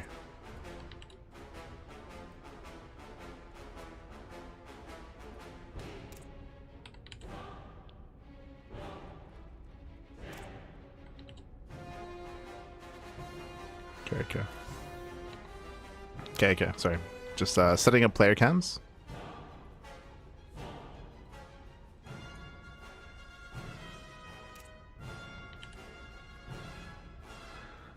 Oh, hey.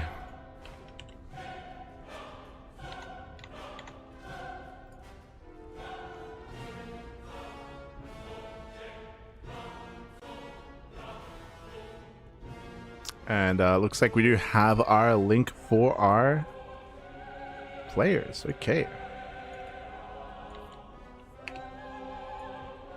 Beautiful. All right, so again, just a lot of banter between the players. A lot of banter. Rogue feeling like herO right now.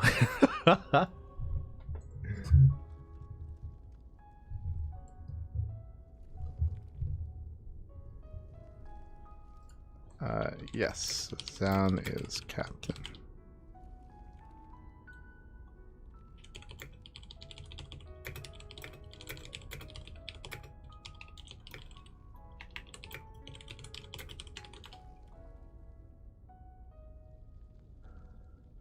Let's go.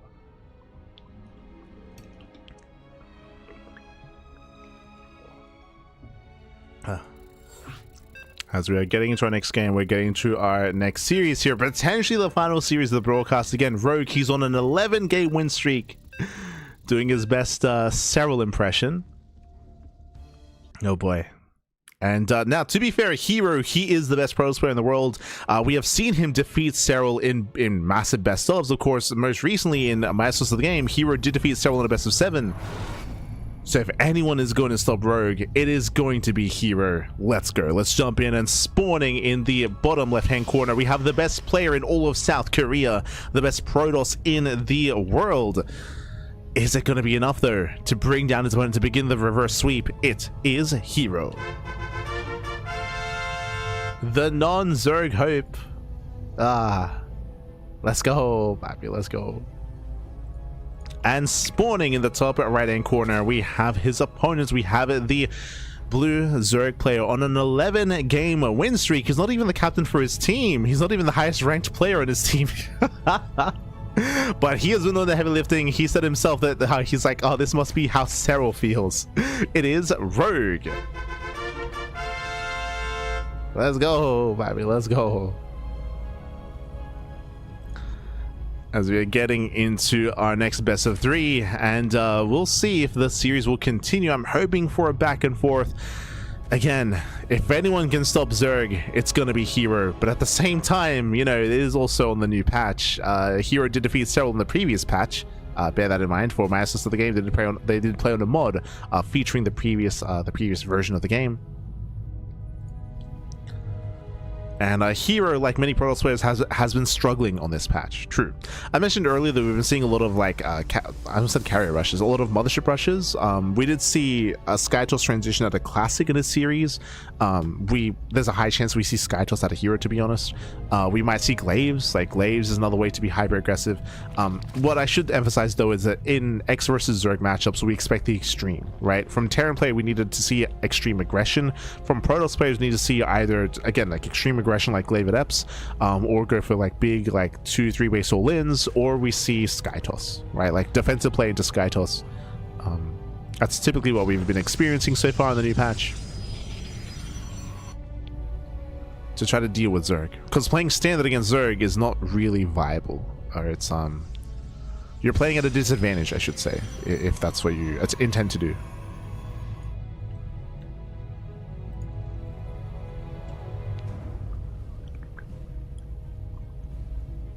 Oh boy. So far, just opening up. Hatch gas pool, unnatural, natural here for Rogue, forced to expand at the third location. Welcome to Lockdown. Lockdown is a map where you can be very defendable or very defensive on two bases. As you can see, there's a ramp coming into the natural, so a solid two base setup. The high ground third base can also be quite defendable, and you can knock down these rocks as well, these towers, to fully wall this area off. So the idea of trying to be more defensive and to get into, say, heavy sky toss play, I can see that working here on Lockdown. We'll see. For now, Stargate opener, this is standard. We'll see where Hero leads us, whether we go into a fast Twilight Council into Glaives, whether we go into a third base, into a later Twilight Council with Forge and a plus on a Blink, whether we go into heavy Blink play. We'll see. But again, here's the last non-Zerg player left. This also confirms that Terran is finishing in last place. In this race war, Terran, because they were the first team to be eliminated, they are going to be finishing in third place. Now it's between Zerg and Protoss for first and second.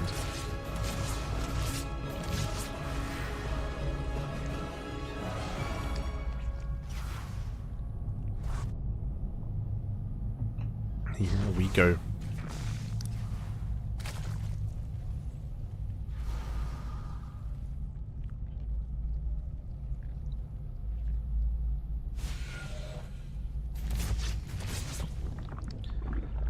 Here it does poke in.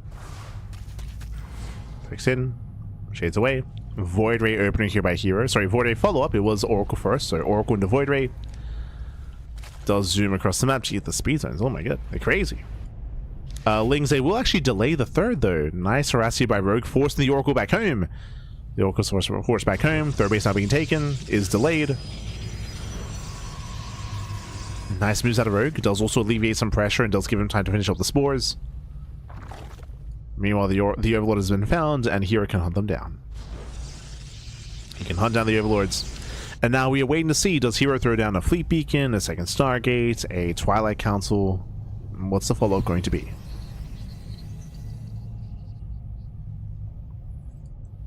As Rogue does slip into the main, confirming a second Oracle on the way. Likewise, Erleva Chamber tells us +1 melee. Most likely, Ling Hydra out of Rogue. Most likely. So Wing is cleaned up. Here we're establishing his third base, and we're not going for an early council. Okay, no early tech. It's looking like a standard game out of Hero. So far, at least. It's looking standard. As we're expecting a Twilight Council and a Forge thrown down together. No! Okay, we are rushing Mothership. Now, if you recall, I spoke about this at the beginning of the broadcast, and now the vindication, the validation here, as we spoke about Mothership rushes, that should be what this is. Rushing Mothership. We spoke about how this has been very trendy from players like MaxPax, Classic, and Hero, and there's this is the reason why we saw a Mothership nerf in the most recent hotfix patch. If you recall, in the hotfix patch, I believe the Mothership was, in total reduced by 100 health. They increased the HP, they reduced the shields, and I think overall, like in general, it was reduced in overall HP. Stage trap into the third. No reaction. Oh my god. Massive connection catching out the entire mineral line. Very nicely done here by Hero. Stage trap in the main base as well. Rogue. Oh my, we got to wake up, Pappy. I know it's been a long day, but we got to lock in. Massive stage traps. Delay in the economy. Mothership is being rushed out. Now remember, this is going to be a Mothership rush into a ground army typically. Not into Sky Toss. The Mothership is more of a supportive unit, but it does provide a lot of support. And never mind, after my words, it is going to be Mothership rush into Sky Toss. That's a second Stargate. Okay. So rushing Sky Toss. Rogue's economy is delayed. Adepts, they threaten the shade. They don't quite commit. They threaten the shade, pulling back. Currently, Rogue is unaware of what's going on. No scat into the main base. Not yet. For now, Rogue is amassing up Lingbane Hydra. Amassing up his Hydra.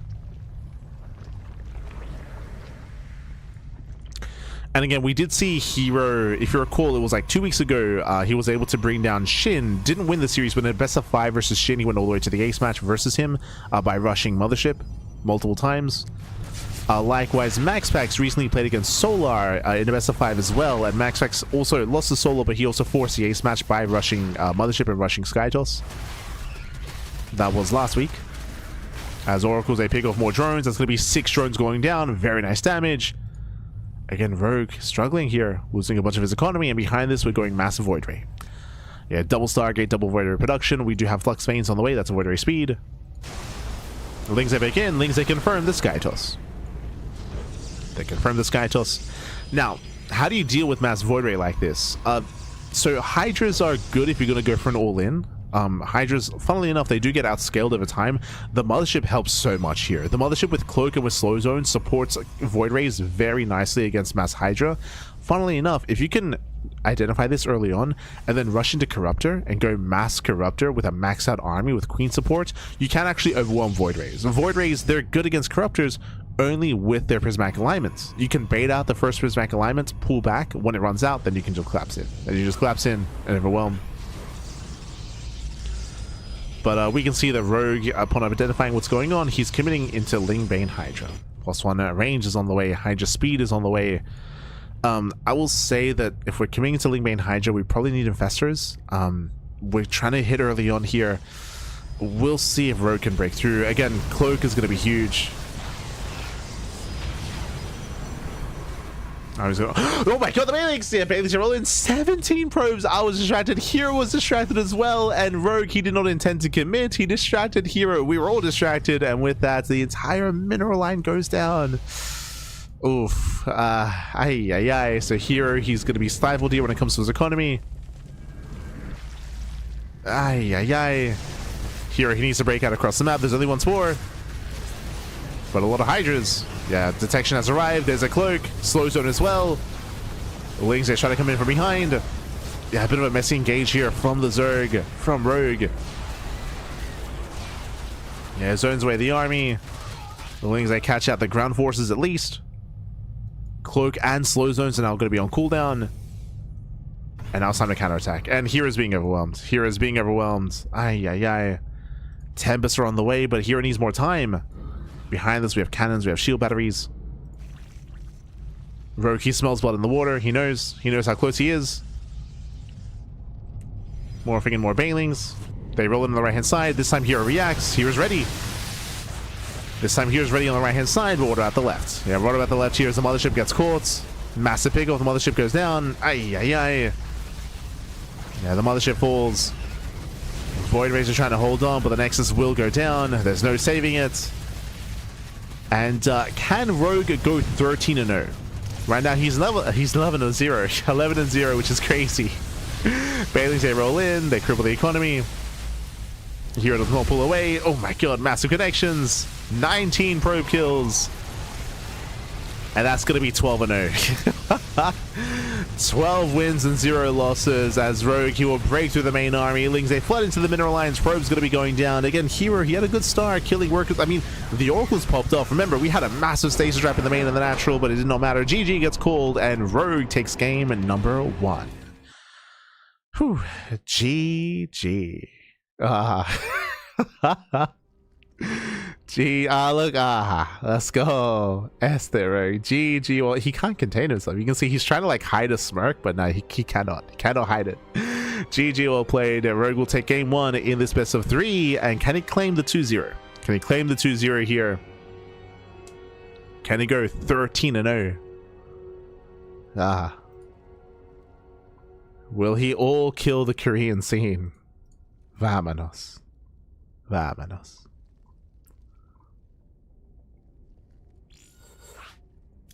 As a game 2 is going to be in the Old Sun Temple. Now remember, this is a best of 3. It's a best of 3. So herO can still bring it back and force the ace match. If he wins this game, herO can force the ace match.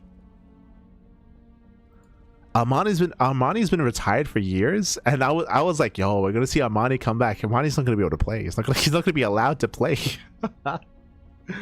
Oh no. It's like, what have I been practicing for? He's like, this is great. Return to StarCraft. This is great. This is good. Let's go.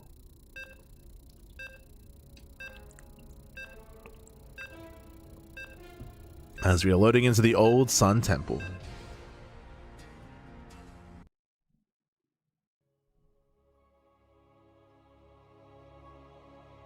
Here we go.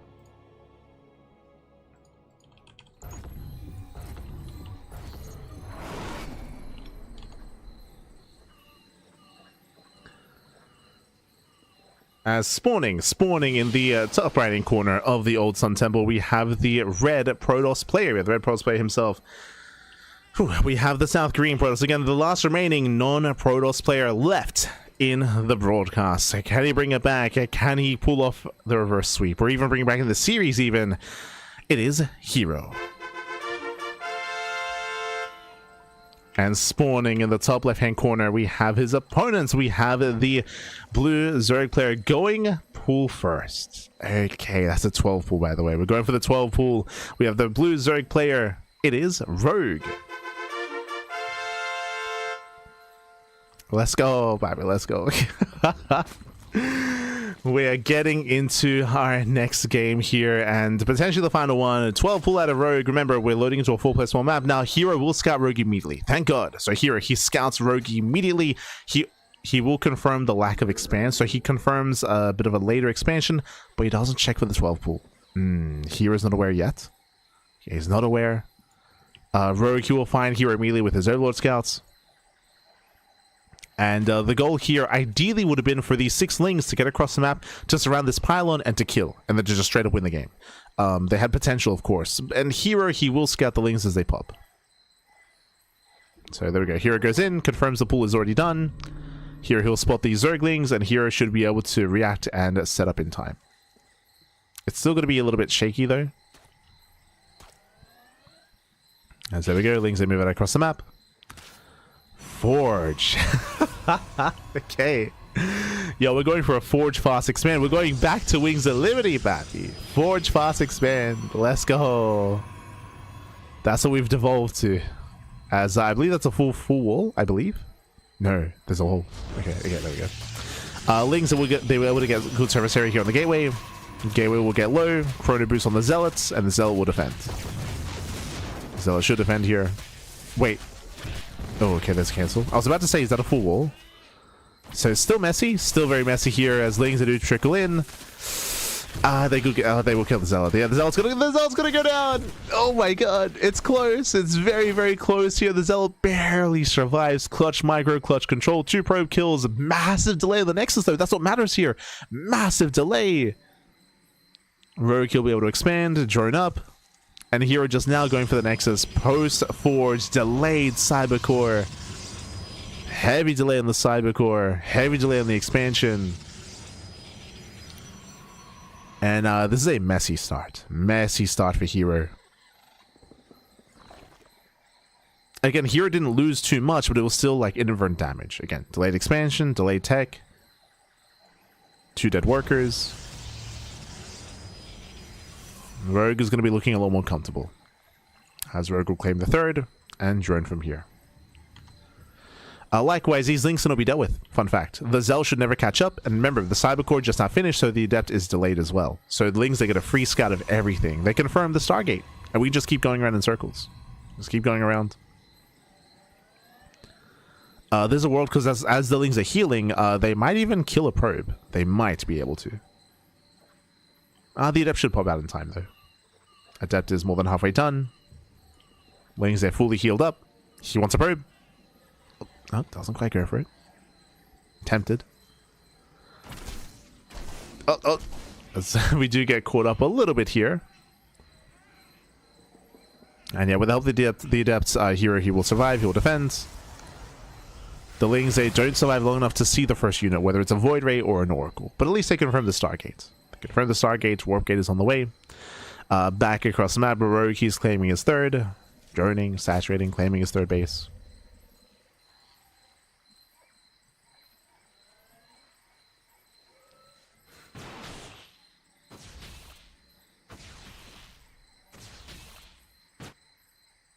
And we see herO going for a counterattack. Lings, they will pop out in time. Link speed is delayed because gases were late. True, so delayed link speed, that's one thing going herO's way. It does limit the aggressive potential of Rogue. But outside of that, herO, he can freely just rotate. Delay and deny some mining.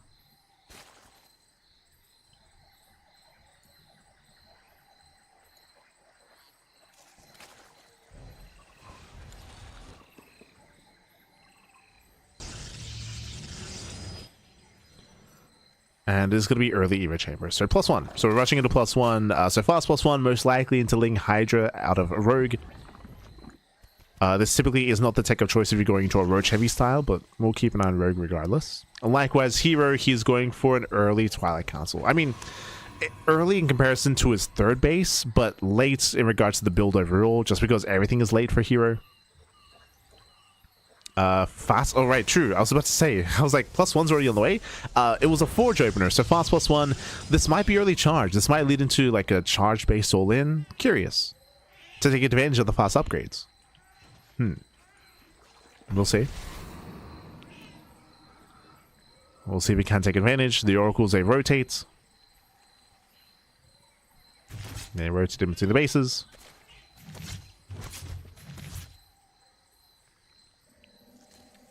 +1 blink is going to be on the way, but again, fast +1, faster upgrades.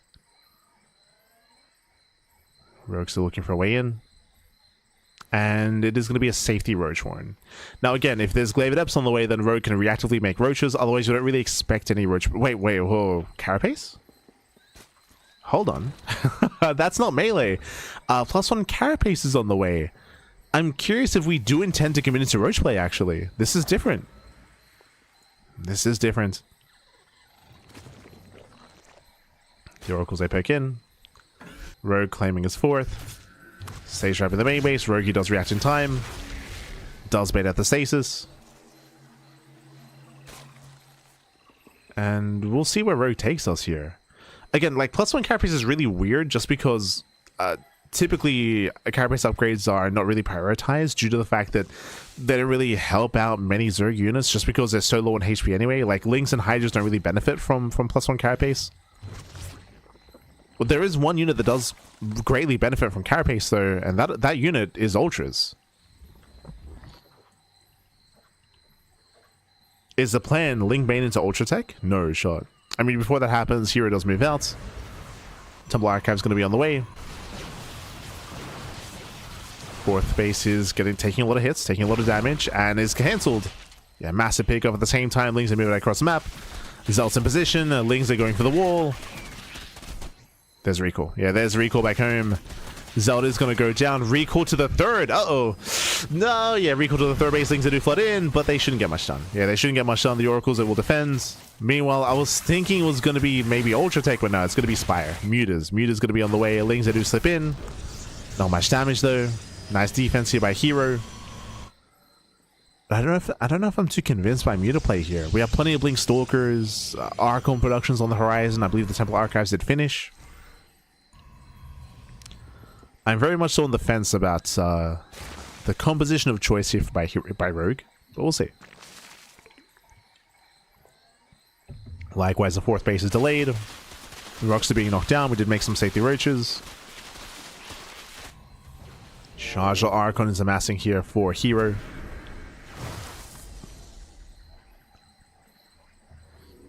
He's amassing the army.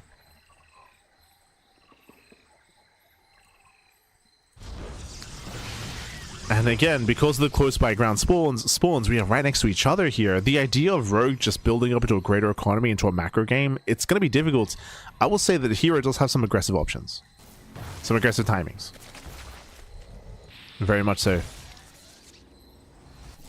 And like, it's going to be a clutch hold if Rogue goes into Muta play and he triggers a counterattack. There's Revelation. Revelation on the eggs morphing in Mutas of all things. Okay. So herO, I believe currently herO is unaware. That is true, but he will be able to spot these Mutas as they spawn, I believe.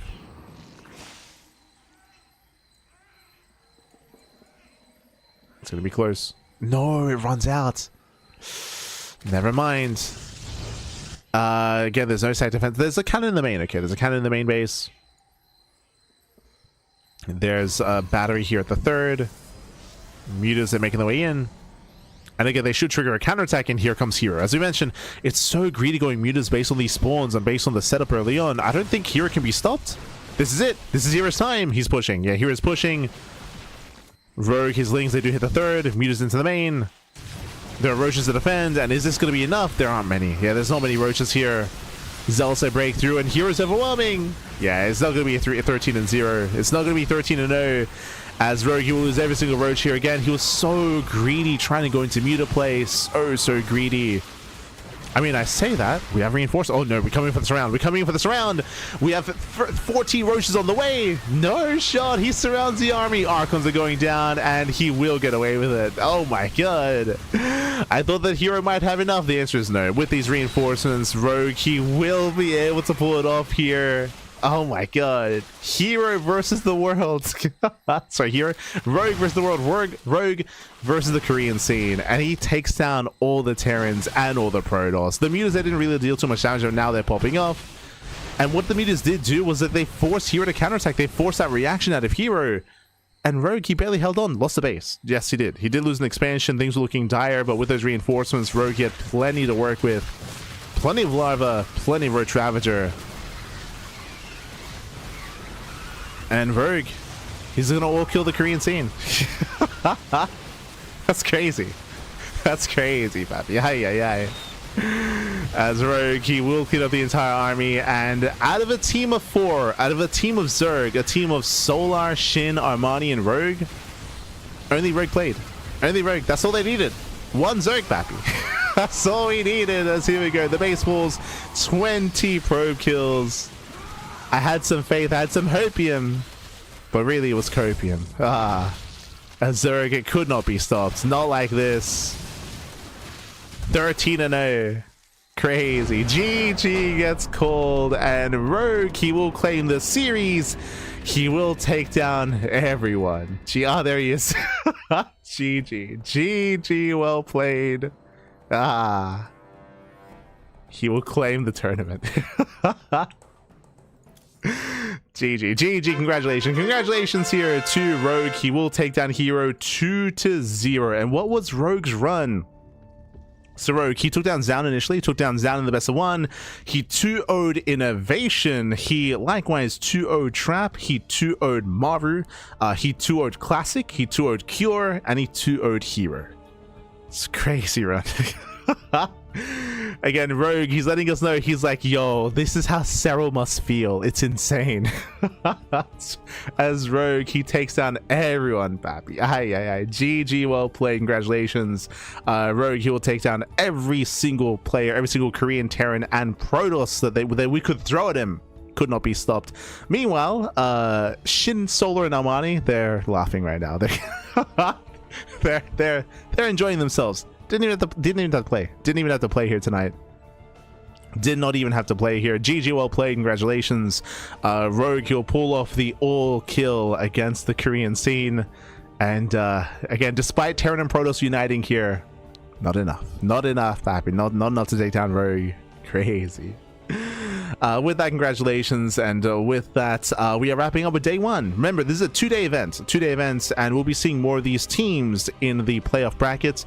Zerg, they finished in first place. Protoss, they finished in second place because herO was the last remaining non-Zerg player, and Terran, they finished in third place. What does this mean? This means that Zerg is going to be seeded into the grand finals, and we should be seeing I see Shameless.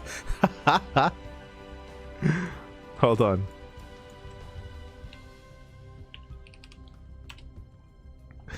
I see Shameless having fun.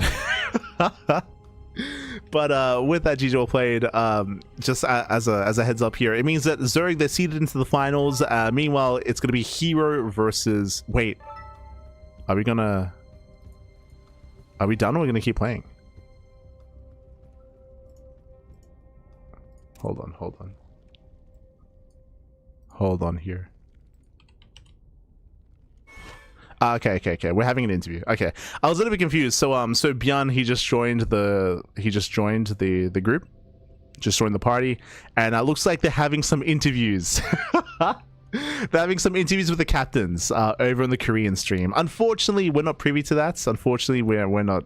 We won't be able to translate that. But yes, Björn, as the Korean captain, the Terran captain, sorry, I believe he's going to have an interview. And I believe Shin, as the Zerg captain, is going to have an interview. And they might drag on Zaun, as Zaun is the Protoss captain. So it looks like they're going to have some interviews in Korean. Where's Kronos? Where's Kronos? My Kronos, papi.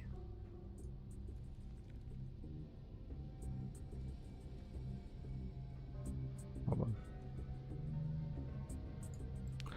Regardless, I think I'll play the audio so that maybe we can get some translations a little bit later.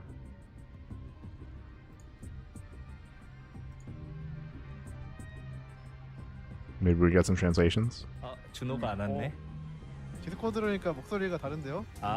이건 다 다른 걸로 사용하고 있죠. 이거 훨씬 더 좋은데요? 이거는 I can hear Shin. I can hear Shin. 훨씬 좋지. 야 안주가 괜찮네 오늘. Let's be on. 오늘 뭐 변현우 선수는 뭐 그냥 뭐 관전자인가요? 네 맞습니다. 오늘 딱 치킨 시켜놓고 그러니까 저거가 이기는 거 보니까 맛있네. 치킨 이렇게 맛있을 수가 없네. 치킨변 오늘도 역시 치킨변이네요. 나 오늘 좀 그래도 1승을 할 줄 알았는데 뭐 저거까지 갈 것도 없이 토스선에 그냥 정리돼가지고.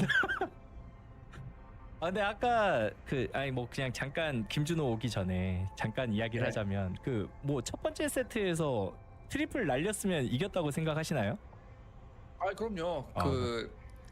제가 병력을 우선적으로 병력을 먼저 잡고 넥서스를 깼어야 되는데.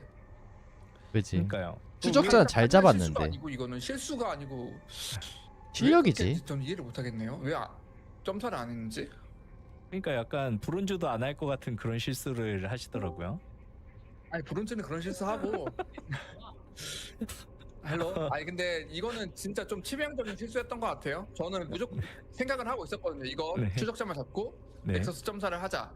근데 제 병력의 체력을 보니까 체력 보고 좀 많이 급했던 것 같아요. So Byan, he's ranting right now. Inu is asking the questions. 알죠, 형 알죠. 형. 뭐할 건데 너가? 형 근데 토스한테는 저거가 적이지만 테라한테는 토스도 적이에요. 그래? 하긴 우리가 2등 하긴 했다 덕분에. 그쵸 2등이잖아요. 아직 우리는. 그러네. 변현우가 정해주고 1승으로 2등이네 저기가. 근데 아싸리 전패하는 게 1승 하는 것보다. 맞아? 밸런스 패치하면은 토스도 너프야. 뭔 소리야? 1승했는데 토스 1승 했어. 형이 하니까 토스가 높구나. 한술이 왜 왔는데? 부장끼리 있는 건데. 인우 형. 이거 바꾸시죠. 종족 체감전 말고. 저거를 이겨라로? 편한 느낌으로. 아니 일단은 오늘 사실 인터뷰는 뭐 그냥 뭐 아까 이제 저희 시청자분들께서 저그 청문회를 한번 해야 되는 거 아니냐라는 이야기를 했었거든요. 그러니까 이게 저그 감독인 신이범 선수가 생각하기에는 현재의 밸런스가 어떤지가 굉장히 궁금합니다. 저는 근데 항상 예전부터 말하긴 했는데 That's Shin. 항상 저거가 세다고 생각을 하고요. 일단은 뭐 버프 먹은 게 엄청 많죠. 일단 버프 먹은 게 엄청 많아서 이게 애벌레가 그냥 이어도 한번 저거가 괜찮지 않을까라는 생각을 했었는데 이제 지금 애벌레도 좋아졌기 때문에 사실 더 그런 거에 시너지 효과도 나고 있기도 하고, 그리고 이제 8마리로 바뀐 것도 좀 크다고 생각이 들긴 해요. 이 맛있다. 근데 이제 개인적으로는 테란들은 저는 그러니까 저그 상대로 엄청 힘들다고 생각해요. 테란이 특히.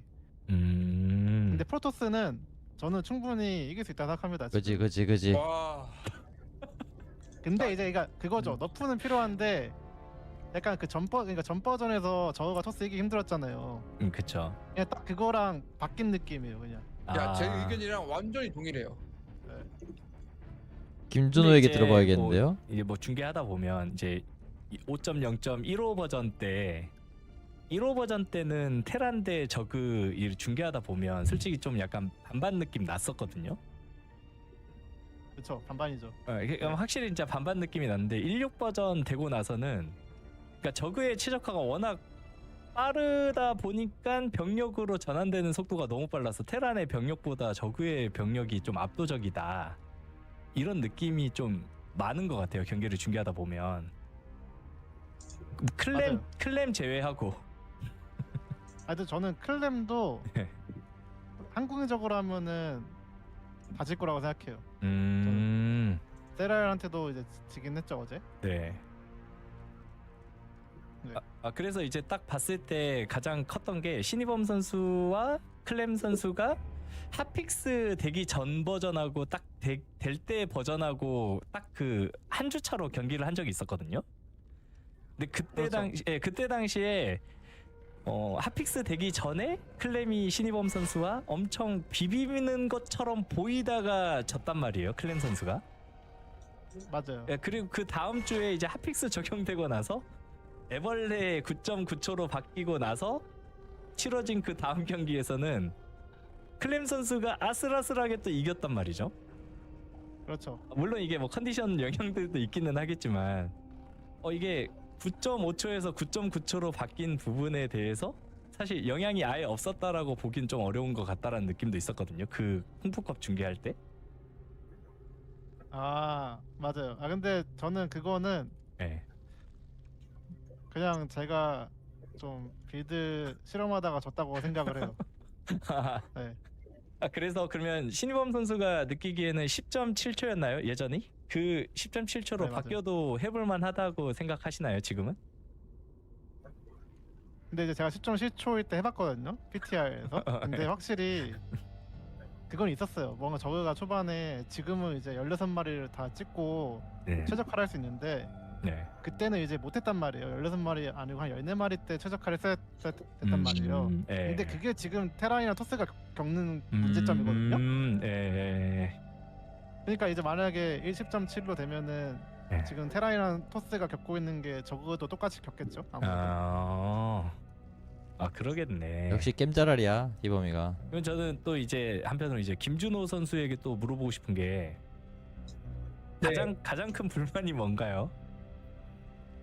불만이요? 네. 불만은 사실 밸런스적인 건 모르겠고 그냥 게임이 재미가 너무 없어져가지고 그거는 추론은 해보고 있는데 아무래도 일꾼 변경이 좀 지대한 영향을 끼치지 않았나 생각은 하고 있어요. 이게 게임 하는 플레이어 입장에서 재미가 있어야지 경기력 퀄리티도 올라가고 게이머가 연습도 열심히 하고 보는 사람도 보는 맛이 나고 이제 그런 되게 많은 연쇄작용이 있는데 그 부분이 좀 지금 여러 게이머들 의견도 들어봤을 때 재미없어하는 것 같아서 연습에도 영향이 있지 않을까 싶습니다. 이건 뭐 쉽지가 않네요. 바뀔 기미가 안 보이기 때문에 그 왈모 캐스터가 이야기하더라고요. 바뀔 기미가 왈모 누군가가 이야기하던데 그 어렵다고 안 바뀔 것 같다고. 네, 안 바뀌면은 뭐 저희는 또 최선을 다해서 또 하겠죠. 근데 지금은 아직 시기가 얼마 안 되다 보니까 게임 퀄리티도 안 나오는 것 같고 아직 좀 판단하기 이른 시기인 것 같긴 합니다. 한 10마리 하면 그러니까요. 어때? 그죠? 근데 차라리. 확실히 좀 시간 바꾸고 타이밍으로 봐도 막 네, 이제 뭐 일꾼 수는 절대 안 그냥 바꿀 것 같긴 해요 저는. 전체적으로 한 2분씩은 더 게임이 걸린다는 느낌이 들거든요. 중계하다 보면 그러니까 전체적으로 한 2분 정도는 좀 늦어졌다 이런 느낌? 네.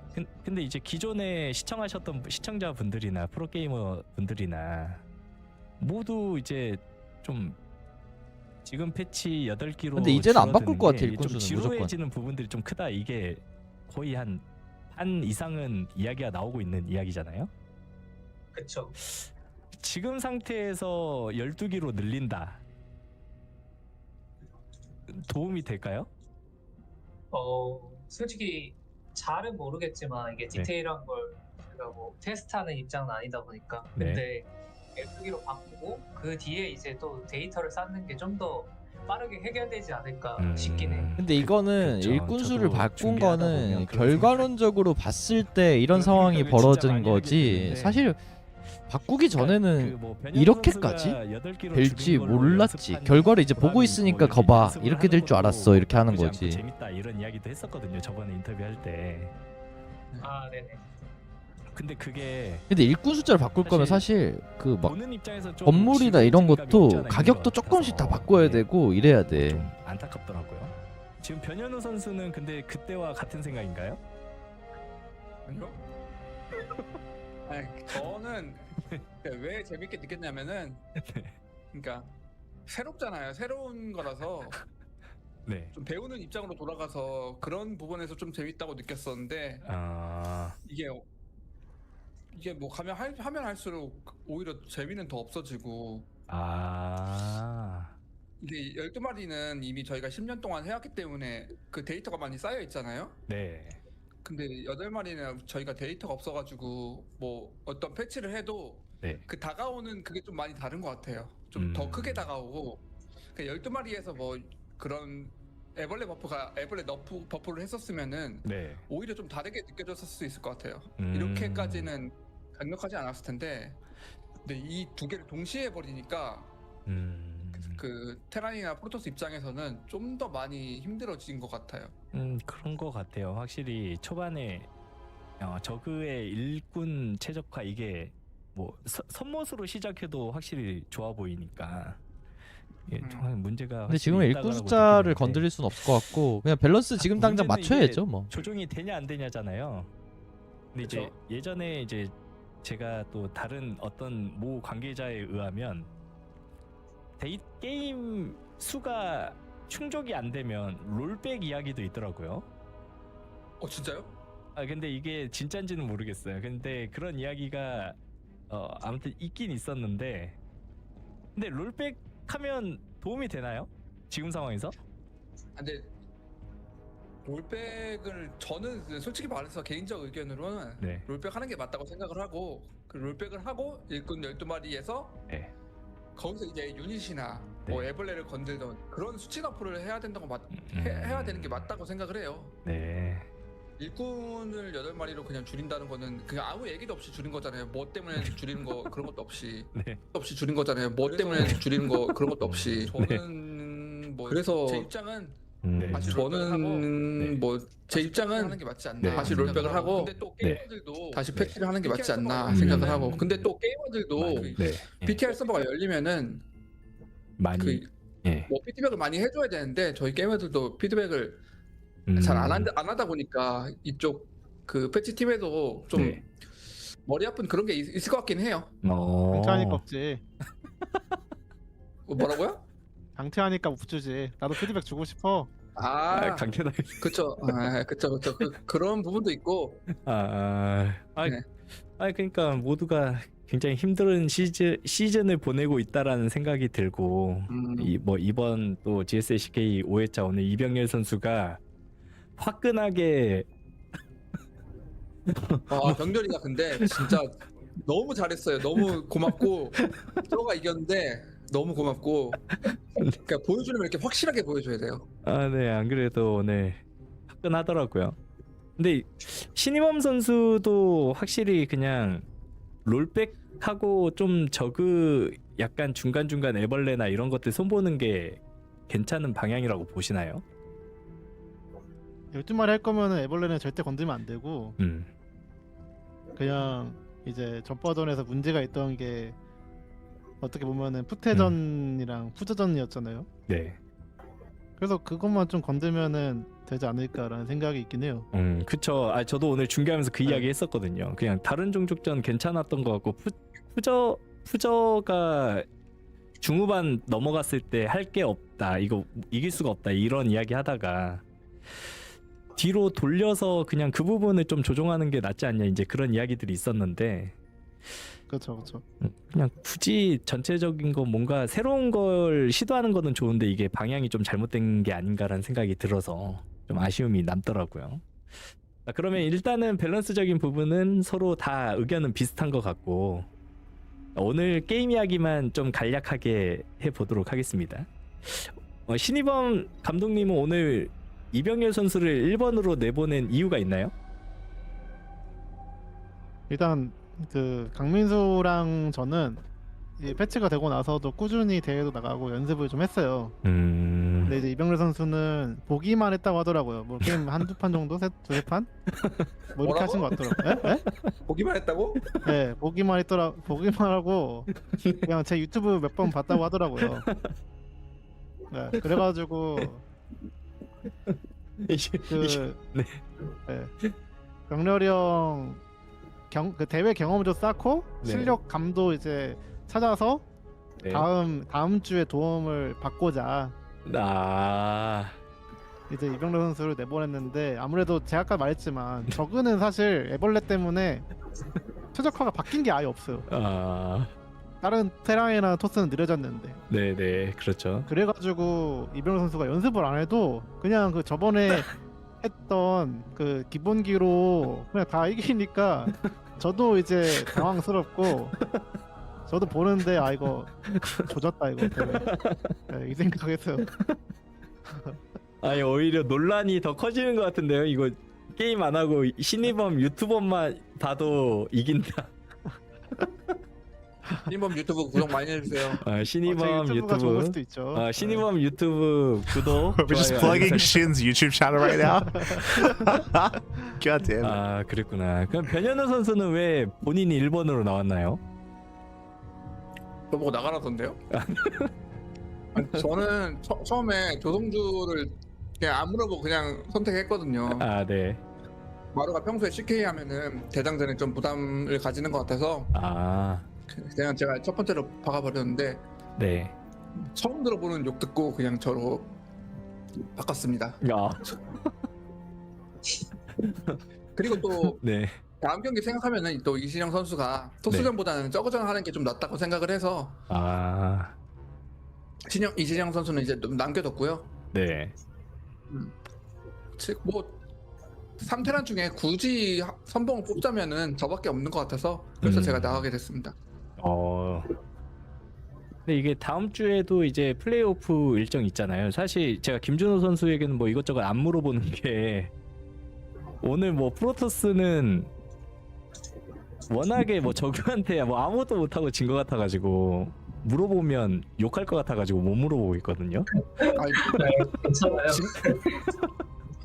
지금 테란이 더 많이 졌는데요? 아니 진 거는 테란은 그래도 공격이라도 가고 졌는데 프로토스는 뭐 아무것도 못하다가 져가지고 그래서 오늘 뭐 실제 순위 결정전에서 2위로 프로토스가 마무리가 되기는 했지만 실제 감사하고 박한솔 아니었으면 오늘 그냥 경기력은 꼴등이지 않았나 싶기도 하거든요. 전체적으로 보면. 그게 맞습니다. 자, 그래서 일단 이제 다음 주에 펼쳐지는 토너먼트 2, 3위전 예정 있잖아요. 네. 프로토스가 테란을 지명할 수 있거든요. 첫 번째 경기. 네. 약간 염두하신 플레이어가 있나요? 변현우가 좋던데요. 저기요. 아니 근데 네. 예. 1승 먹고 시작하는 게 기분이 좋긴 하더라고요. 그렇군요. 한소리도 이미 선언했거든요. 아니 근데 사실 오늘 이거 중계하면서 이병렬 선수가 압도적인 모습을 보여줘서 아니 막 중간중간 고민되더라고요. 이게 롤백 버전으로 바꿔야 되나? 근데 대회 취지가 굉장히 좋은 것 같고 그렇죠. 잘 지금 돌아가고 있는 것 같습니다. 그렇죠. 아무래도 현 상황을 또 점검하는 의미도 있다 보니까 대회가. 예, 맞습니다. 그래서 뭐 고민은 그렇게 하지만 실제 그대로 해야죠, 당연히. 그럼요. 근데 제가 오늘 좀 발언 좀 조심하게 되는 게 프로토스 선수들이 다 뭐랄까 약간 경기력도 다 안 좋았어가지고 그러니까요. 밸런스적인 얘기를 조심할 수밖에 없네요. 사실 그건 확실히 있었던 것 같아요. 그냥 경기력이 막 그렇게 썩 좋지 않았어요. 그냥 뭐. 근데 이게 그럴 수밖에 없는 게 얼마 안 됐는데 저그는 사실 똑같거든요. 네, 맞아요. 프로토스는 디테일한 것들을 좀 많이 이것저것 바꾸다 보니까 실수가 나올 수밖에 없어요.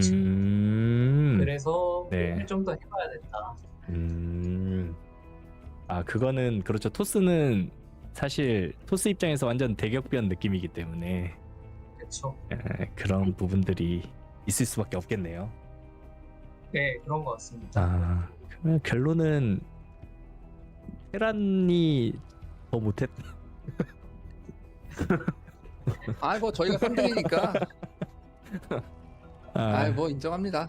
뭐 네. 베네오가 뭐 다음 주에 보여줘야죠. 못 보면. 그러니까 뭐 테란이 진 게 아니라 제가 진 거죠. 그렇죠, 그렇죠. 그래서 아니 이번 주 이렇게 한번 해보고 나니까 또 방향이 잡히는 것도 있는 것 같아요. 그래서 뭐 테란 선수분들이나 또 프로토스 선수분들이나 당분간은 저그를 이겨라를 계속 해야 되지 않을까. 그래서 근데 내일 네. 다음 주죠. 네.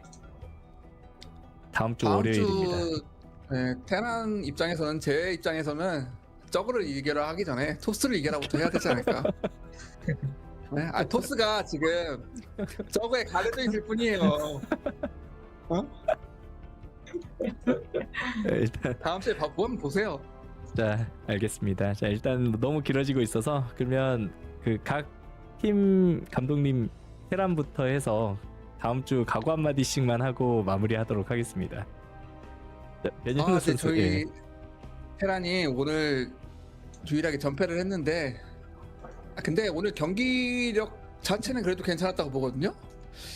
그래서 다음 주 경기 토스랑 프로토스랑 할 때는 오늘보다는 훨씬 나아질 거라고 생각을 하고 또 신영님이 토스전을 굉장히 잘해요. 오. 그리고 다음 주에 좀 신영님 말씀은 뭐 연습을 하고 오겠다고 하긴 하시는데 네. 뭐 그건 다음 주에 두고 봐야 될 것 같고 워낙 클래스 있는 선수시니까 뭐 레전드 선수 최초로 뭐 1승을 할 수 있지 않을까 기대를 해주시면 좋겠고 뭐 저희 뭐 저나 도웅님이나 성주나 워낙 토스는 그래도 저그전보다는 훨씬 잘하니까 다음 주에는 꼭 토스는 이겨서 저그한테 다시 한번 도전을 해보도록 하겠습니다. 저그에게 네. 자, 그 김준호 선수 다음 이야기해 주시죠. 무슨 저그에게 도전을 해. 저희는 테란만 보고 테란에 올인하고 다음 주에 오겠습니다. 네. 신이범 선수도 이야기해 주시죠. 저거 이야기 시켜야 되나요? 저그가 뭐라고 해야 되죠? 그 신월가 19년도 20년도까지 정말 좋았거든요 그때. 근데 그 이후에 저그 너프 많이 먹으면서 내리막을 가고 있었어요. 세랄 제외하고. 네. 근데 이제 갑자기 옛날에 유행했던 것처럼 그 환생 막 이런 거 있잖아요. 내가 그거 느낌이라 가지고 약간 기분이 너무 이상해가지고 사실 누가 올라오든 간에 저는 이제 질 것 같지가 않아서. 근데 지금 내리막길이라고 하셨는데 100에서 90 내려온 건데 토스는 저거나 토스는 테란이나 토스는 70, 60에서 이렇게 놀고 있는데 저거는 100에서 90 내려온 거예요. 맞습니다. 아니 그러니까 지금 패치가 90 됐다는 게 아니라 이해를 못했어? 아니 못했으니까 이러지. 19년도 저거가 된 것 같다고 지금 상황이. 오케이. 네, 그거 말하는 거잖아요 지금. 그래서 뭐 누가 올라오든 간에 네. 그래도 우승해서 너프 먹겠습니다. 우승 상금으로 너프 가져가겠습니다. 예, 알겠습니다. 네. 자, 새 감독님들 고생하셨고요. 다음 주 월요일 날 또 멋진 경기로 시청자분들께 인사해 주시면 좋을 것 같습니다. 고생하셨습니다. 고생하셨습니다. 네, 고생하셨습니다. 감사합니다. All right. With that, the interview did conclude. Big shout out to Inu. Of course, Inu, he was casting in Korean, and Inu, he was conducting the interview there as well. And if you could hear, we saw that Ryang, he was having a bit of a react stream, of course, and that was Inu having an interview with Byun, who was the captain of Terran, Shin, who was the captain of Zerg, and Zaun, who was the captain of Protoss. So that was a bit of a three-way interview there. Of course, I'm hoping that showing that will allow for maybe some people to come in and help with some translations in the YouTube chat when it comes to the comment section. So if you're out there, you happen to be native to the Korean language, maybe you can give us a bit of a TLDR as to some of the comments made. We can hazard a guess as to what was said for sure with some context clues there and with some keywords that were stated, but regardless, maybe you can help us out with those translations. Otherwise, GG will play it with that. Congratulations. Again, Zerg, they finish in first place, followed by Terran and Protoss. Of course, when it comes to the balance of the game, when it comes to what's going on, I mean, obviously, events like this can help when it comes to showcasing and ideally being able to just show off, potentially the current state of the game and things that need to be worked upon. I know a lot of people, and of course, one of the most apparent things is the lava spawn rate. We saw that because of that, the growth of Zerg is still very, very strong in Zerg versus X matchups against Terran and against Protoss. That's why Terran players are being hyper aggressive. We saw that Maru was going for a bunch of 2-base all-ins, and Kira was being hyper aggressive with drop play as well to try to stop and slow the Zerg player down from being left alone. Because if they get left alone, bam, they just max out and they just build up and they snowball out of control. And we saw that Maru and Kira and INnoVation were unable to stop that from happening. When it comes to ZVP, it's a little bit more complex because on the one hand, it's similar where Protoss players have to be very aggressive, have to be very assertive in their own way. Again, we saw some Glavedet play out of Classic. We saw some attempted Skytoss rushes out of herO as well. But it's a little bit different. One of the reasons why we're seeing this kind of play transpire, one, Zerg growth has been increased and is stronger, that is true. But also because the gateway changes, specifically for PvZ, it does take away a lot of builds. It takes away a lot of aggression that Protoss would otherwise have, and it takes away a lot of build options as well when it comes to Archon drops, when it comes to mid-game gateway aggression as well, coming in towards a longer game state. Because of that, it's less viable to go into like standard +1 blink into mid-game, in towards Storm, which is splash damage, in towards a later game, because you sacrifice so much of your because you sacrifice so much map control, right? Because your aggression is so much weaker because you have to spend resources on all these gateways, and it's just nowhere near as effective. And the gateway change does negatively impact any kind of Protoss presence in that mid game as well.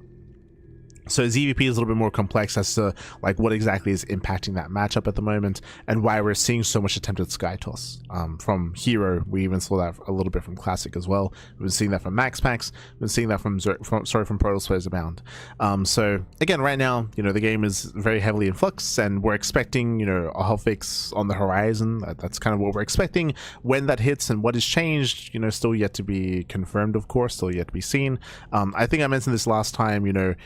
Initially I was all for the worker change as well, and for a lot of these changes, but at the end of the day, like, if these changes are not really bearing fruit, or if they're not achieving their end goal, then I would hope that Blizzard or the team are willing to revert some of these changes, right? If they're not working, and if you have to do all, if you have to try to make all these, like, jump through all these hoops and try to mess with all these numbers, and if you do all these changes to try to force this to make it work, and if you don't quite achieve it, I would hope that we're willing to pull back on some of these changes if they fail to achieve like the end goal, the end result. Referring to the worker changes, referring to the gateway changes as well. I think I said this last time for GSL CK number 4, I still stand by it, where I would like to see just the warp gate change, have the warp gate change still be there, but just make it free, in the sense that you don't have to spend resources on all these gateways to change that. Of course, there are other implications when it comes to mid-game TVP as well. Like, there's a lot of moving parts when it comes to StarCraft, so there's a lot of matchups that have to be taken into consideration once you make some changes. Yeah, it's not easy, of course. And shout out to Soup, shout out to GSL for, of course, hosting and organizing this event, and for having this unique format as well. It was really fun. It was really a fun format. Obviously very one-sided, but a very fun like kind of free-for-all, like King of the Hill style format, with Terran and Protoss fighting against Zerg as best they could. They did their best. I mean, again, you could not field any better player in Korea, right? Like Maru, herO, Classic, Cure. We sent everyone at Rogue. Who else could we send? Like, what else could we do, Pat? What else could we do? So GG well played. And with that, we'll see you guys next week for day 2 of GSL CK number 5. Once again, thanks for watching. If you want to support the GSL, if you want to support these events, again, fun, unique format, monthly basis as well, do check out the patreon.com/GSL to help us grow and continue this tournament on a regular monthly basis, and to eventually fund another season of GSL coming into 2027. Let's go. So again, you can help support GSL.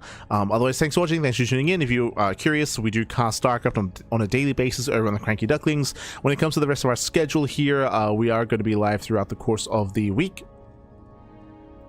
We have Homestar Cup replays. We're going to be covering the replays of the Homestar Cup playoffs over this week.